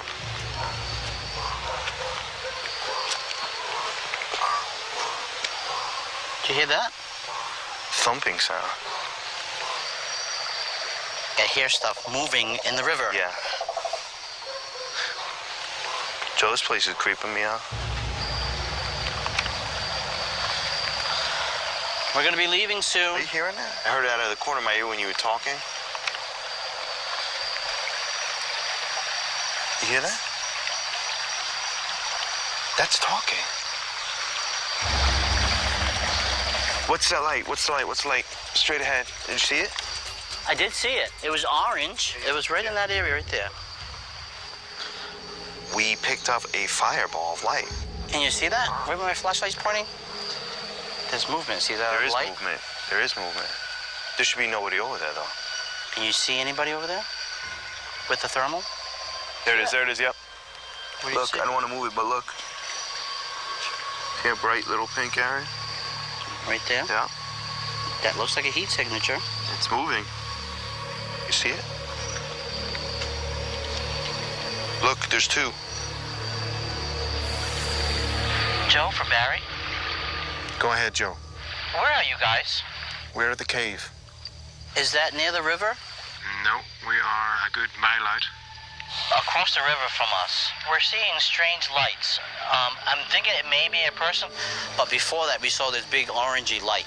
Okay, Joe, we're finishing up here. I'll come back down there, swap out with yous, and see if we can get any of that on our cameras. Copy. That's cool. I've never seen a cashew tree before. This is where the Count would come out of his grave riding a horse, and then he would literally just dart over here and then disappear. It's so messed up. The only catch to this apparition being seen was that it would only happen on a stormy night when there was a full moon. Well, it's not stormy, No, and it's almost a full moon. right? But let's see if maybe we conduct an EVP session here. Yeah, go on then, ask a few questions. I'll take a few pictures. Are there any spirits here that were attached to this tree? Were you one of the slaves that worked on this plantation? Can you explain to me what exactly it was that you did that Count Lopino felt it was just to hang you from this tree?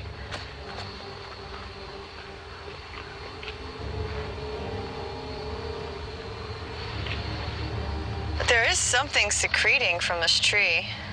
Holy it's red. It's just the sap. But do you think maybe that's what it is that people were misconstruing? They're like, this is the blood of the slaves that have died at this spot. But it looks like the cashew tree definitely does bleed. I mean, it's definitely sap. Yeah. But it does look reddish, and probably before it dries, it like comes out kind of red. Well, look, you know what? There's a DVR camera on the tree. Okay, it's one of the new full spectrum cameras. So let's go find somewhere that potentially has the elements, that potentially is somewhat more haunted. Well, let's get down to the river and see if we can get this thing to come out. Chris and I were investigating the river. Now, Joe and Scott were investigating there earlier tonight, and they witnessed something unusual. So Chris and I were following up on that. I'm going to go this way. Okay. I'm going to get up further, closer to the graveyard, get a few shots just at the corner. Anything should happen that you can't handle. Scream like hell? Yeah. All right.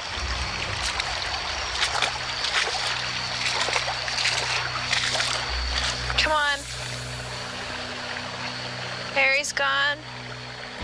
I dare you to come out. Let's see what you got. People are calling you a demon, but I honestly don't believe you deserve the title. Let's see what you can do.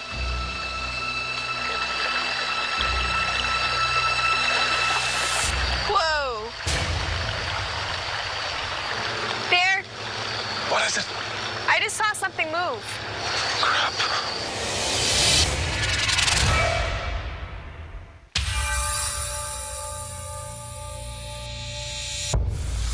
People are calling you a demon, but I honestly don't believe you deserve the title. Barry and I were investigating by the river at Lupino Plantation, and we split up for a little bit. I dare you to come out. Let's see what you got. Whoa. Bear? What is it? I just saw something move. Crap. Who's back there? I just looked down at my camera, and out of the corner of my eye, I saw something dart right into the woods like something was running in. But you didn't hear any movement, I just saw the movement. I wasn't seeing shapes or a lot of detail. It was a full, like, figure. It looked like a person. But for someone physically to run through there... You would have seen the bushes move. You would have heard them move. Who's there? Step out from the darkness. Step out and meet us. I wouldn't expect a demon to hide or run away. Why were you running from me?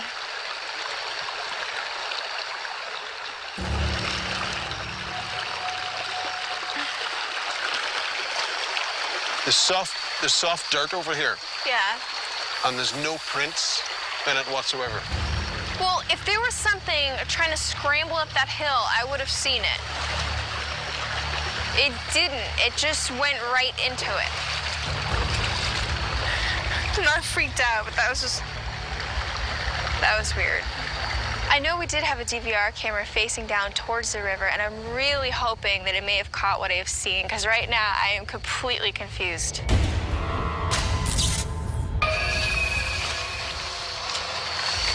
All right, so the reports of activity is that this is Mr. Lupino's gravesite, and during a full moon, and when there's a storm around, they say that they see Mr. Lupino rise from the grave, get on his horse, and ride toward the hanging tree. Joe and I were investigating the Lupino Plantation graveyard. We came here to see if his claim could be substantiated by us this evening. Mr. Lupino, are you here? We're here to communicate with you. We'd love for you to come out and join us. We hear that you ruled with an iron hand. Aren't you happy with this plantation and its workers? Let us get some documentation of your presence.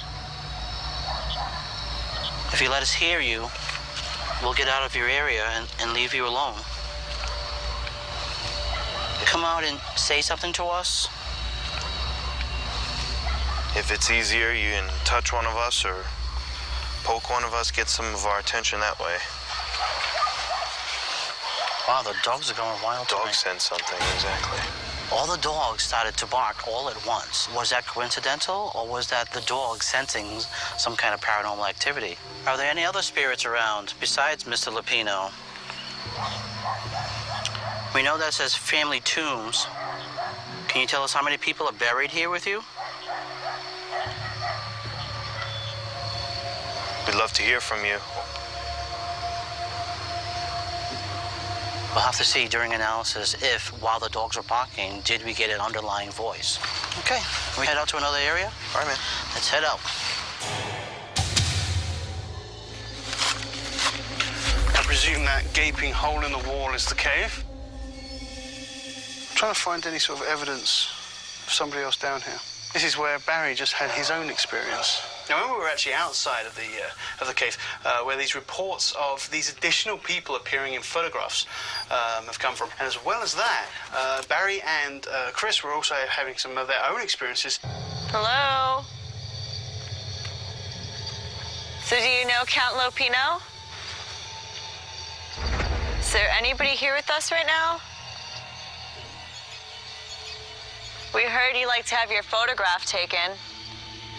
We've come with a really cool camera. Maybe you'd like to pose for some pictures? Can you give us a sign? Do you hear that? Yeah, I hear it. Can you make that sound again?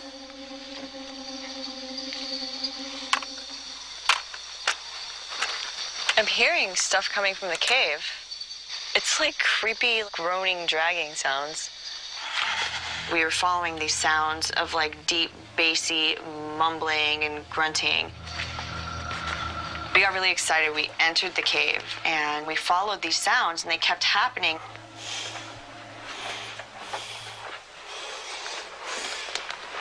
You hear that? Yeah.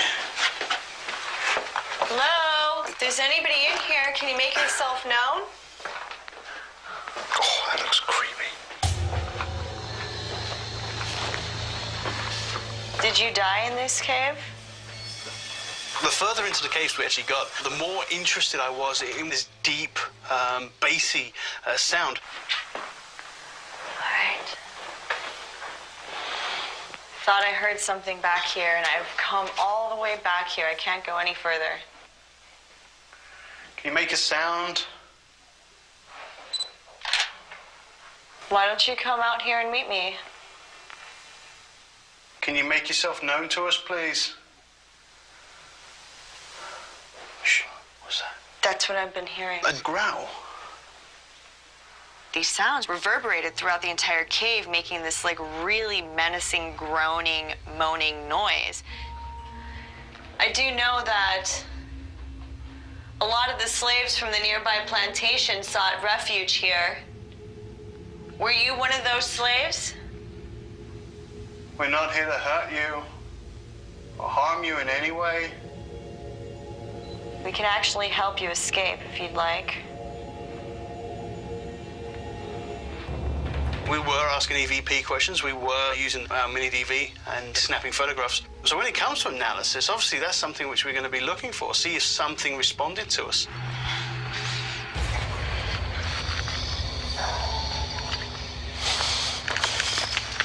Paul? Yo. Is there anything on my leg? Huh? Is there anything on my leg? I just felt something grab my leg.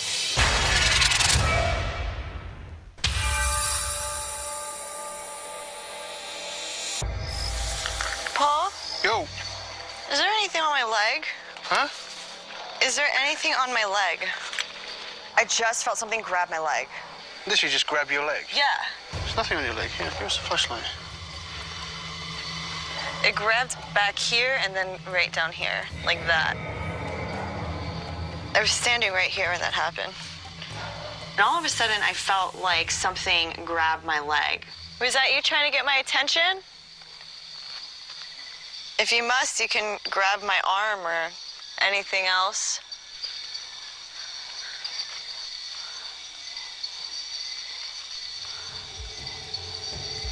I didn't see anything, and Paul didn't get any thermal readings on my leg, so I really can't explain that at all. Okay, folks, we had a great investigation here. Let's get the lights on, get everything wrapped up. Susan and I will head back to Central Command. Let's go. We just finished our investigation of Lapino Plantation. Stories of the Sokunya, this fireball demon, really caught us off guard and definitely kept us on our toes. The Sokunya, nothing about it made sense. So I'm really hoping that it may have been caught on the DVR camera.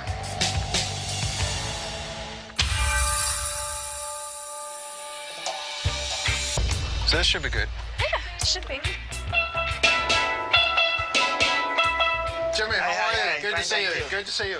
I wanted to bring the team to this, the steel drum school, so that we could see, of course, something which is very famous to the island. The steel drum was invented in Trinidad sometime after World War II. Right. And we have notes, and you have a scale.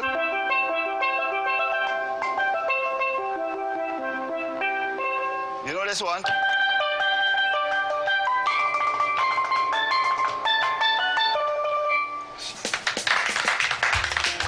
Is it possible now that we've all got a taste of the steel drums that we could probably all get together as a team and put something together and really show Jimmy how we roll? 1, 2, 3, 4.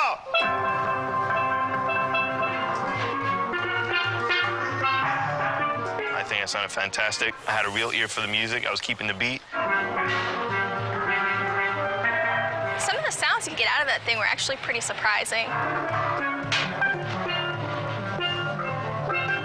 Ultimately, Barry and I really did simply shine above everybody else. Perfect.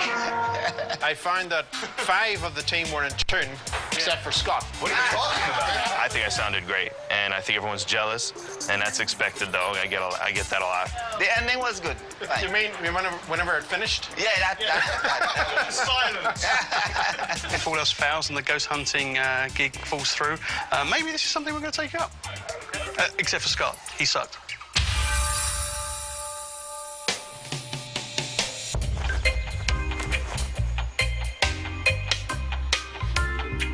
With the amount of activity that was actually going on last night, I was eager to get into analysis on the basis that Susan and I were having very similar experiences as to what Barry and Chris were having. A lot of these shadows being reported, and there was like sounds coming from different areas of the plantation itself.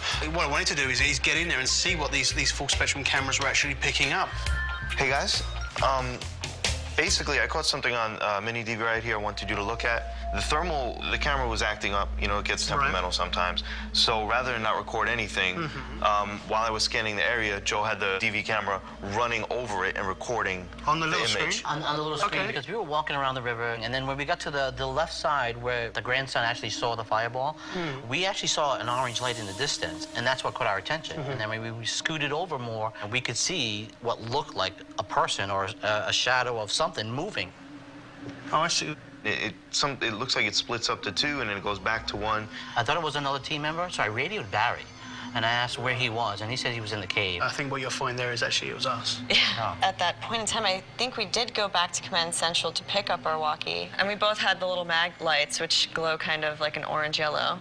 That's probably what it was, too, because it wasn't anything huge, but it was definitely some kind of a light emanated. I've got some mini DV footage, and this is you and Paul investigating outside of the caves. You hear what sounds like, I don't know what to call it. It sounds like a growl to me. I remember that. You guys were saying, what's that, what's that, what's that? Yeah. Well, I've got some of it on footage. I'll give it a listen. Yeah. Definitely. They're all plugged in. Can you give us a sign?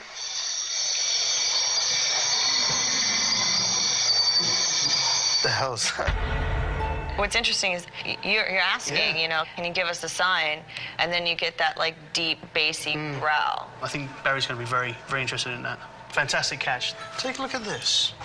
Initially, what caught my eye was this. Oh, yeah, it's a cat. You can blatantly see it's a cat. However, don't look at that, and look over here, behind the tree.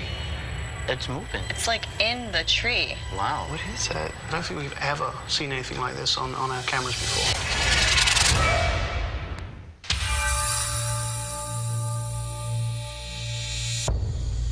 Hi, Bill. Hello, Donna.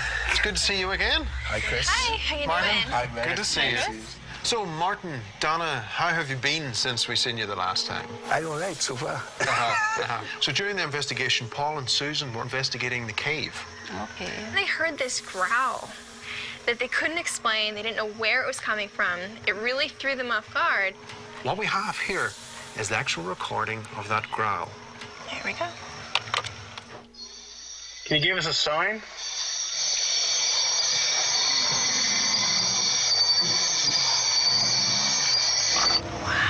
And Susan's leg was grabbed seconds after this was recorded. The other piece of equipment that we were using is a thermal imager. This allows us to see body heat, and we can tell you that there was nothing showing up in the thermal imager. Okay. Now, what do you think whenever you hear that? I, for one, cannot think of anything that will make that kind of noise. Animals tend to go inside the caves, but animals can't really stay inside there too much. Ammonia from the background was too strong. They were asking for a sign, and it seems like they got it. Yeah. Wow. When's the next time you're going to take a walk down in the cave? Not in a very long time. I have to go there tomorrow. Later, Barry and I were actually investigating down by the river where your son had seen that fireball. Yeah. And we kind of had split up at one point. Barry started walking down the river towards the cemetery, and I was just kind of hanging out there by myself. It was really strange. I had my camera face down towards Barry, but I was kind of looking off to the right. And for me, it was like a real person was behind me and just ran right across the water into the bushes. We were able to catch something on video over there, and we'd like to see what you guys think. Okay. The camera itself starts to track movement here. Keep an eye on that. The boxes you see track movement, like the leaves moving on the trees. In this case, though, we have a black mass that is clearly moving, but the sensors lose track of it. If you observe closely, the shadow darts past Chris and the cameraman. That is just crazy. That's just crazy. Now, we just want to let you see this one more time. Okay. You were able to see that shadow move across the bottom of the frame of the camera, away from Chris's position. Whatever that was, it wasn't a human being. Leaving that area behind, we have one final piece to show you. Worse than that. We had a camera placed toward Lupino's grave. This is captured by our Lulux cameras.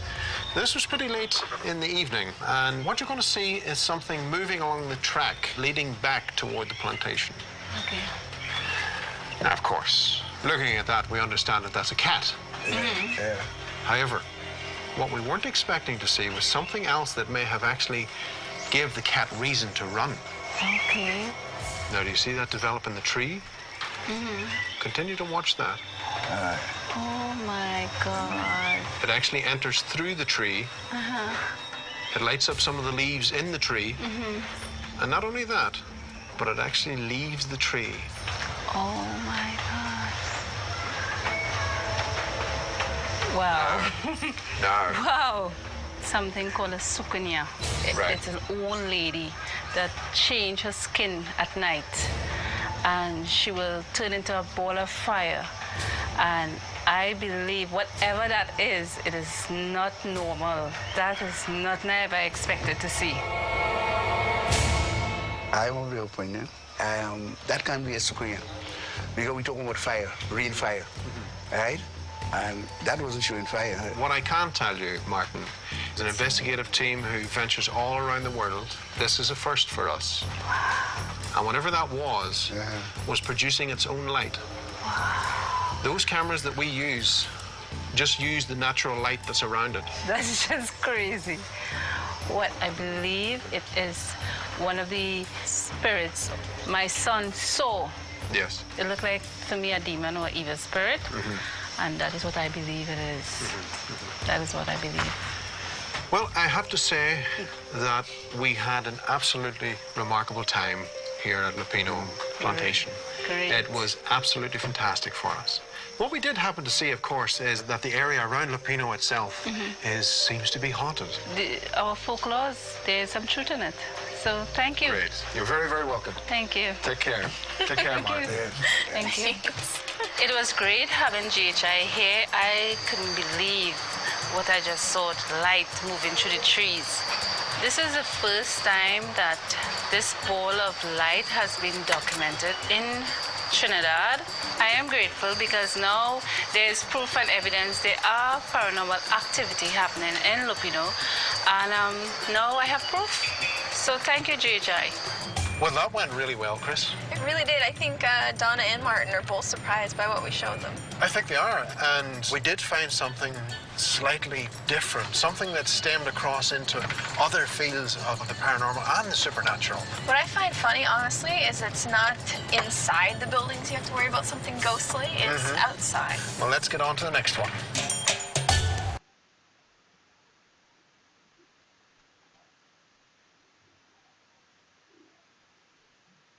On this episode of Ghost Hunters International, the team set sail for Trinidad to explore a quarantined island of the damned. I actually saw a dark figure blocking the doorway, and then it moved. It looked like a human person. At the leper colony on Shakashakari, have the spirits of the infected been left behind? I heard that distinctly. That was a woman's voice. Or is it their caretakers who refuse to leave? Guys, I distinctly heard get out. Get out. Then GHI returns to Argentina to investigate a meatpacking plant with a murderous past. I saw something dot out from left to right. Are Chris and Barry the next to be slaughtered? The hell was that? I heard someone say Chris.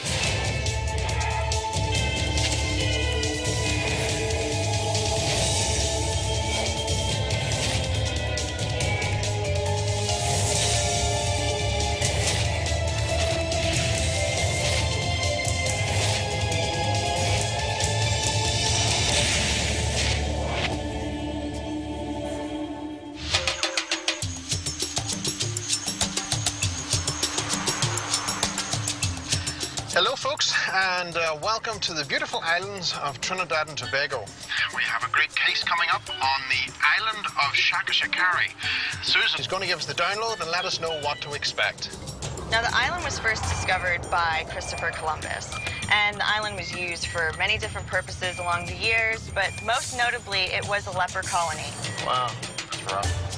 Dominican nuns as well as French nuns helped with the colony. Officially in 1984, the leper colony was shut down. We are heading over to a marina right now where we shall be meeting our clients, Leslie and Fernando, who are part of the paranormal research team here in Trinidad. We have to take a boat across over to Shakashakari Island. So, Fernando and Leslie, what can you tell us about the island that we're about to go to? Well, there is a lot of activity reported on the island. Voices, footsteps, shadow people, apparitions actually have been seen.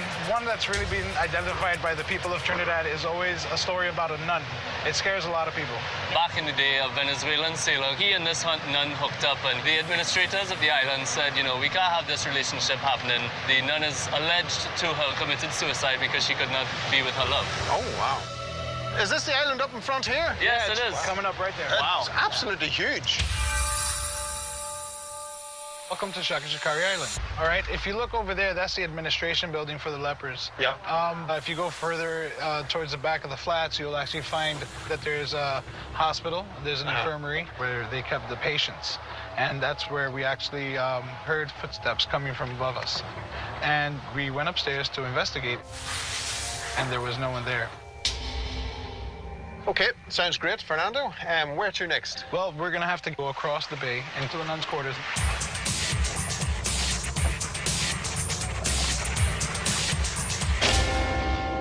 This is the nuns' chapel.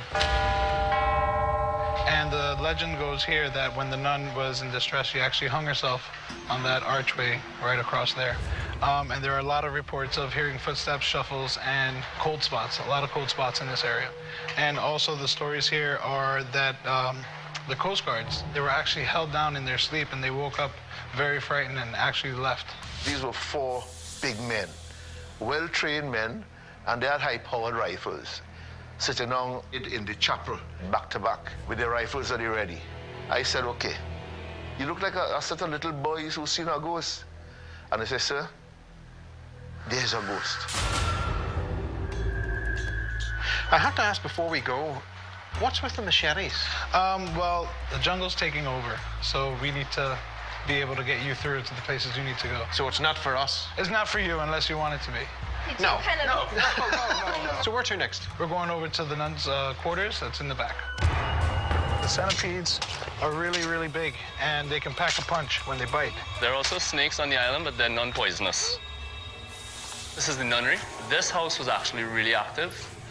When we came out on our hunt, this was actually one of the most active buildings we've ever had on any of our hunts. One of our friends who joined us on the investigation, we were walking up some steps just to the back there, and as he was walking up, he said he very clearly felt as if somebody had pushed him right in the small of his back. Also, when Fernando and I were upstairs, Fernando asked a question in an EVP session, and I, at that point in time, heard a very, very clear female voice say, no. We also had some others who among us reported being overwhelmed with a negative energy, overwhelmed almost to the point of tears. I actually saw a dark shadow. Now, the room was dark, and I was looking outside, so the moonlight is lighting everything outside. So you can see if a figure is blocking the doorway or not. And it was blocking the doorway, and then it moved. It looked like a human person. That scared me.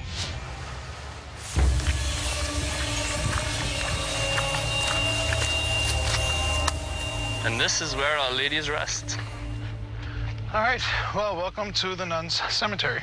There's one story of apparition being seen here on the cemetery. There were two explorers that came on the island, and they separated. The one that came here actually experienced an apparition where he saw a woman in white wearing lipstick approaching him. Okay. And they were the only two on the island at the time, so he took off. And also, they say if you leave the gates open, that's when the spirits seem to meet moving in and out. Logistically, this location is going to be very difficult. Where are we going to place cameras? How far can we place these cameras? Yeah, around there, that's perfect. Such diverse claims. We really just want to cover as much ground as we possibly can, either with equipment or ourselves. Hey, how's the setup going? We're pretty much ready to go. Essentially what we have is this dual setup here with the full spectrum camera and the thermal. And what we're looking at here is the archway where this supposed nun hung herself. So we're covering it with full spectrum and thermal. And then what we have is the angle in the nun's quarters of the balcony. Actually, in addition to the DVR cameras, we do have a locked off camera up at the graveyard. Okay, with that said, Paul and Susan, you take the boat and head to the leper colony. Joe and Scott, you have the nuns' quarters, and Chris and I will start in the chapel. Okay? Looking forward to it. So, the chapel, scene of the gruesome suicide. Chris and I investigated the chapel of the nuns area. This is the area where this nun was said to have hung herself from the beam just over the altar. Are you making a little bit out of cases? I am, yes. Some of the claims of activity were of people sleeping over and being forcibly held down. So what I did was to take several of our equipment cases and lie down on it myself and see if any of this phenomenon would happen to me. Bonjour, mademoiselle. Would you like to come and talk to us? We're told that there was a nun who committed suicide here. Is this story true?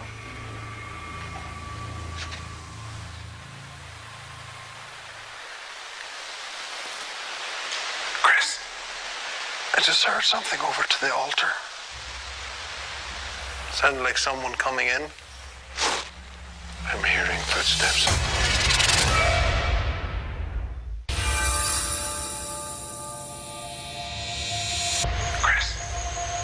I just heard something over to the altar. Sounded like someone coming in. During the investigation, Chris and I were hearing what sounded like someone of a very light foot trying to sneak across the floor, making a very distinct noise. I had had my handheld IR camera going. So the first thing I had done was just set my camera up in the direction he was hearing the noises coming from. If you are the woman who committed suicide, if this story is true, please walk towards one of us. If you're unwilling to do that, then we simply ask that you make a noise.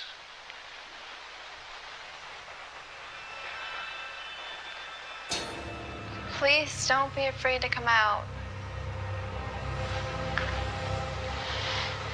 We're simply trying to find out the truth.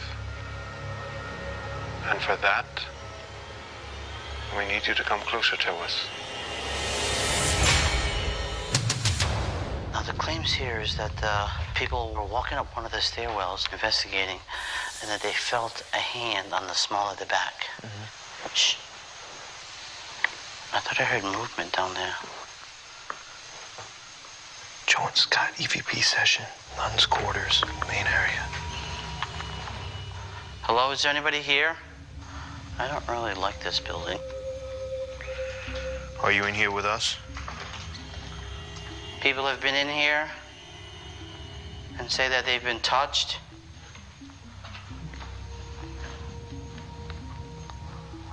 There's a set of stairs here. Okay. This might be where they got touched. If you can hear us or see us, could you give us a sign, please?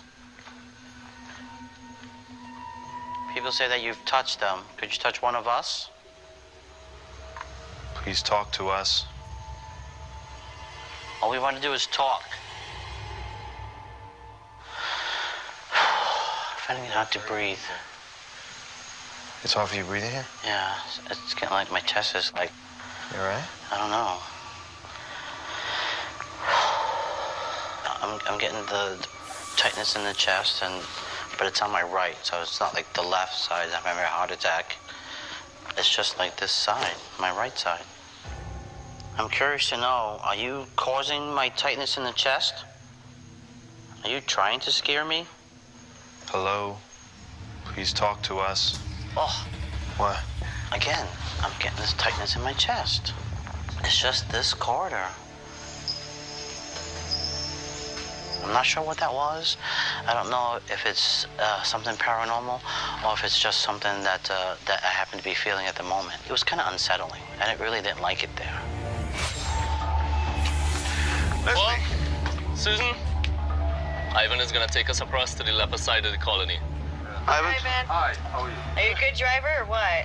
Of course I am. During the tour, we weren't even able to get to this place. The sea was just too rough. Essentially, we're going into sort of completely uncharted territory. And that's another good reason why we brought Leslie with us. Sounds like a good time. Slow down, hit your reverse, Coming to this pier, it was low tide, so that was definitely an adventure in itself. All right, folks, as I said, just keep checking the side of the trail. That's where we're most likely to run into any of our native centipedes on the island. All right, watch your heads as you come by here. You're gonna have to come low. Ah! Damn it, I just head-butted a tour. Susan and I headed for the infirmary, and fortunately we had Leslie in front of us with a machete, literally hacking away and creating a path for us. Ladies and gentlemen, boys and girls, we have reached the infirmary. The stories we seem to get from here, footsteps have been reported, noises, people talking, children playing seems to be quite a common one up on this side of the island. Right. Maybe we should conduct an EVP session with Yeah.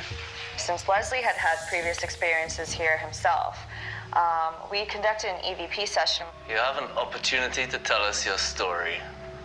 Were you a leper on the island? Were you a patient? Please give us this opportunity to communicate with you. I have your medication and it's time for your shot. Did you hear that? It's time to take your medication. What if I told you we found a cure for leprosy? And just think, if you're cured, you can leave the island. Whoa. We just got something. I heard the voice saying go. It was a little bit drawn out, but not very, very breathy. It was literally a sort of go.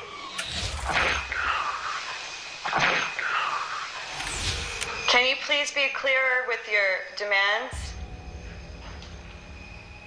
Do you want all of us to leave, or do you just want someone in particular to leave? Guys? What? Yeah? Something just shoved my book bag. As Paul and Leslie were conducting the EVP session, I was sitting there kind of zoning out into, you know, my headphones. I was sitting here just now. Yeah? Just, like, listening to you guys, and all of a sudden, my backpack gets shoved like that. Just boom. So you push her and you tell him, get out. What next? What is it? What is it about these foreigners you don't like, huh? Guys, What? I think I just got another get out.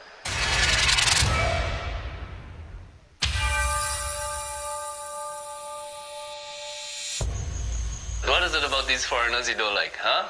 Guys, I think I just got another get out. Yeah.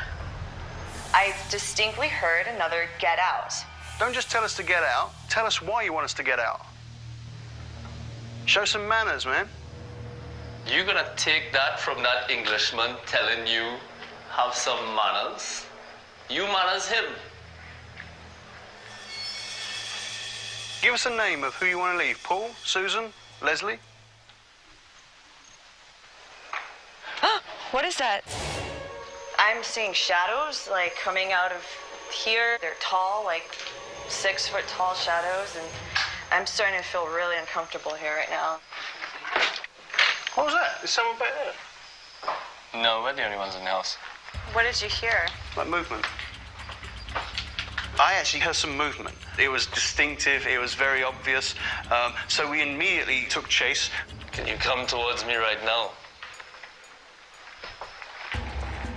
We are not here to harm you. Were you one of the nuns here that helped run the leper colony?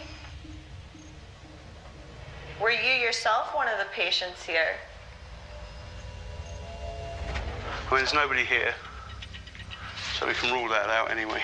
Whatever is here with us does not want us to be here at all. Chris and Fernando and I were investigating the nuns' quarters. The reports here, of course, stem from seeing an apparition and hearing these shuffling, moving around. When I did my investigations here in this building, we never really got a negative vibe. Yep. It was more of a calm, very kind of peaceful energy that we were getting. I think the whole idea of somebody saying some sort of prayer in here would make sense. If you get the recorder going. It's just a matter of I don't know any. Okay. I did not grow up in a church. I don't know. I'm in the same boat you're in, sorry. Ida questa l'ustio credo solo tara al vomo to the course in questa terra e la secola lì tra il pane al mao. Amen. Bonjour, mademoiselle. Quel est votre nom, s'il vous plaît? Did you hear that? Yes. I heard it sounded like a male exhale, and it came from this way. Hello? Is there anybody here with us? Please don't be afraid to come out. How many nuns live here? Mademoiselle, we humbly ask that you come forward to us. Can you please talk to us?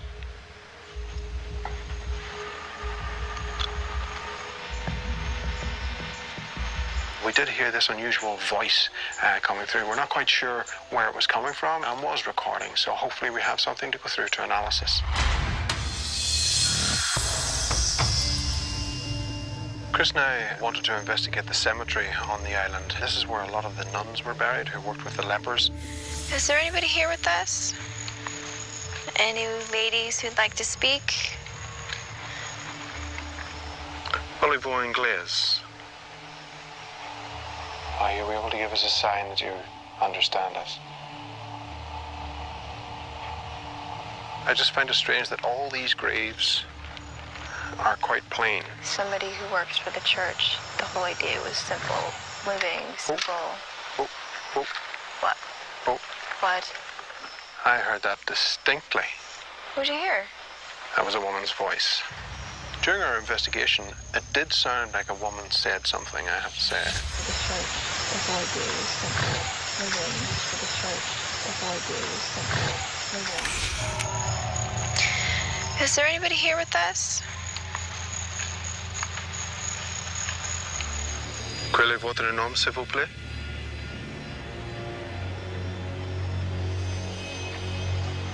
Are you afraid to speak to us? Please don't be afraid.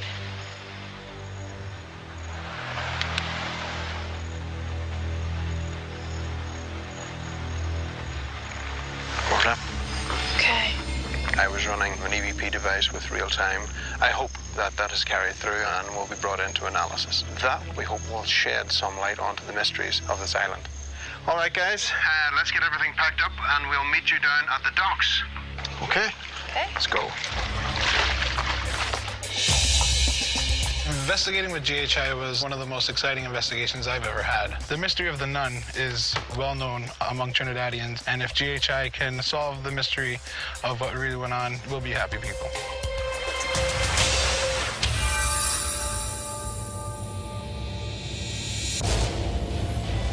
Shakashikari Island was amazing. This investigation as a whole is going to be something which I think myself and the rest of the team are going to remember for a very long time.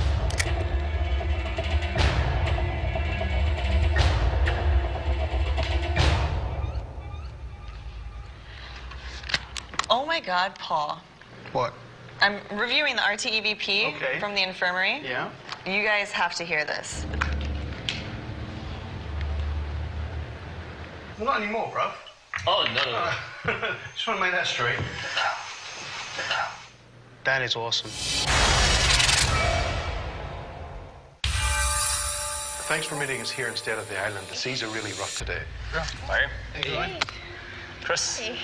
You know, there were several of us that had personal experiences, and some of which, you know, back up some of the experiences you guys had had. Barry and I were in the chapel, and we heard clear as day footsteps. I want you to have a listen to this. Okay. Tell us what you think. Heard that? The footsteps?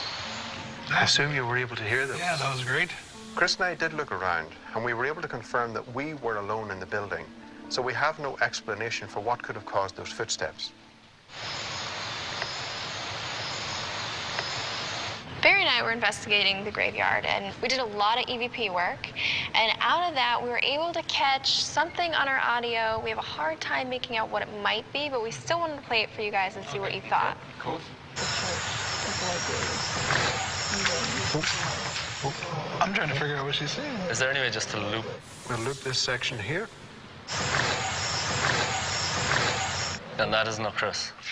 No, the weird part with this, though, is like you can hear me talking in here.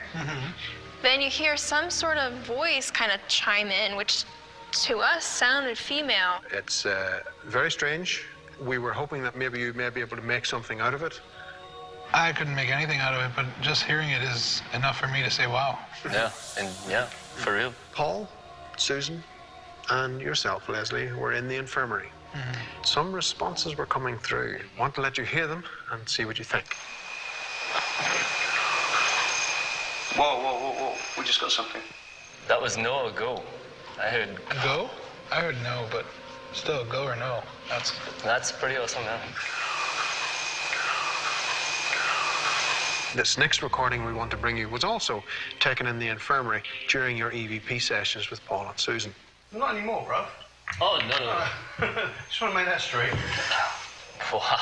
Get out. Get out. Get out. So tell me, how do you feel whenever you get to hear these? Excited, because these are the things that we're hearing and things that we're telling people, and just to have it come up and as evidence is just amazing to us. Yeah, definitely. I was in the room there, and I wasn't hearing anything at all, you know, so to see that this actually has been captured, that is great. Yeah. That really is good. Chris and I had the opportunity to interview Father Rashad. Father Rashad had access to church files. One of the things he did mention was that there was an American nun who stayed on the island. She was on her way to Guyana, and she did not want to go. One morning they did find her in the water. She had passed. They don't know if she threw herself off the cliff and died. They don't know if she slipped and fell in and passed away. But it does definitely confirm a nun dying there. A base truth of the legacy. Exactly. Okay. So with this being documented, I presume we can identify who this lady is then. Sister Mary Luigi. Sister Mary Luigi, wow. Yeah. We do feel that the island is supporting evidence of paranormal activity. Unfortunately, because of no photographic or video evidence, we can't say that it's haunted. With what we did catch, you guys know to spend more time in the infirmary. Right, yeah, we'll get to work on that. Well, thank you very much. Okay. Thank you, Likewise. Barry. Take care. Take care. Thank you. Well, now that GHI showed me what they found, I'm very, very excited. And that, to me, was vindication of what's going on that island, and just makes me want to go out there and start working immediately. I think the fact of the EVPs from the leper side of the colony, I think it just goes to verify that there is activity all over the island. Chris, I was very, very happy the way that reveal went. We were able to leave the guys with something that they can truly build with. It's nice to be able to work with other groups, especially ones who know the area. I enjoyed the boats, though. I did enjoy the boats. I am very surprised Paul didn't fall in. I'm surprised Paul didn't go for a swim.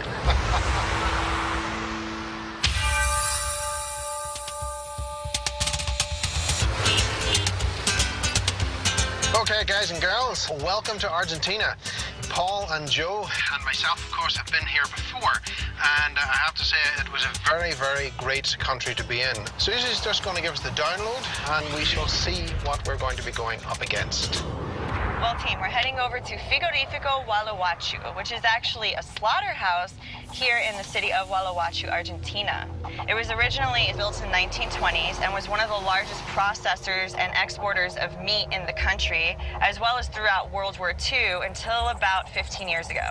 It's not being used? It's completely abandoned. The slaughterhouse is huge, and it processed as many as 7,000 cows a week. Wow, that is a lot of meat. What kind of claims do they have? Apparitions throughout the slaughterhouse. People are reporting screams, mumbling, and conversation, as well as the residual sounds of a slaughterhouse still in operation. Now we're going to meet up with our client, Ruben Fernandez, and he is a security worker at the plant. He called GHI in to investigate the claims that he's been hearing from others, as well as to validate his own personal experiences at the slaughterhouse. He's going to be accompanied by Maria. She's going to be translating for Ruben and all of his accounts on the tour for us today. Well, folks, if you look out through the left-hand side of the cars, you will see the slaughterhouse coming up. Looks like the scene from a horror movie, doesn't it?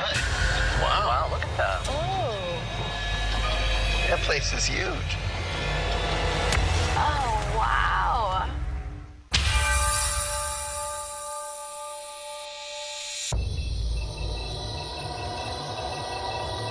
Ruben. Hola. Good to see you. Good to see you. Bienvenido a Argentina. Acá estamos en el frigorífico Gualeguaychú. Welcome to Argentina and to the meat packing factory. I came here today to translate what Ruben says. I have known this place for a long time, and many stories have been heard about it being haunted. We're led to believe that there was some unusual paranormal activity that has been happening since the building was closed. Can you give us a brief explanation of what these were? Sí, se han escuchado, por ejemplo, voces. They've heard noises and voices and strange images and shadows. Would it be possible that we could see these areas? Sí, sí. Please. Ok, adelante. Que era necesario, no sé. I call GHI because I think that there are some ghosts here or some kind of paranormal activities, and I hope they can find what we've seen here many times. Desde ya. This is the elevator the workers took in our break, and they see a shadow dressed in white, like standing where you are. Do you know of any accidents that revolved around the elevator? Sí, sí, sí, sí.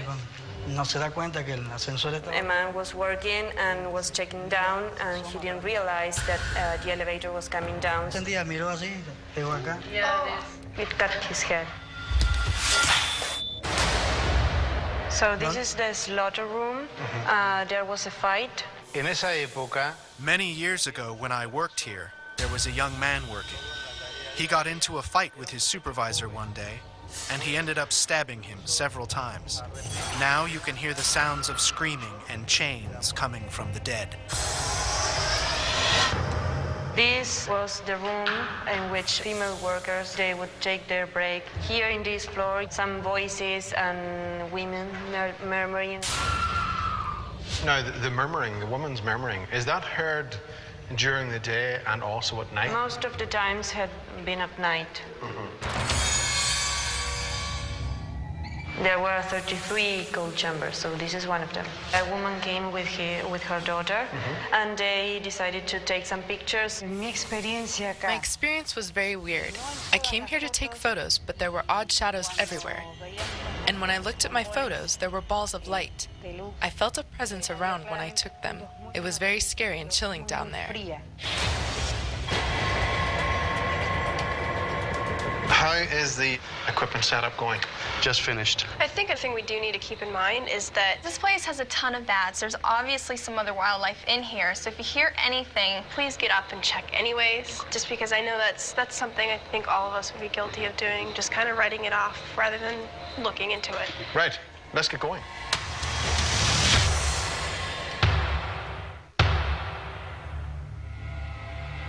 Okay, so we got thermal and IR. And the 360 running on 4-channel. This is the center of the slaughterhouse. Barry and I decided to do a thermal and IR sweep of Wawachu, and we started in the main building. Please don't be afraid to come out. We're not here to hurt you. If there is a spirit in here, can you show us where you are?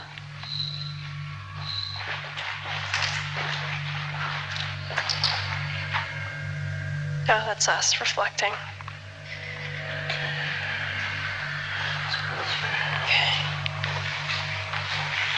You seeing anything around there? Nothing yet. Watch your head. Oh. What? I thought I heard someone say Chris.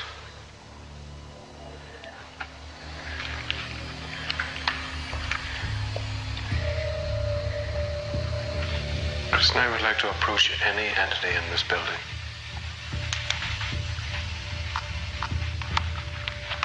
If there's somebody down here, please come close to us.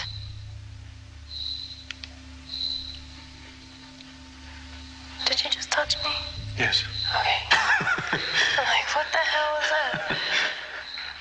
Okay, let's go. Okay. I heard of Chris. So the 360 was running at the time. I'm sure we have it.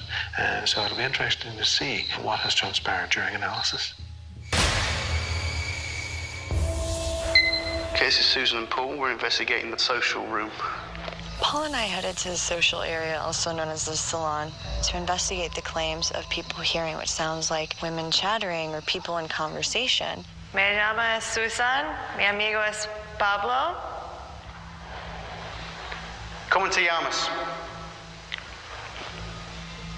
I heard the ladies in this establishment usually hang out here. Was this a place that you enjoyed hanging out at? What the hell was that? It sounds like there's women talking over there, right behind us.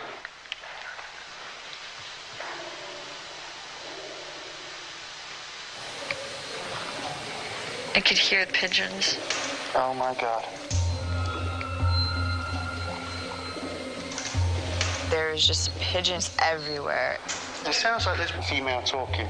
We were, in fact, hearing what sounded like women chatter, but it was, in fact, the pigeons. Several different tones going off at once, stomping around on the ceiling above us. It did, in fact, sound like an active social area. Okay. This is the entrance to the downstairs cold chamber. Oh, I do have my camera with me, so. Oh, yeah, camera? Cool. Yeah. I got the laser grid. Cool. So we can set that up and see what happens. Sweet. All right. Yep. Scott and I were investigating the downstairs cold chamber. We were following up on the reports of people seeing shadow figures and taking photographs and seeing ghostly images in it. EVP session, Joe and Scott. lower coal chamber? Hello, is there anybody in here?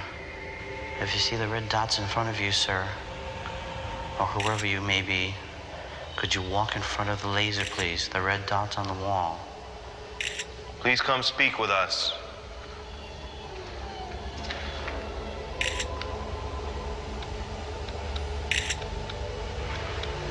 Do you know you're dead?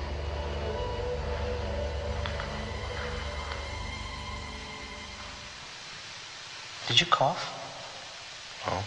I thought I heard like a cough. From down there? I don't know where it was coming from. I just kind of heard what sounded like. Whoa. Will you move your flashlight again back and forth? I just got the wicked chills, and I could have swore I saw something dart out from left to right.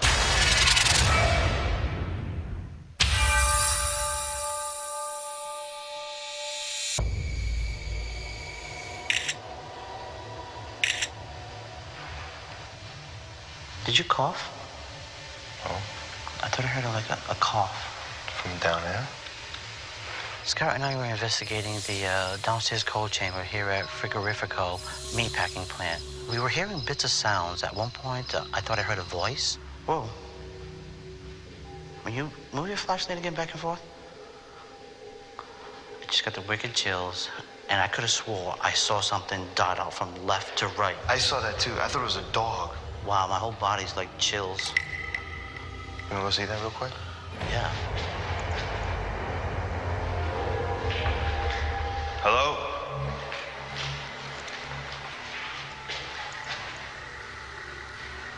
It's a dead end, so even if it was a dog... This is a dead end.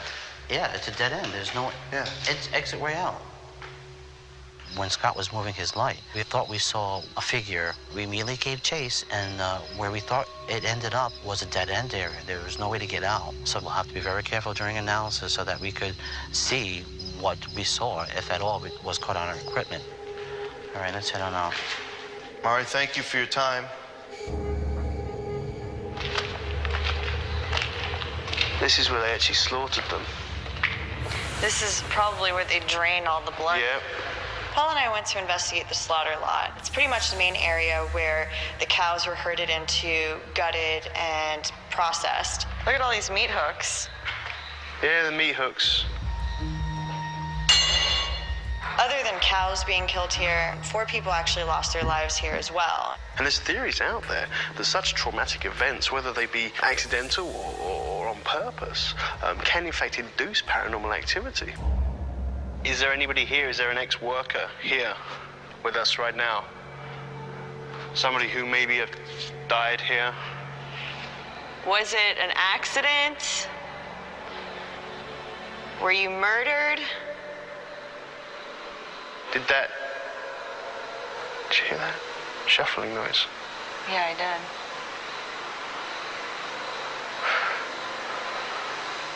That sound like footsteps. They did. ¿Estás aquí?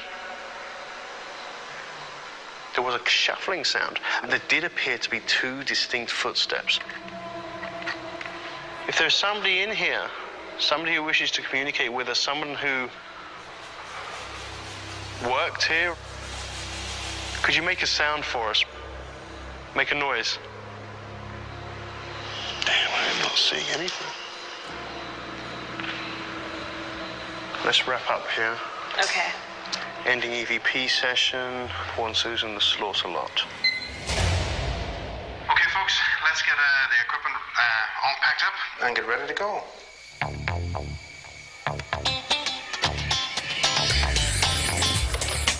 We just finished our extensive investigation at Frigorifico Wallawachu. We have covered this place from head to toe, looking for the spirits that were said to remain here.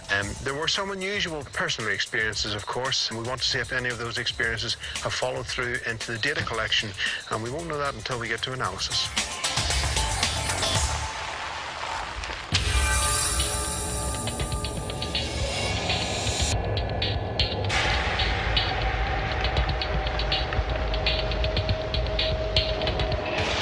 Okay, guys, right now I'm reviewing audio of Chris and Barry. They're doing a thermal sweep and they're in the slaughter lot. Barry reacts to the sound. Now you could hear the sound.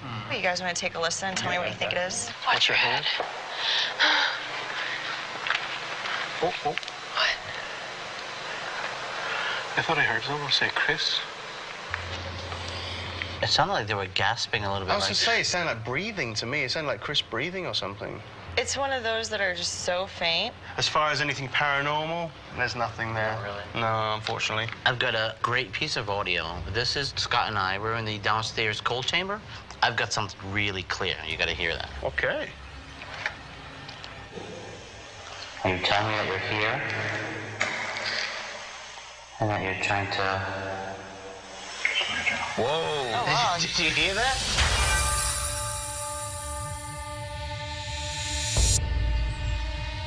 Ruben, it's good to see you again. Hola. Hola. Maria, it's very good to see you. Hola. Ruben had told us about a series of photographs taken by another person. Van a mostrarnos las fotos que tomó otra persona. Okay. And we wanted to show him some of these photographs Okay. to let him see and understand what we tend to see in these photographs. Okay. Now, this is one of the photographs taken from the client. As you can see, different areas where these balls of light appear. This is another photograph taken by one of our investigators. And you can see another ball of light that appears. These simply are just known as dust orbs. Yeah, a lot of it is just dirt or dust particles, water particles in the air, and when the flash goes off, these little particles will reflect the light. So that's what's being picked up in the pictures. Okay. This recording was taken in the women's salon. This is the place where reports of hearing conversation. So Paul placed a recorder there, and this is, of course, what we captured. No sé si eso lo captaron.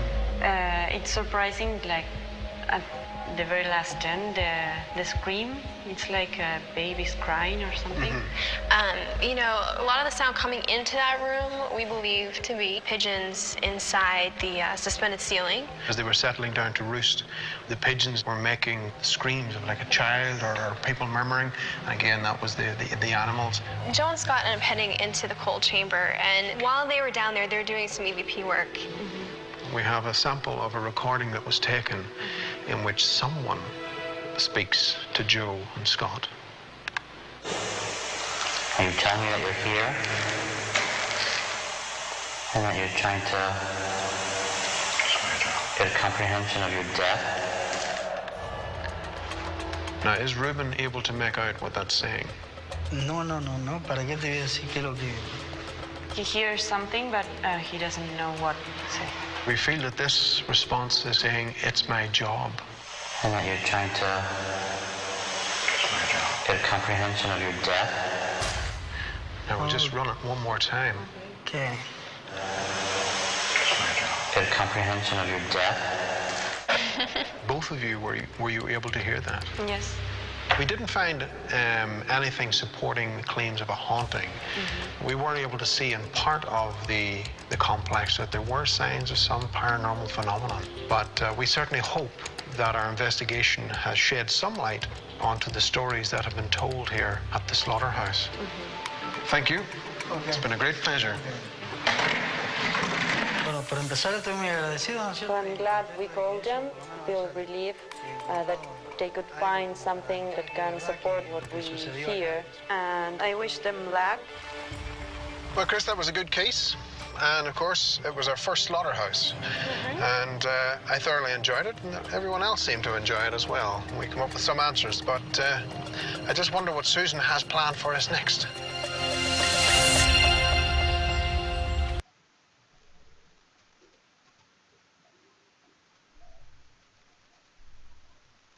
On this episode of Ghost Hunters International, GHI searches Barry's homeland of Northern Ireland for the source of a startling apparition, a nurse with no feet. Whoa. Swear to God, I just saw someone small just running past. At Roe Valley Hospital, Scott is touched by an icy hand. It felt like someone brushed their hand against my back. Wow. Then, the team crosses the Irish Sea to investigate a notorious island prison. I thought I felt something touch my wrist. Will Barry and Chris hear the deadly wail of the Banshee? I heard something. It sounds raspy. And is this the evidence GHI needs to prove a haunting at Spike Island? It's amazing.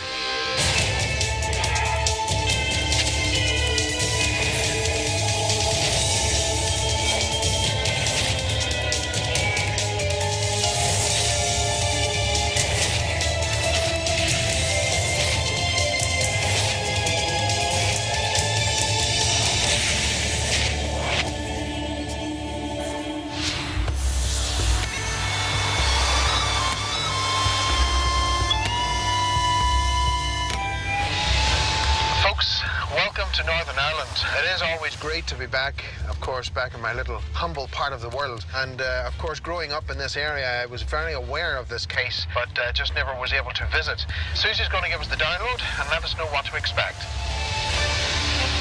Okay, guys, we're heading over to Lima Valley to investigate Roe Valley Hospital. Now, Roe Valley Hospital wasn't always a hospital. Originally, it was established as a union workhouse between 1842 and 1932. Victims of the famine were forced to work here in terrible conditions. These people were treated like slaves pretty much at this union workhouse, and about 10 people died every week. Wow. Now, our client is Damien Kaur. He's the manager of the facility and quite the skeptic, might I add. He's been hearing all sorts of claims. There have been reports that people have seen apparitions throughout the hospital, as well as people capturing these apparitions in photographs.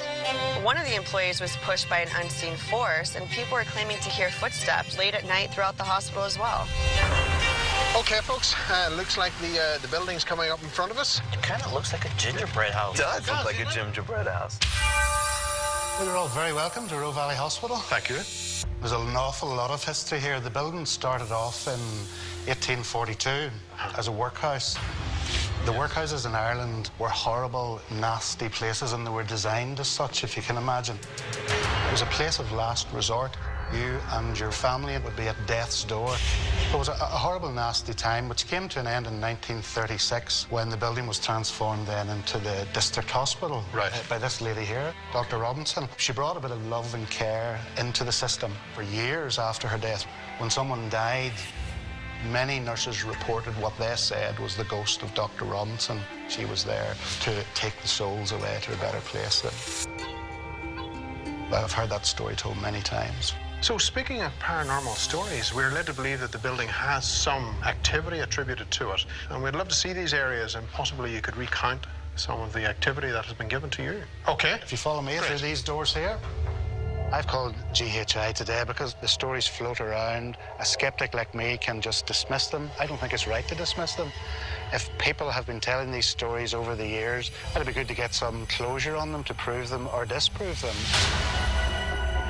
So this is our kitchen, where some of the stories originate. When the hospital was operating 24/7, there were people sleeping here, there were nurses on duty all night.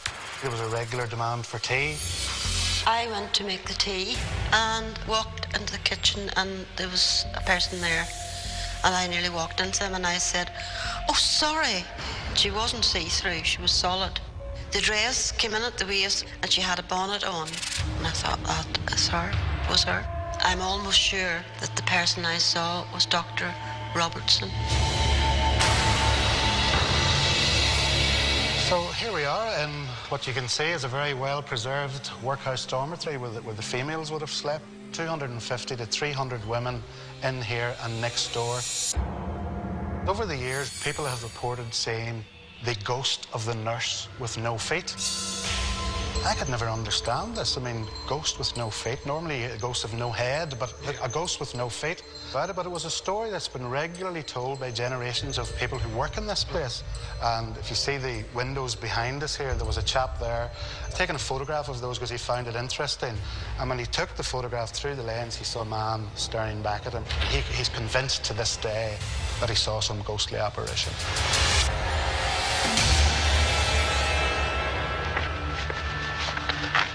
We've come from one end of the complex right to the other end. Right.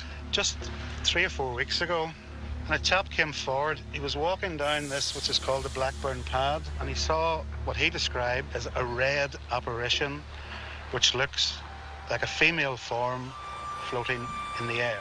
And the guy had actually got it on photograph on his digital camera. Hopefully, we now have evidence that that exists because we do have the photograph.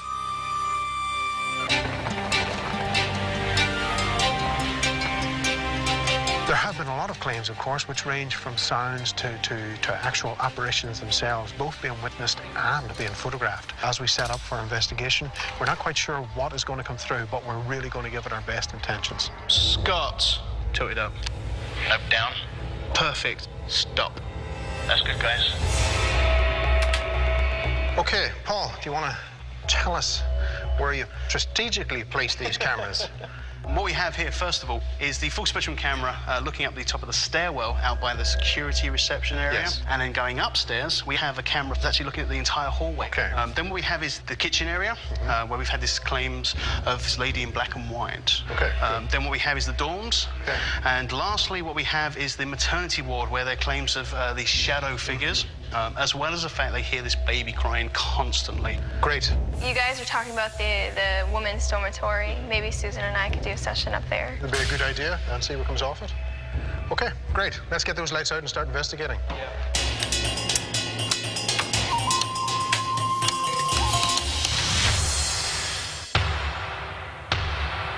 Well, let's get around this building and get to the bridge where this red apparition is seen. Very curious about that. Paul and I come out to the front of Roe Valley Hospital to debunk this photograph of the orange figure. This is what we're looking at. You've got your I've cell got mine phone? with me, yeah. I've got a red flashlight. Okay. So let's see if we can reproduce something similar to this. Yeah. It was taken on a cell phone. So Paul and I tried to take our equipment and reproduce the same photograph. Okay, I'm going to start walking. Now what I'm seeing is a dot. There's nothing. Okay, right, then we'll switch to the other cameras. Okay. Now, we weren't able to duplicate the photograph with our cell phone, so then we switched to the full spectrum camera and my digital SLR. Ready? Okay. Go. How does that look? Same as before with the little red dot. Let's try it with mine. I'll give you the red flashlight this time. Turn. And walk toward the camera. We were flashing the light at the camera. We were walking with the camera, swinging the light back and forth. Okay. We're getting close. We're getting very close.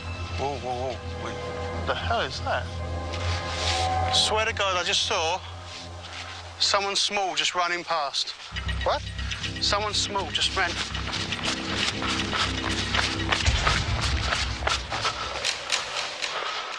Yeah, I saw it hit here, this part of the car, and it looked like someone just went like that. And there's no one here. What was that? What was that? Is that someone just ran? You heard that clearly. Oh, yeah. Did you actually hear me say what was that? I said that a second before you said it. Clear as day. It was pretty close. There was someone just walking there. What the hell's going on out here?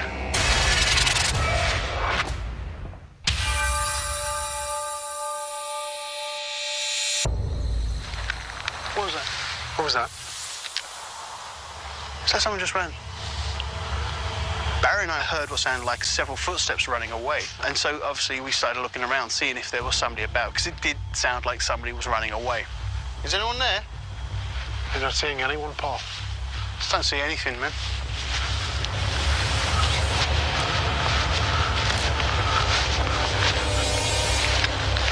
There's a shadow over there. Someone walking. Where the hell did he go? I don't know. What? Where's the other... Where did that guy go that was over in the... I don't know. I was watching him, and then something here caught my eye. And now I don't see either. That was crazy. There is some weird stuff going on. It sounded like whatever it was running through this. Yeah, actually, as soon as I walked over here, that was it. Yeah. That was it. It wasn't as harsh as gravel. It sounded just like this. Yeah. That's what I was hearing as well. So we see shadows over here. We come over here, and then we hear footsteps running away. Yeah. I'm going to turn this camera around.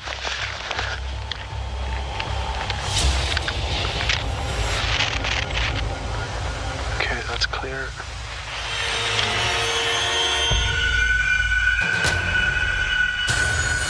The women's dormitory. kind of crazy. I mean, so they go around, they take homeless people, they'd round them all up, and they'd basically force them to live in these places. Susan and I headed up to the women's dormitory. This is an area where people claim to see this footless apparition. All right, so I brought the laser grid and a recorder. What did you bring? EMF detector and DV. Look at the girls doing all the tech, huh? I know, right?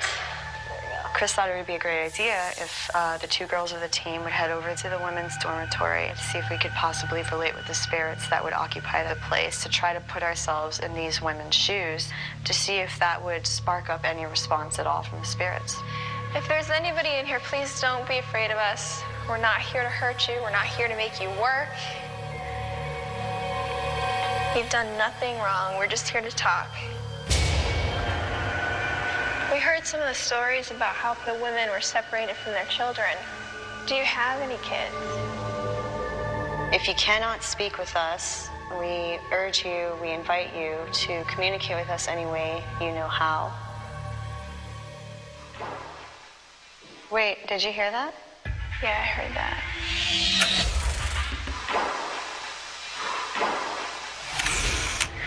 It was in the back corner? Yeah. It sounded like 2 knocks. It was like perfect, like even louder than that. Joe for Chris or Susan? Chris for Joe. Hey, Chris. Scott and I are at Command Central. We just happen to be looking at the monitor. The way the camera's pointed, it looks like there's something moving on the left side of the wall. Do you know what that is? There's nothing over there. Yeah, when I'm looking at the screen, there was something on the wall to the left. It's opposite of the doorway. Okay, so we will set this up over here facing that end. So we decided to set up the thermal camera on the opposite side of the room, covering the side of the room where the movement was seen, hoping that, you know, whatever came out for us then, if it was something, might come out for us again. Did you also want to move the audio recorder back over there? Yeah, that couldn't hurt. Chris for Joe and Scott. Okay, go for Joe. We're just calling you guys to let you know that we're gonna leave this room still for a little bit. We're leaving the thermal camera set up with everything else going and just let the room sit for a little bit. Sounds great. Copy that. Okay. So this is the kitchen where this apparition of the lady's seen. Now, the claim coming from the kitchen area is while the nurses come down here at night to make a cup of tea, they see this apparition, this female wearing a black and white and a bonnet. So, a pot of tea. We decided we were going to try and entice this spirit to come forward by placing the kettle on the stove. I wonder if this person that appears, Dr. Robertson. Dr. Robertson, are you the female that is said to appear here as other nurses come and make some tea late at night? You were quite the driving force to turn this into a hospital. Are you proud of what it has become?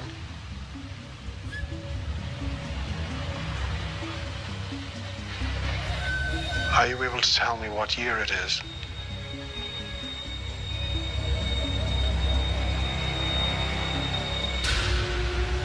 Are you able to tell us your name? Whoa. What? Felt like someone just tried to hold my hand. What? Felt like someone just tried to hold my hand.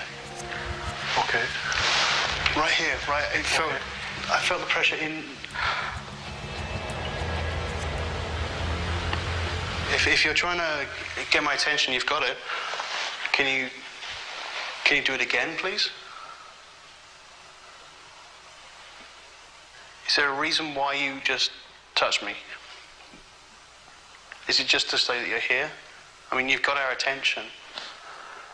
Make a nice little noise. During the EVP session, Paul felt like he was touched on the side of the hand. And moments before that, I'd heard the rustling coming from my left-hand side.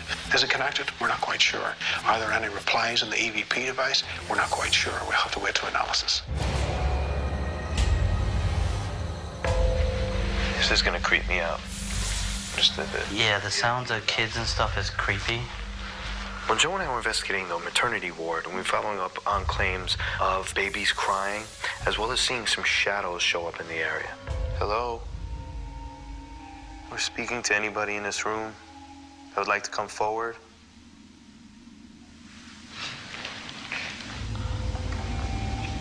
Are there any nurses in here who are taking care of the babies?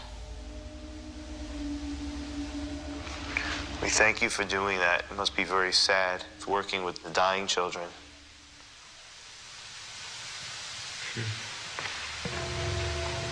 What's the matter? It's weird.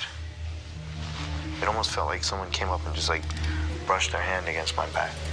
Wow.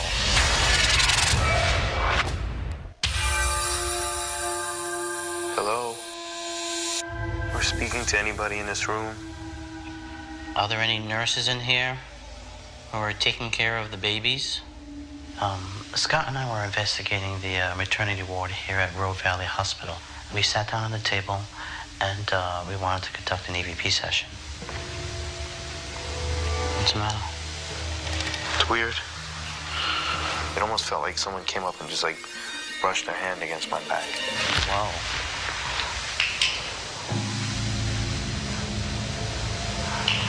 I freaked out in here, just a little uncomfortable. It has a feel to the room.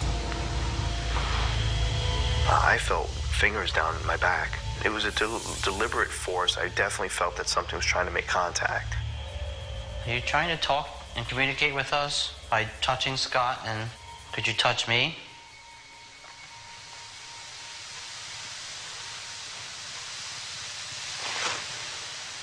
That to me sounded like a whine. That's what I was going to say. That sounded like a baby. It was pretty loud.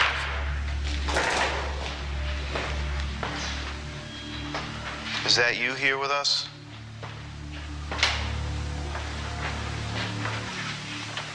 Are you trying to get our attention? You hear it over there now? Who's that? That sounded like the same thing we heard. That sounded like either a baby laughing. Like cooing. Or cooing. Cooing.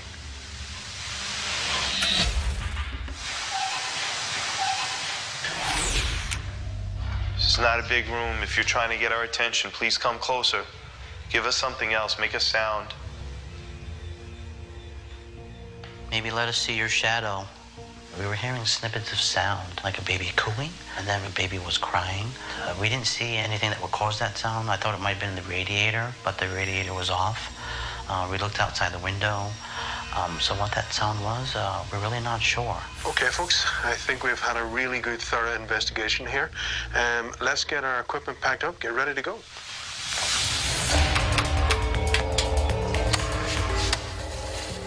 I'm really looking forward to seeing what comes out of the women's dormitory. I'm most curious about whatever it was Joe and Scott saw on the DVR. What was in that room that we didn't see? Or is it something that we're going to be able to figure out? So I think that's the big question of the night for me.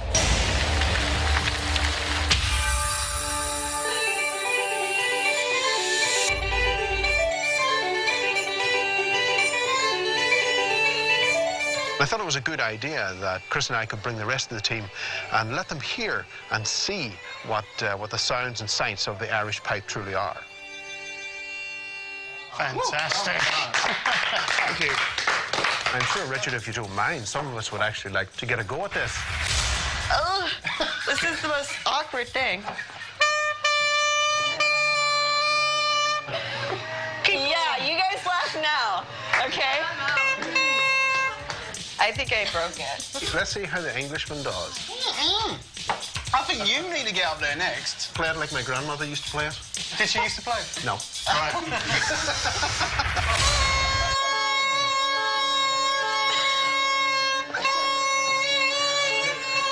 I felt as if I was wrestling a tiger, trying to keep the air in the pipes. If you can cover the top, one at the back, 3 at the front, you'll be streets ahead of your competitors. Why are you giving the British guy all the info? He needs all the help he can get. All right. Oh, that's so much better than I did. Leave the eyebrow. All right. And that's it. Yeah, jealous how much? I think you are. Chris Williams has not tried yet. Yeah, I know. I was doing that on purpose. I'd have to say that I gave the best performance because I didn't make anybody's ears in that bar bleed. Well, that was fun, actually. Let's get back to the hotel now and start analysis.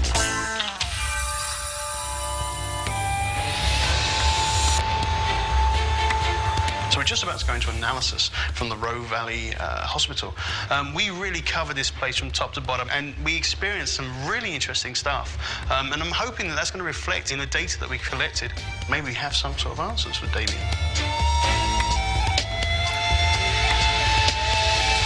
Hey, Paul? Yes? When Susan and Chris were up in the women's dorms, Joe and I would just happen to pass in front of Command Central. We noticed on the DVR what appeared to be a figure in the window. I clearly saw that with my own eyes. I could have swore that something was there. I kept trying to focus my eyes. And you know what? I was just looking at that, and look what we got. That looks like a face. Wow. Definitely a face.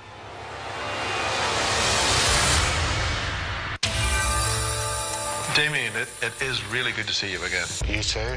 Hi. It is a real pleasure to be able to investigate back in Northern Ireland, to be back home.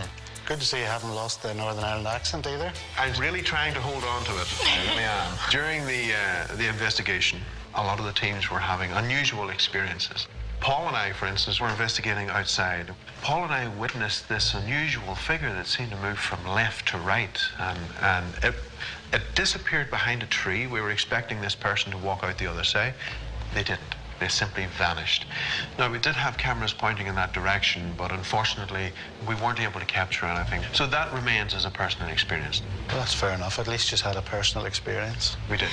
Moving on from that, Joe and Scott were also having unusual experiences in the maternity ward during their investigation. They said that they had a couple things happen. One, Scott felt what he thought were fingers on his back. That's how he described it. Joe and Scott also had seen some sort of figure, some sort of shadow figure in there that they weren't able to figure out. And then separately, Paul said he felt his hand get touched in the kitchen. It wasn't directly in front of our DVR system, but nothing showed up in that particular camera.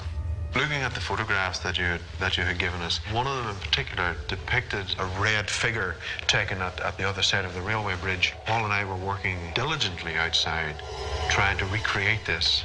But the closest we could get to was this. And that, by no means, we felt was even close to the photograph that you had showed us. So that remains a mystery to us. You know, there's a lot of things you gave us that revolved around photos, and one of the stories, too, was this man who was up in the women's dormitory who took the picture and seen a face in the window. Susan and I were investigating in the women's dorm. This is the back window in the women's dormitory. We're assuming that if they're investigating inside the building, chances are the lights are out. They'd be using probably a digital camera and a flash.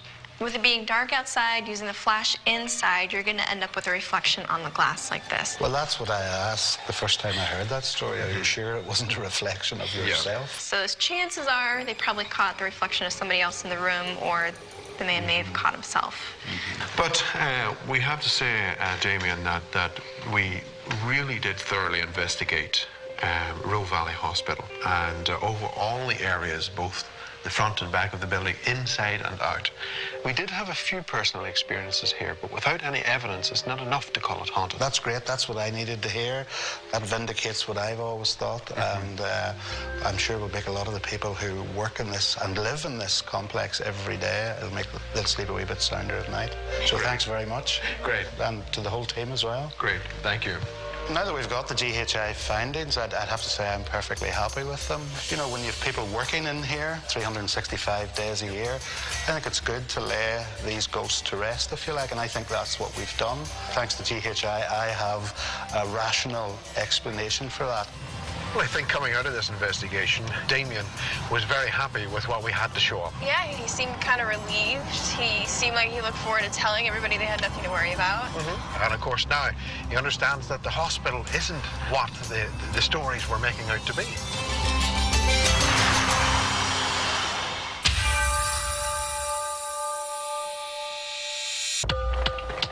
Folks, welcome to Spike Island, Ireland. We're on our way to meet an old acquaintance of mine, Michael Martin. Well, hello, everybody. Welcome to Spike Island. Thanks, Michael. How are you? You're very welcome. I've asked GHI to come and investigate whether or not there's actual supernatural activity going on, because it'll throw some light or clarity on the many, many stories I've heard from people who lived on the island and served on the island. So, Michael, why don't you tell us a little bit about the island, some of the history? All the different layers of Irish history are here, some of them wonderful. But in the monastic period, we had a monastery here. During the Viking period, they attacked us. During our War of Independence, there was people held here. And there was a huge fortress built at the height of the French Revolution. This fortress was converted for use as a prison. So what kind of people would be held here? The usual variety of rapists, murderers, and so on. That sounds pretty violent. So here we are at the back of A block. One of the legends that we hear, there was a recruit class training here. Two of them woke up one night and very distinctly seen a figure dressed in old military clothing standing by the fireplace in here.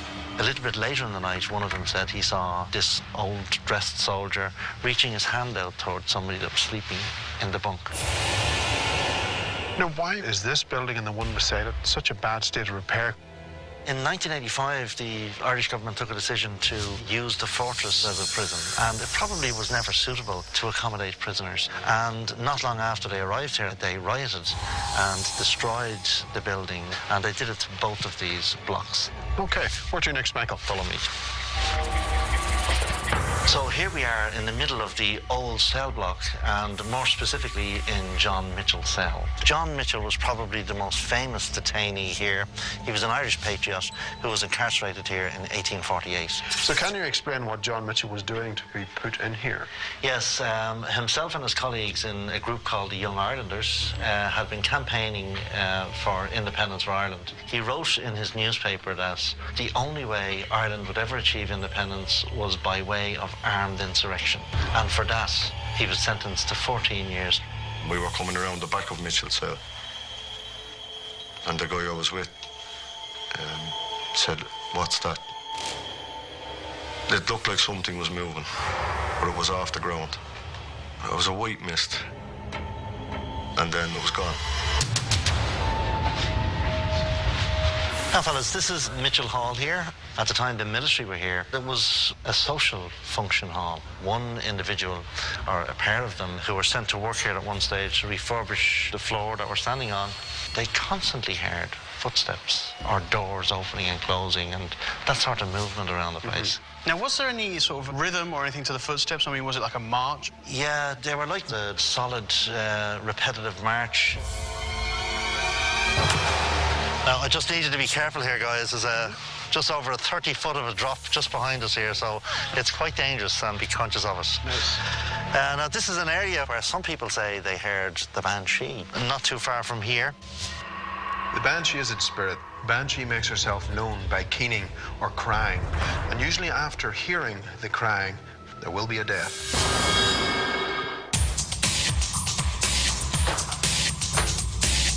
We just concluded our tour of Spike Island. It's a remarkable place, but there is a lot of elements to this particular island that is very dangerous physically to us investigating. Some of the buildings are in a very bad, dangerous state of repair. Some of the investigators could hurt themselves very severely. Just move that slightly to the right, please. That looks good. I like it.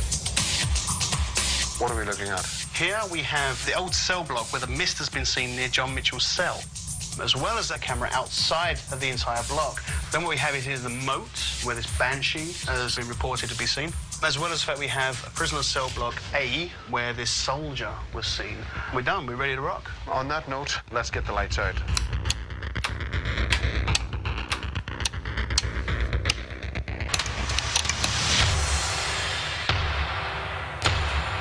This is Mitchell Hall. The claims in here are that they hear what sounds like footsteps and something that sounds like marching. Joe and I were investigating Mitchell Hall on Spike Island, and what we did is we tried to entice whatever was there to come speak with us. People say that they hear what sounds like people marching. Could you let us hear you walk around? Please come forward and let us know why you feel the need to march around.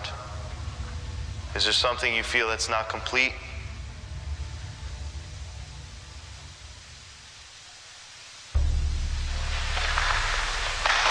hearing sounds all over the place.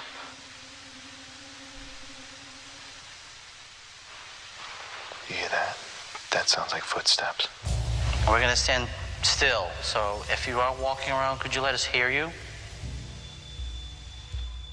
Are you the one responsible for the place being haunted? If you are, let us know. What happened? I thought I felt something touch my wrist.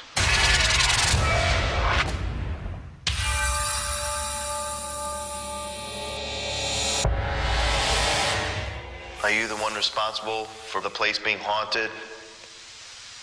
I thought I felt something touch my wrist. No. Joe thought he felt you.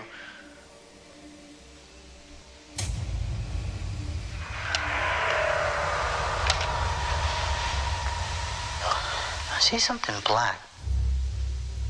Did you just see that then in the door? Yeah, I wasn't sure. Oh my God, tell me if this is the same thing. Okay. The silhouette of a person walked into the light and then just came back. I got chills just as you were saying that. Cause that's is that what you saw? That's what it looked like to me. That freaked me out. It looked like a person. Yeah. You want to go see if something's over there?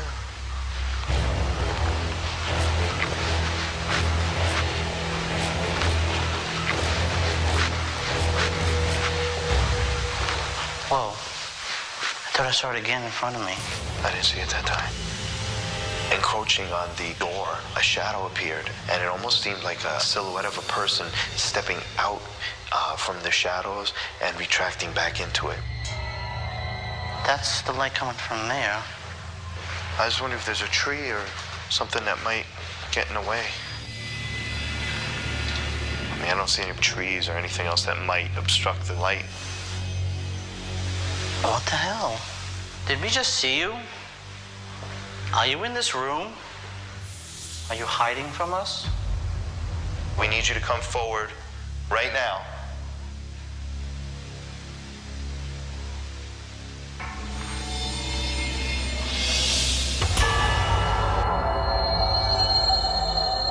I think if we head down this road, down into the village, that might work.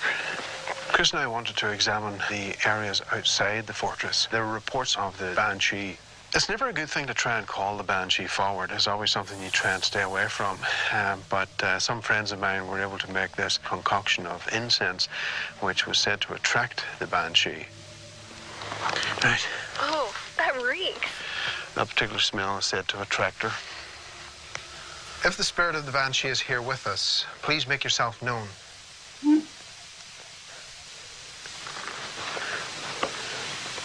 We aren't here to hurt you. Please come towards the incense we lit for you. I heard something. Not seeing anything on the thermal. Okay. Let's move on to the drill house. Chris and I then moved into the drill shed with a white apparition scene, conduct an EVP session while we were in there.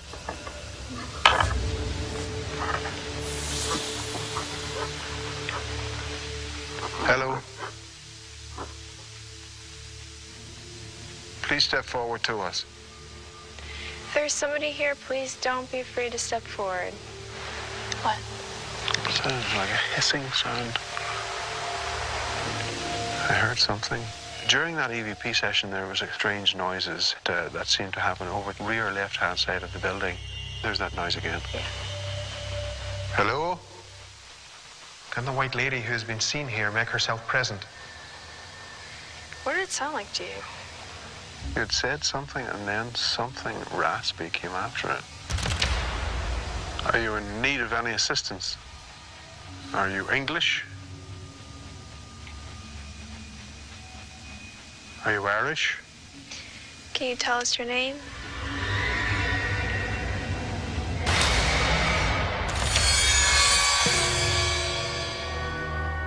So there's an apparition that has been seen in this walkway. No, it's actually a mist. However, according to claims, very definitely not something natural. So prisoners would sleep on these wooden beds. Yeah.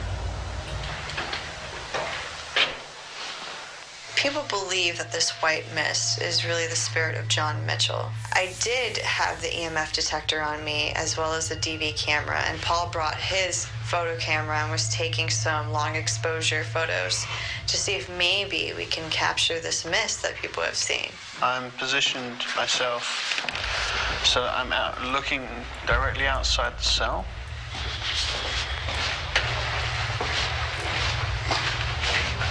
Is there anybody in here with us tonight? My name is Susan, and I'm here with my friend Paul. Mr. John Mitchell, if you're indeed here with us, then can you just give us a sign that you understand what I'm saying?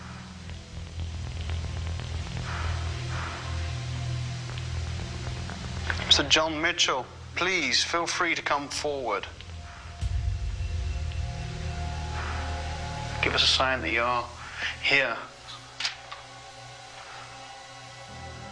We were addressing John Mitchell to come forward. We were running a number of different tools, and hopefully we actually caught something. Okay, folks, let's get our equipment packed up, get ready to go.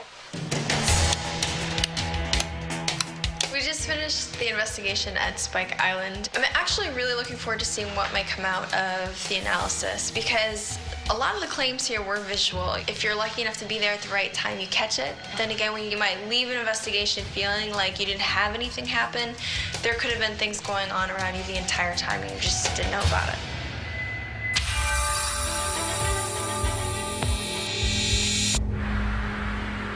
Spike Island, an interesting location. It has some very strange history going on, and I'm hoping that the history is actually going to bleed through into the data that we're going to be searching for, and maybe come up with some answers as to what's really going on there. I do have some audio stuff that you should listen to. This is Barry and Chris, and they're using the parabolic mic, and it seemed to capture a strange voice. Take a listen and see what you guys think. Okay.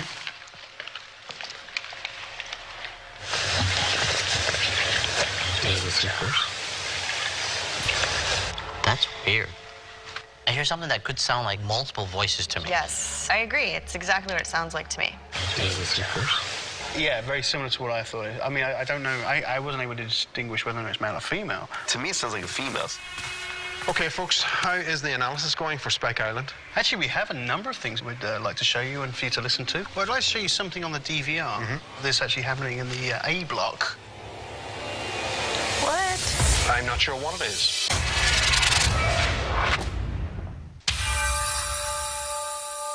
Michael, how are you? It's good to see you again. Very good, very nice to see you again. Going through the process of the investigation, I know that Joe and Scott had an unusual experience in the Mitchell building. Both of them witnessed this unusual shadow just move. It caught them completely off guard, I have to say. Yeah. And they weren't expecting it just through the door. And in fact, Joe had also reported that in the same building that he heard this voice, but it was so fast they weren't able to get it. Wow. So it was something, of course, we wanted to share with you today. That's so interesting because the reports we had there were from a couple of guys that were working there for 6 weeks, and they repeatedly heard these movements and noises. So I'm dying to see what it is they found. This piece of evidence that we want to bring forward to you is caught as Chris and I explored along the shoreline.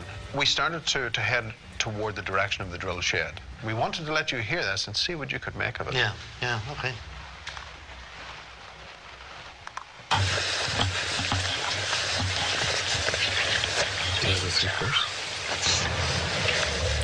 That's weird.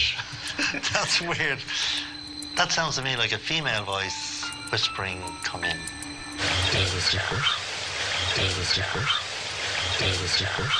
Almost welcoming, you know. It's amazing. Paul and Susan were actually over at the old cell block, and they were doing some EVP work around Mitchell's cell. And they also got something on their audio that we want you to listen to and see what you think. Okay.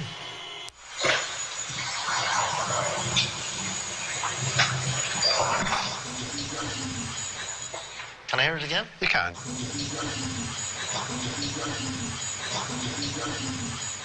There is a sort of a musical signature to it, you know. That was in the block. That was in the block, yes.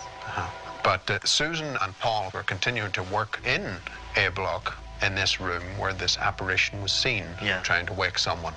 We'll let you hear it and see what you think yourself. In the morning, maybe.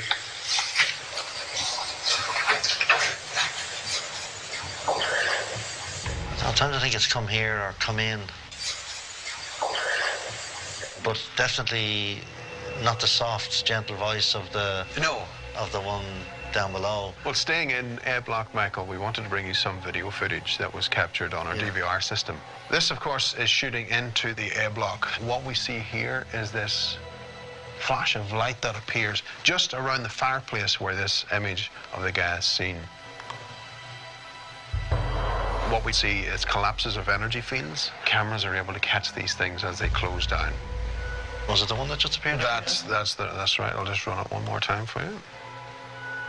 Those can be pretty rare, I have to say. We have seen them in a few locations around the world. And is this the fireplace? That's correct, yeah. Well, that's exactly where the apparition was supposed to be seen. Wow. There was something that we've seen on our DVR system also recorded in the A Block. We'll let you have a look at it and see what you think yourself.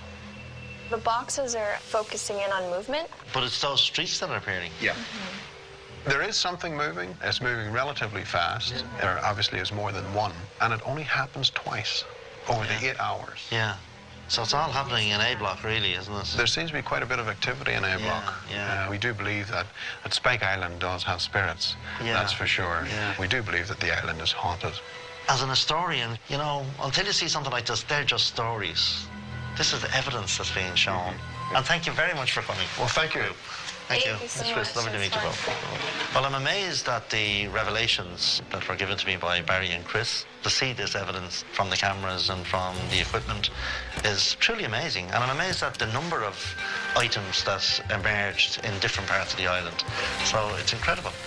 Chris, I was very, very happy with that case. Spike Island will live long in my memory. And I know that Michael was very impressed with what we were able to give him. It was just so much fun watching his reaction because he deals with facts all day long. So it was neat to see how strongly he reacted, especially to the EVP that we caught down by the waterfront. Yeah, and you know, it's a fantastic place. Wonderful history, wonderful people.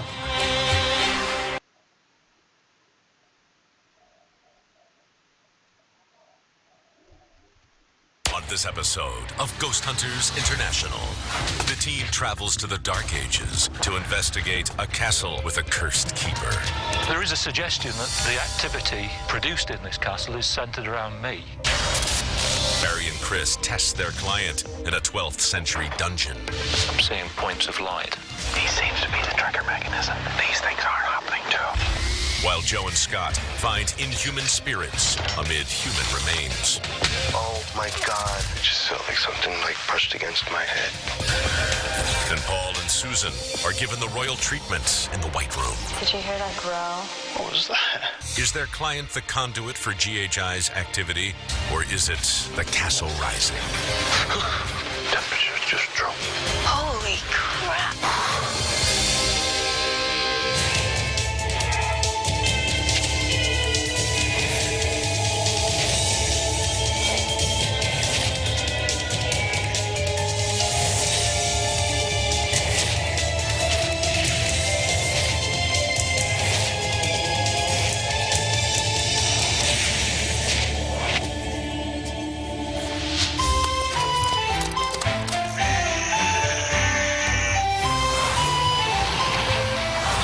Around here. Wow, Joe. This is your first time to England, isn't it? Yes, it is. Well, then I would personally like to welcome you to my homeland. Are we to brush up on our English? Yes, I think actually it might be a good idea if we start brushing up on our English. Well, we brush up on the terminology because I don't understand a lot of things that you say. What is wrong with you, Scott? You should throw him in a boot. You say weird things. We should just totally lock him in the boot the entire investigation. Okay, folks, we have a great case coming up, and Susie's going to tell us all about it. Well, guys, we're going to head over to Castle Rising, which is located in Norfolk, England. One of the more popular 12th century castles here in England.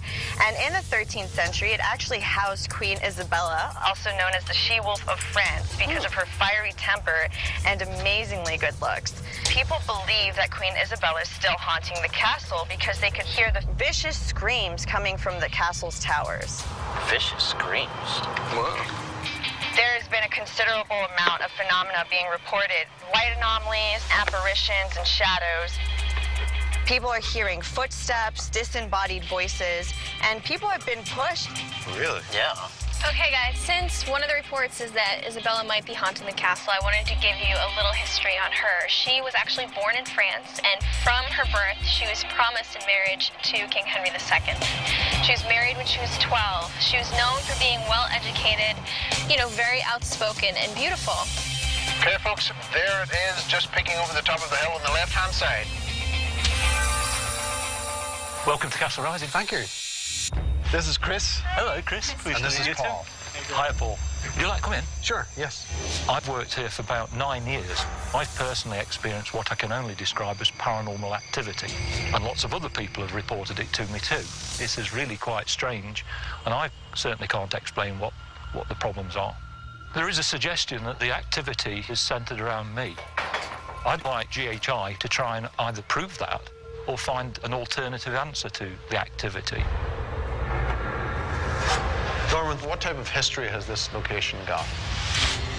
It goes back to Roman times, a Roman farmstead. Then the Normans arrive in 1066, and they start to build the castle in the middle 12th century. That's 850 years old. This is the main reception room. And what type of activity is seen in this room? The big doors open on their own. I've seen them open on their own. Often I find them wide open in the morning. They are quite a heavy door, Paul. Did you just close that one as we come in? They are heavy doors. Heavy and latched and bolted. Okay, Norman, where to next? Top of the tower. Lead the way. Okay. This is the White Room. Queen Isabella, who's associated with this castle, the spirit of Isabella is apparently still here. And there's tales of her screaming from the top of the battlements. And you sometimes can smell her perfume. My first question, I think, would be, why would she be screaming from the battlements? She's supposed to have murdered her own husband, had remorse, and is supposed to have gone mad.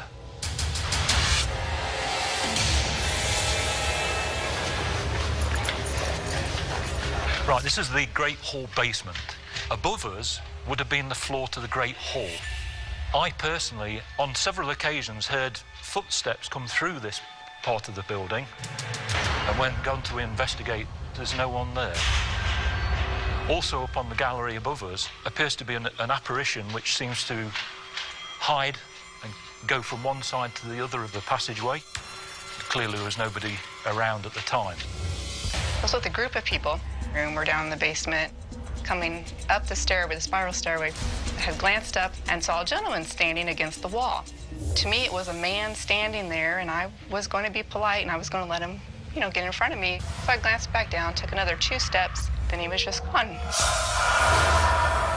He just wasn't there. Welcome to the dungeon. This is actually the oldest room in the entire building. It was the first thing that was built. One of the main effects I've had in this room are light anomalies. I looked up into the upper left-hand corner, and there were just little twinkles of blue light, kind of like pinpoints of blue light coming through. They lasted maybe 30 seconds or so, and then just kind of went away. Well, we've come back down in time. Okay. This is here before the castle and is used as a parish church originally. The activity we get is physical grabbing of. I've experienced it towards the back, or rather the east end of the church. Other visitors have experienced similar kinds of things. So, Norman, this is the east end. This is where the altar was, the original altar of the church. Far end, yeah. This is the oldest entrance to the site. This has been used since Roman time. Right. It would have also had a drawbridge. Right, okay. Now, what type of paranormal phenomena has been witnessed here? We've got the sound of clinking armour, orders, walk in file, walk in line, that kind of thing. But one of the best bits was a photograph. It revealed a horse underneath that arch. I just see something at the corner of my left eye, so that's why I took the photograph. But then it's like this overwhelming feeling. You can't really describe it. Something really big is there. So something's in front of me, you know, it was obviously there. Castle Rising really has a lot of planes of activity. We are breaking out everything that we have. We're battling against the weather. It's coming in on us on all fronts. Norman, our client, seems to have a lot of activity circling around him. So we're going to incorporate him into some of the investigation tonight and see if we can draw out anything else that maybe is happening around him. Okay, Paul, how's this setup going? Oh, we're good. We are ready to rock. Where have we got the cameras? Okay, well, what we have here is the Great Hall basement area. We've got the Saxon Chapel over the back there. Then what we've got is the dungeon area. We're actually using the full spectrum DVR along with the red lights. Then what we have is an IR camera based outside the location. We're actually looking at where the drawbridge would have been. Yes.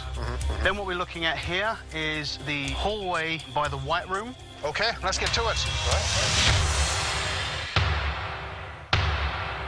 Brian and Chris in the dungeon. If you are a prisoner, we don't care what you've done. We're not here to judge you. You will understand that we mean you no harm. And likewise, we appreciate it if you would mean us no harm. We're simply trying to make a bridge of communication. We understand that this is your space. Can you come out for us? I don't know, Bear. It seems pretty quiet. There's nothing going on. Let's bring in Norman. Norman seems to be a catalyst from what he was telling us toward paranormal events. You okay?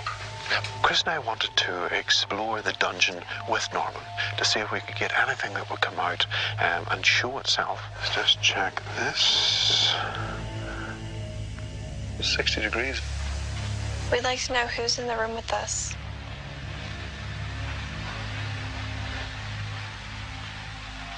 We do not fear you, so please do not fear us. We want you to come out. The temperature's dropping around my hands. Please don't be afraid to come out. Temperature's just dropped. Oh. What? 60 degrees has suddenly dropped to 47. Holy crap.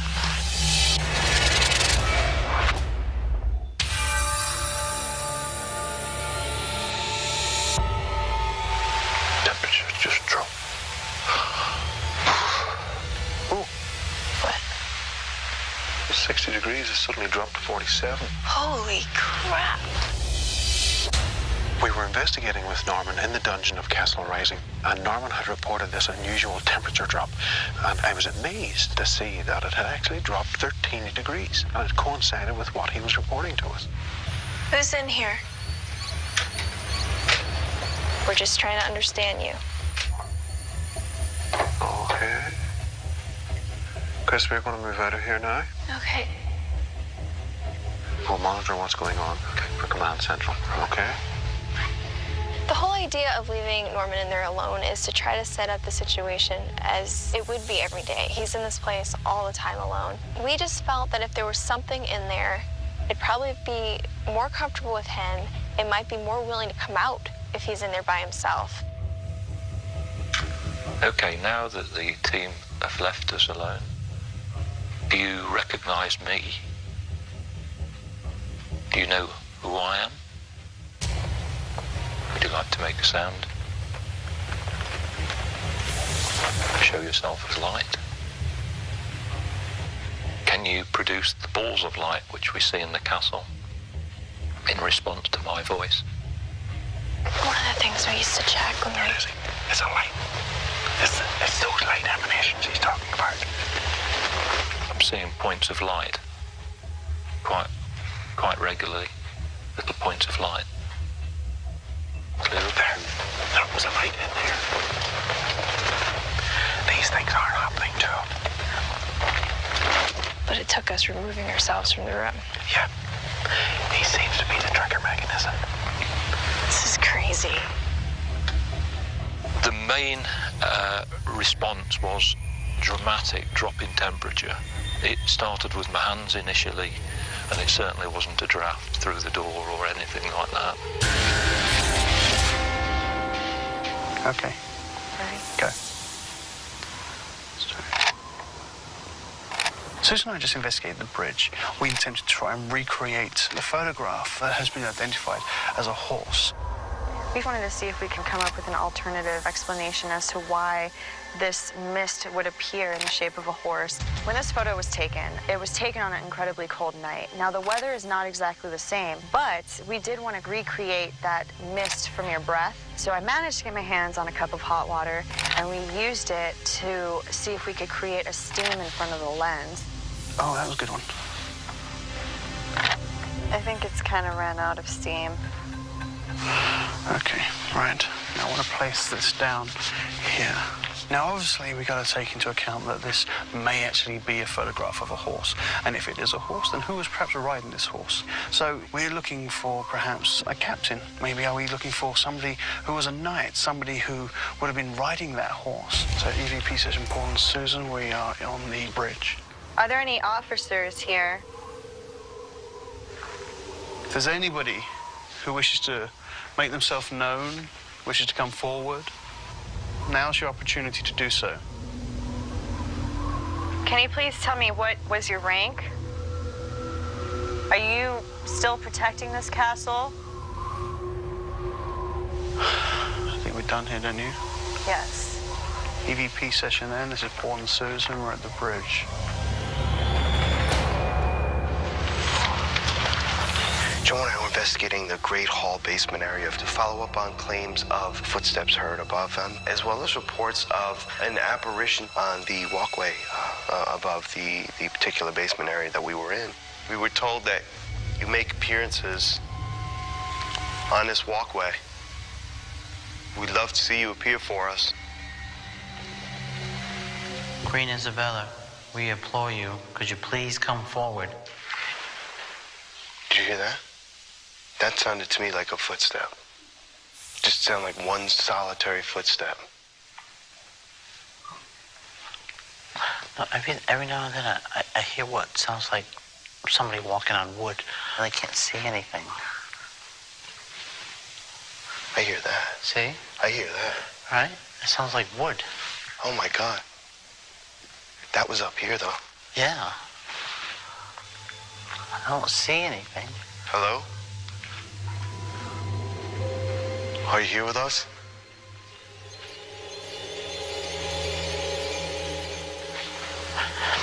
Stay still for a second, because I think I hear voices, but I'm not sure. It's like light whispers, and it sounds like a female to me.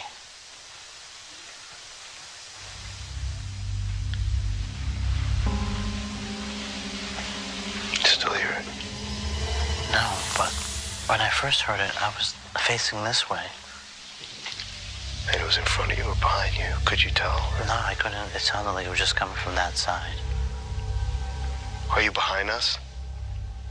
Are you down here with us?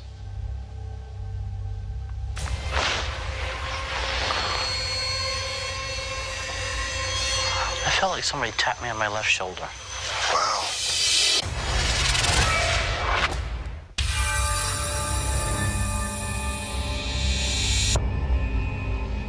Stay still for a second, because I think I hear voices, but I'm not sure. It's like light whispers, and it sounds like a female to me. Are you behind us? Are you down here with us?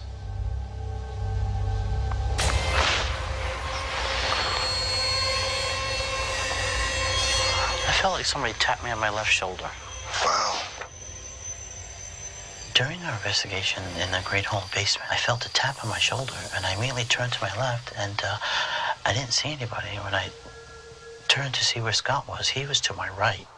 Did you tap me? Am I imagining that? Did you hear that? I did hear that.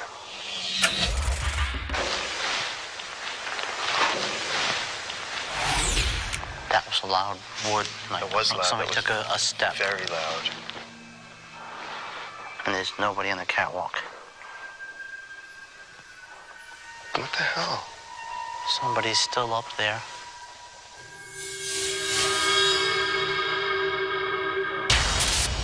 I was just trying to see if there's anything like hanging from there or something that would have was moved to the breeze. Chris and I went back into the dungeon where previously we were investigating with Norman, our client. We needed to have a look It at looked like these. there was less beams of stuff, didn't there? We wanted to see if we could figure out what caused the strange lights we were seeing on the DVR. I'm not seeing anything. I'll just stick this thermometer outside and get a temperature reading of the ambient temperature. We also wanted to see if we could recreate the temperature drop we witnessed with Norman. And now the temperature has dropped. It's 51 degrees. Outside. Since we initially had our investigation. So... Is it breeze enough to make that thing go down, though? Oh, yes. I'll tell you what to do, Chris.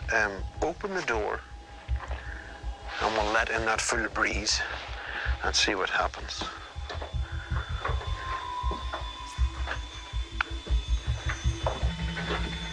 Uh-huh. Do anything? No. It's blowing a little bit. But it's not crazy right now. Still stand 52.7. I'm not really sure what happened in there, but we weren't able to get it to happen again when we were in there alone. No, I thought to myself, maybe there's a draft coming down from up above. Yeah. It's actually warmer. It's a vaulted ceiling. Yeah, that wouldn't make any sense. Unless... What the hell? What? I felt my hair get pulled.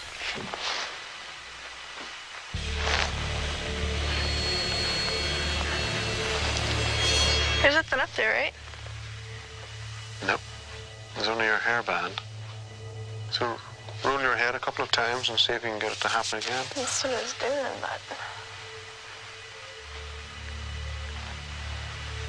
I don't even know what I'd catch it on, unless I caught it on the zipper. No. I don't know. Okay. Wait, what's behind me? Nothing. Yeah, I don't know. Strange. Because my hair's in a ponytail, I figured maybe my hair got caught on a zipper or got caught on my clothing. So that was the only thing I could come up with that was rational and normal. Did it happen again? Didn't happen again, but I mean, there's a good chance it could have just gotten caught on my coat. Ever strange. Ever strange.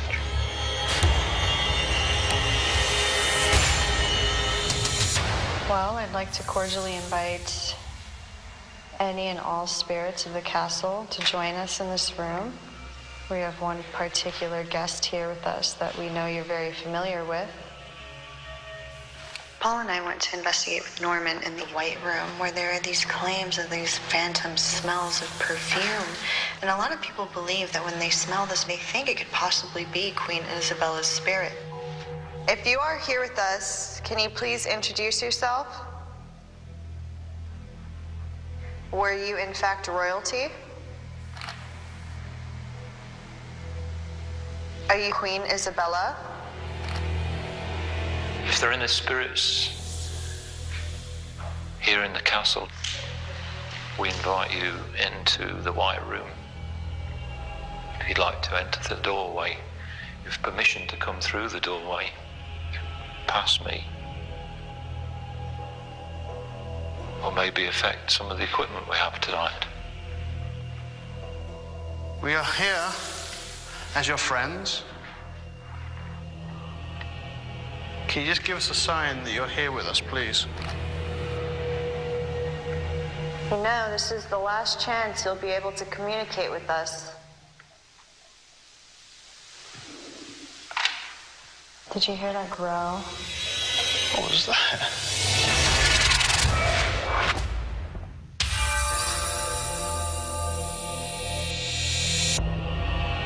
We are here as your friends.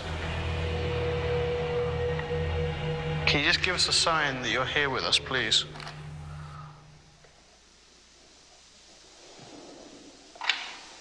Did you hear that growl? What was that?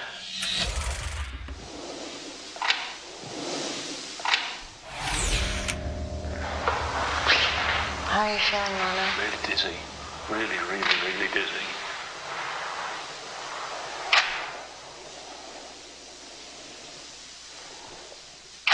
Was that you, Paul? I haven't said anything, I've done anything. What I thought I heard was like some deep bellowing kind of sound. And it was on the walkway. I thought I heard what sounded like a growl at that point. And it was unusual. We were hearing little things shuffling and such, and it seemed like some of these sounds were so light and so far that they kept eluding us. I keep hearing something down that end too. Down the end of the hall? Round the corner. It's like a shuffling. Yeah. And I heard it a few times.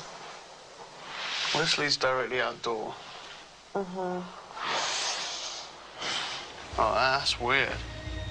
Luckily, Paul and I came well equipped. We had everything from the RT-EVP, a full spectrum video cam, a mini DV camera, and all of these had audio on them. So hopefully we were able to pick up on these things that kept eluding us. Are you getting any wind through there at all? There is a draft coming through the door. The door doesn't seem to be budging at all. Chris and I went to the reception room where the doors are said to open by themselves. I mean, do they naturally want to swing? Is there like some sort of pitch to the floor that would cause them to do that? Well, it naturally wants to swing shut. And they're found open, right? That's right, yeah. So that wouldn't make sense. What about that side?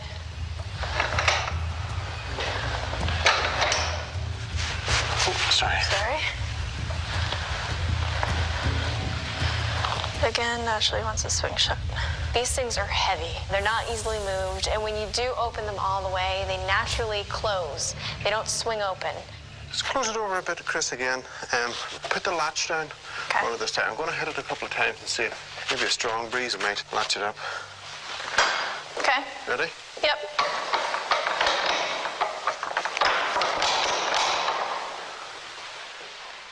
This door, if properly latched, won't open.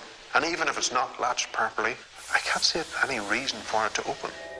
Okay, well, let's move on and see what else we can find. Alrighty. What is that thing you're holding?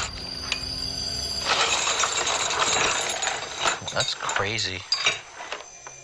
Joe and I were investigating Rising Castle Dungeon. We knew that there was already a camera stationary in there. However, Joe brought his DV camera. I brought the Mel meter as well as the 360 audio recorder. That's insane.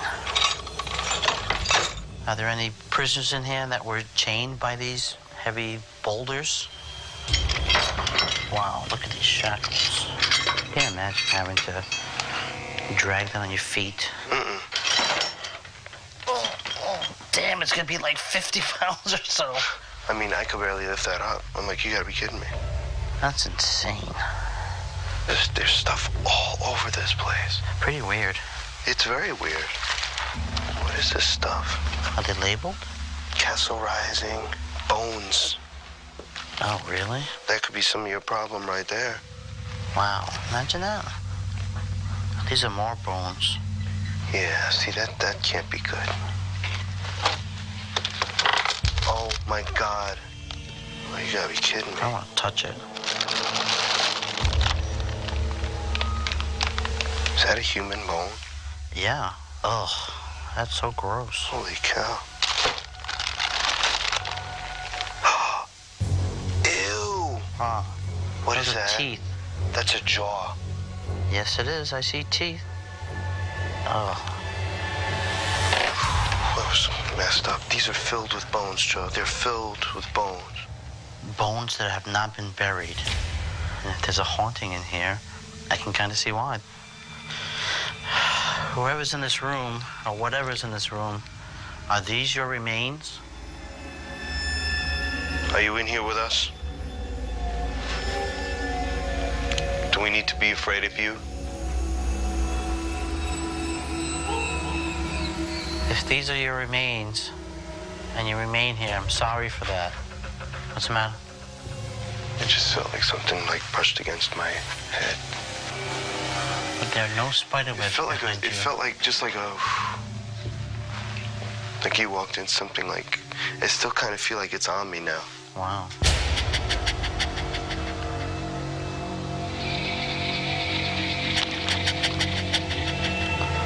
Is there anybody here? Did you touch my friend Scott?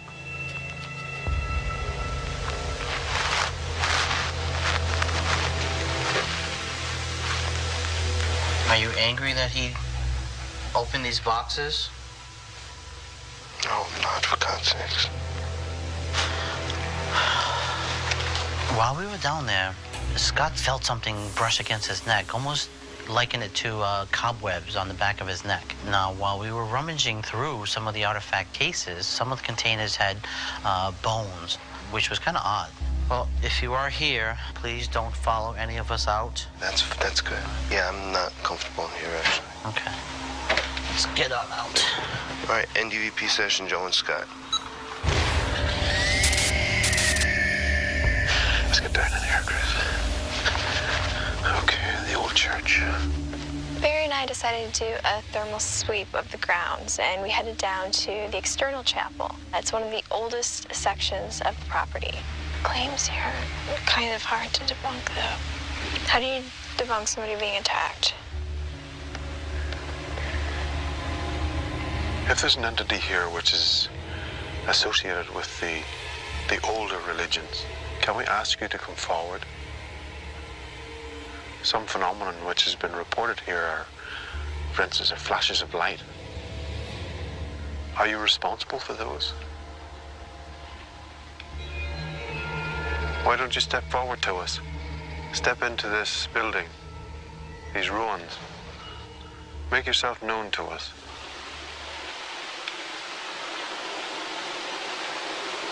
That was odd.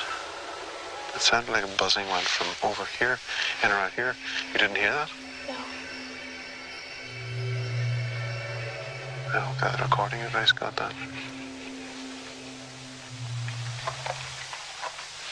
No footsteps? Did you hear that? I keep hearing this. It's like a buzzing or a humming, and it comes in waves. For a second there, it sounded like... But I don't know. Make yourself known to us. Barry and I did have a few weird things happen. He heard what he thought was humming. I heard what I thought was footsteps. I know that the audio recorder was running the entire time, so I'm really looking forward to seeing what comes out in the analysis. Not seeing anything unusual here. Nothing really showed up in the thermal camera. So from the exterior chapel, we moved over to the bridge where this horse was supposedly shown up in the picture. Now, we also need to do a thermal on the drawbridge. Mm-hmm. With the horse? With the horse is seen, yeah. Hold on a second. Chris, what's that? What the hell is that?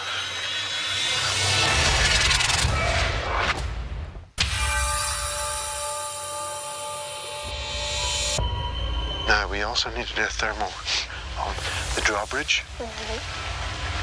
With the horse? With the horse is seen, yeah. Hold on a second. Chris, what's that? What the hell is that? Something I seen there. That was odd. Mm-hmm. I thought I seen something in the arch. Are you seeing maybe the trees or something on the other side of it? I would doubt it. The angle I don't think's correct. Go a bit further. Barry for Paul. Go ahead. Well, where are you? We just left the White Room. We're now actually in the entrance area. We're just about to head down the stairs. Great. Barry for Joe. Where are you? Joe and Scott, we're heading to Command Central in just about a minute. We thought we heard a footstep at the bridge. Oh, give us 1 minute, please. Oh, that's who we were seeing on the thermal. Yeah. Joe and Scott on the bridge. It was just an unusual blob. Is there anybody here with us right now? We would like to give you the opportunity to come forward and make yourself known to us. Paul and I went to go investigate the Great Hall basement. Some of the claims are that people are hearing these footsteps, as well as the feelings of being watched. See that?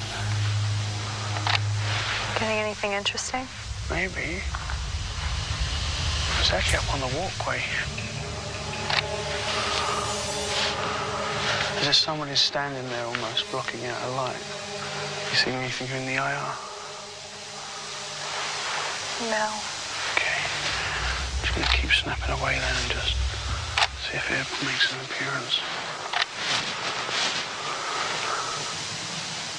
Did you hear that? It sounded like someone who's walking up the stairs. Yep. It sounds like somebody running away. It really does. Somebody running away wearing a cloak. Yes. Like the dress. Yeah. And the claim being that they hear the woman's dress. That's true. The fabric sounds of movement and fabric. Do you just quickly check the stairwell? Yes. Just with the camera.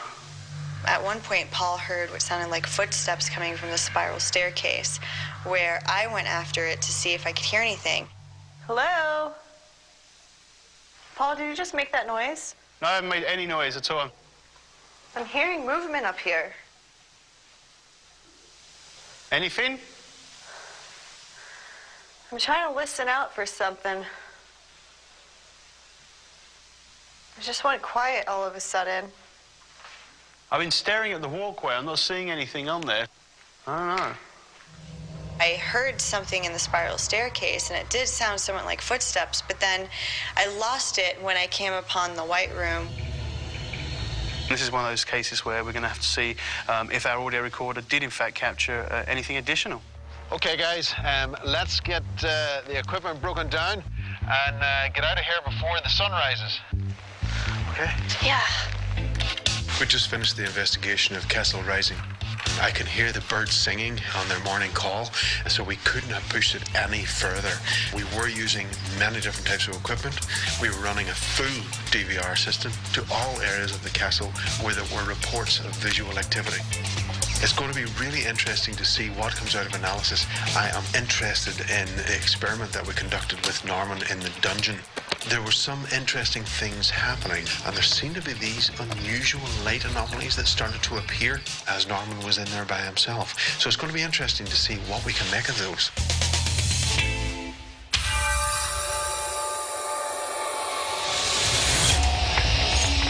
So we're just about to go into analysis for Castle Rising. I'm really excited about this one.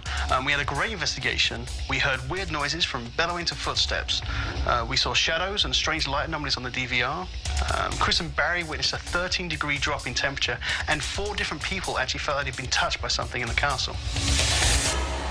I have an audio clip from Joe and Scott.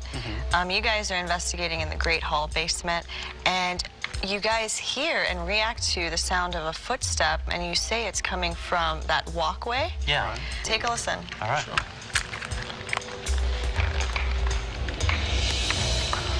Did you tap me? Am I imagining that?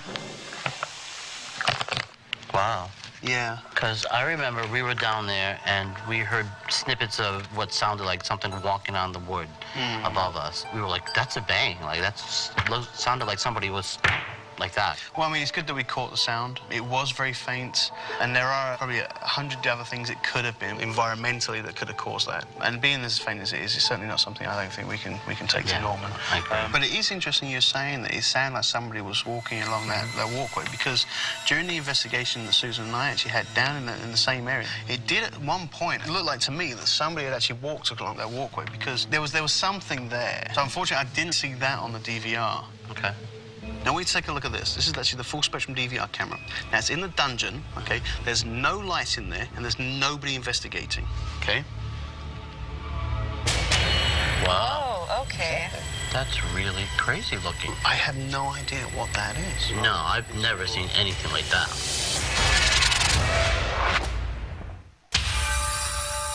Norman, it's good to see you again. Nice to see you too. First of all, we wanted to talk to you about this picture of the horse's rear that was taken at the front gate. That's Holly's horse. We went back to try and explore and understand possibly what was going on and use different filming techniques to see if we could try and capture something. We just weren't getting anything close enough to it to understand what was going on. With that, of course, we move on to the other pieces of evidence that we've collected. So this is shortly before Barry and I left you to do your EVP session solo. And you're gonna hear yourself talking, but then something or someone else chimes in.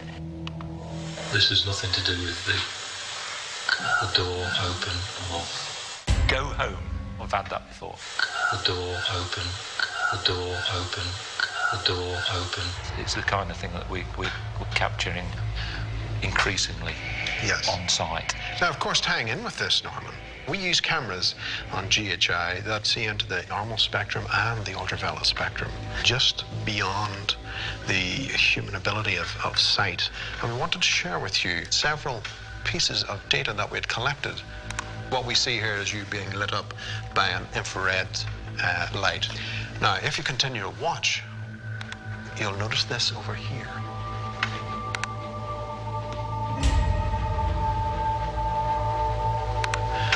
Now, are you able to see those little bursts of light?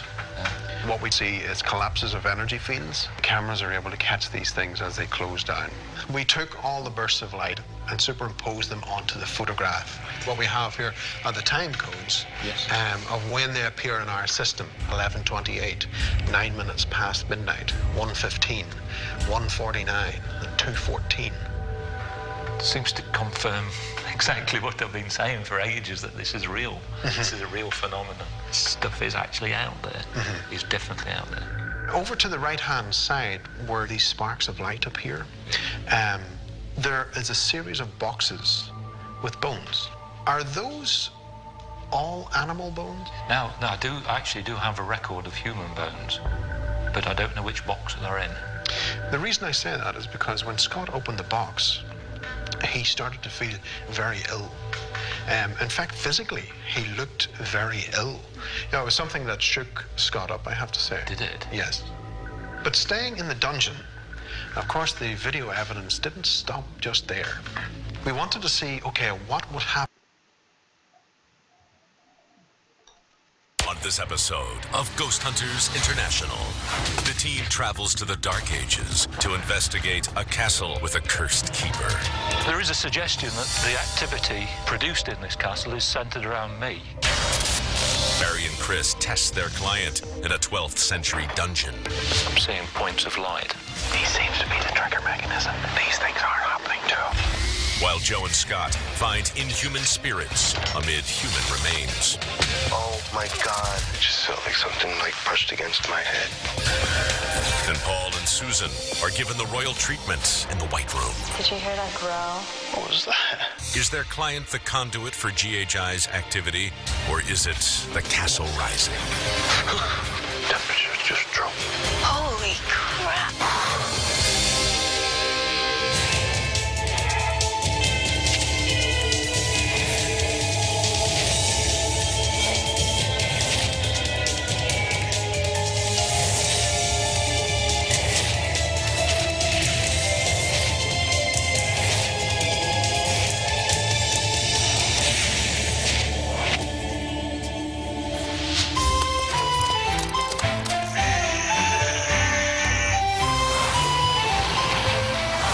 Around here.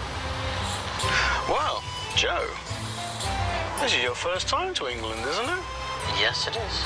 Well, then I would personally like to welcome you to my homeland. Are we to brush up on our English? Yes, I think actually it might be a good idea if we start brushing up on our English. Well, we brush up on the terminology because I don't understand a lot of things that you say. What is wrong with you, Scott? You should throw him in a boot. You say weird things. We should just totally lock him in the boot the entire investigation. Okay, folks, we have a great case coming up, and Susie's going to tell us all about it. Well, guys, we're going to head over to Castle Rising, which is located in Norfolk, England.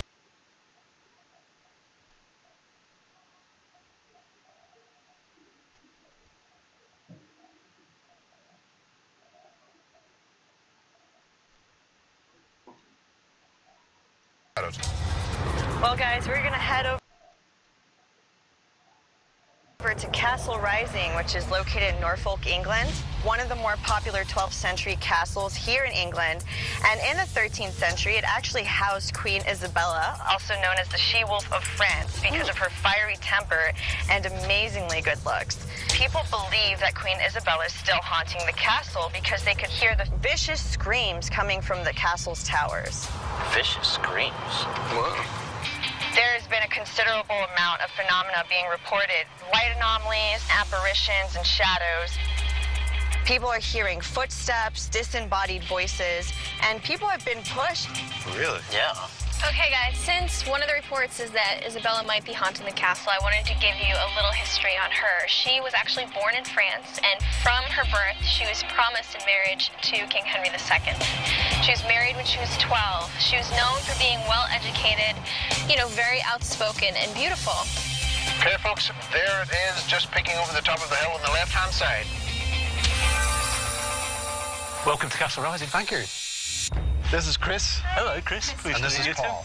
too. Hiya, Paul. Would you like to come in? Sure, yes. I've worked here for about 9 years. I've personally experienced what I can only describe as paranormal activity, and lots of other people have reported it to me too.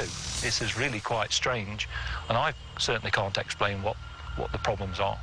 There is a suggestion that the activity is centred around me. I'd like GHI to try and either prove that or find an alternative answer to the activity. Norman, what type of history has this location got? It goes back to Roman times, a Roman farmstead.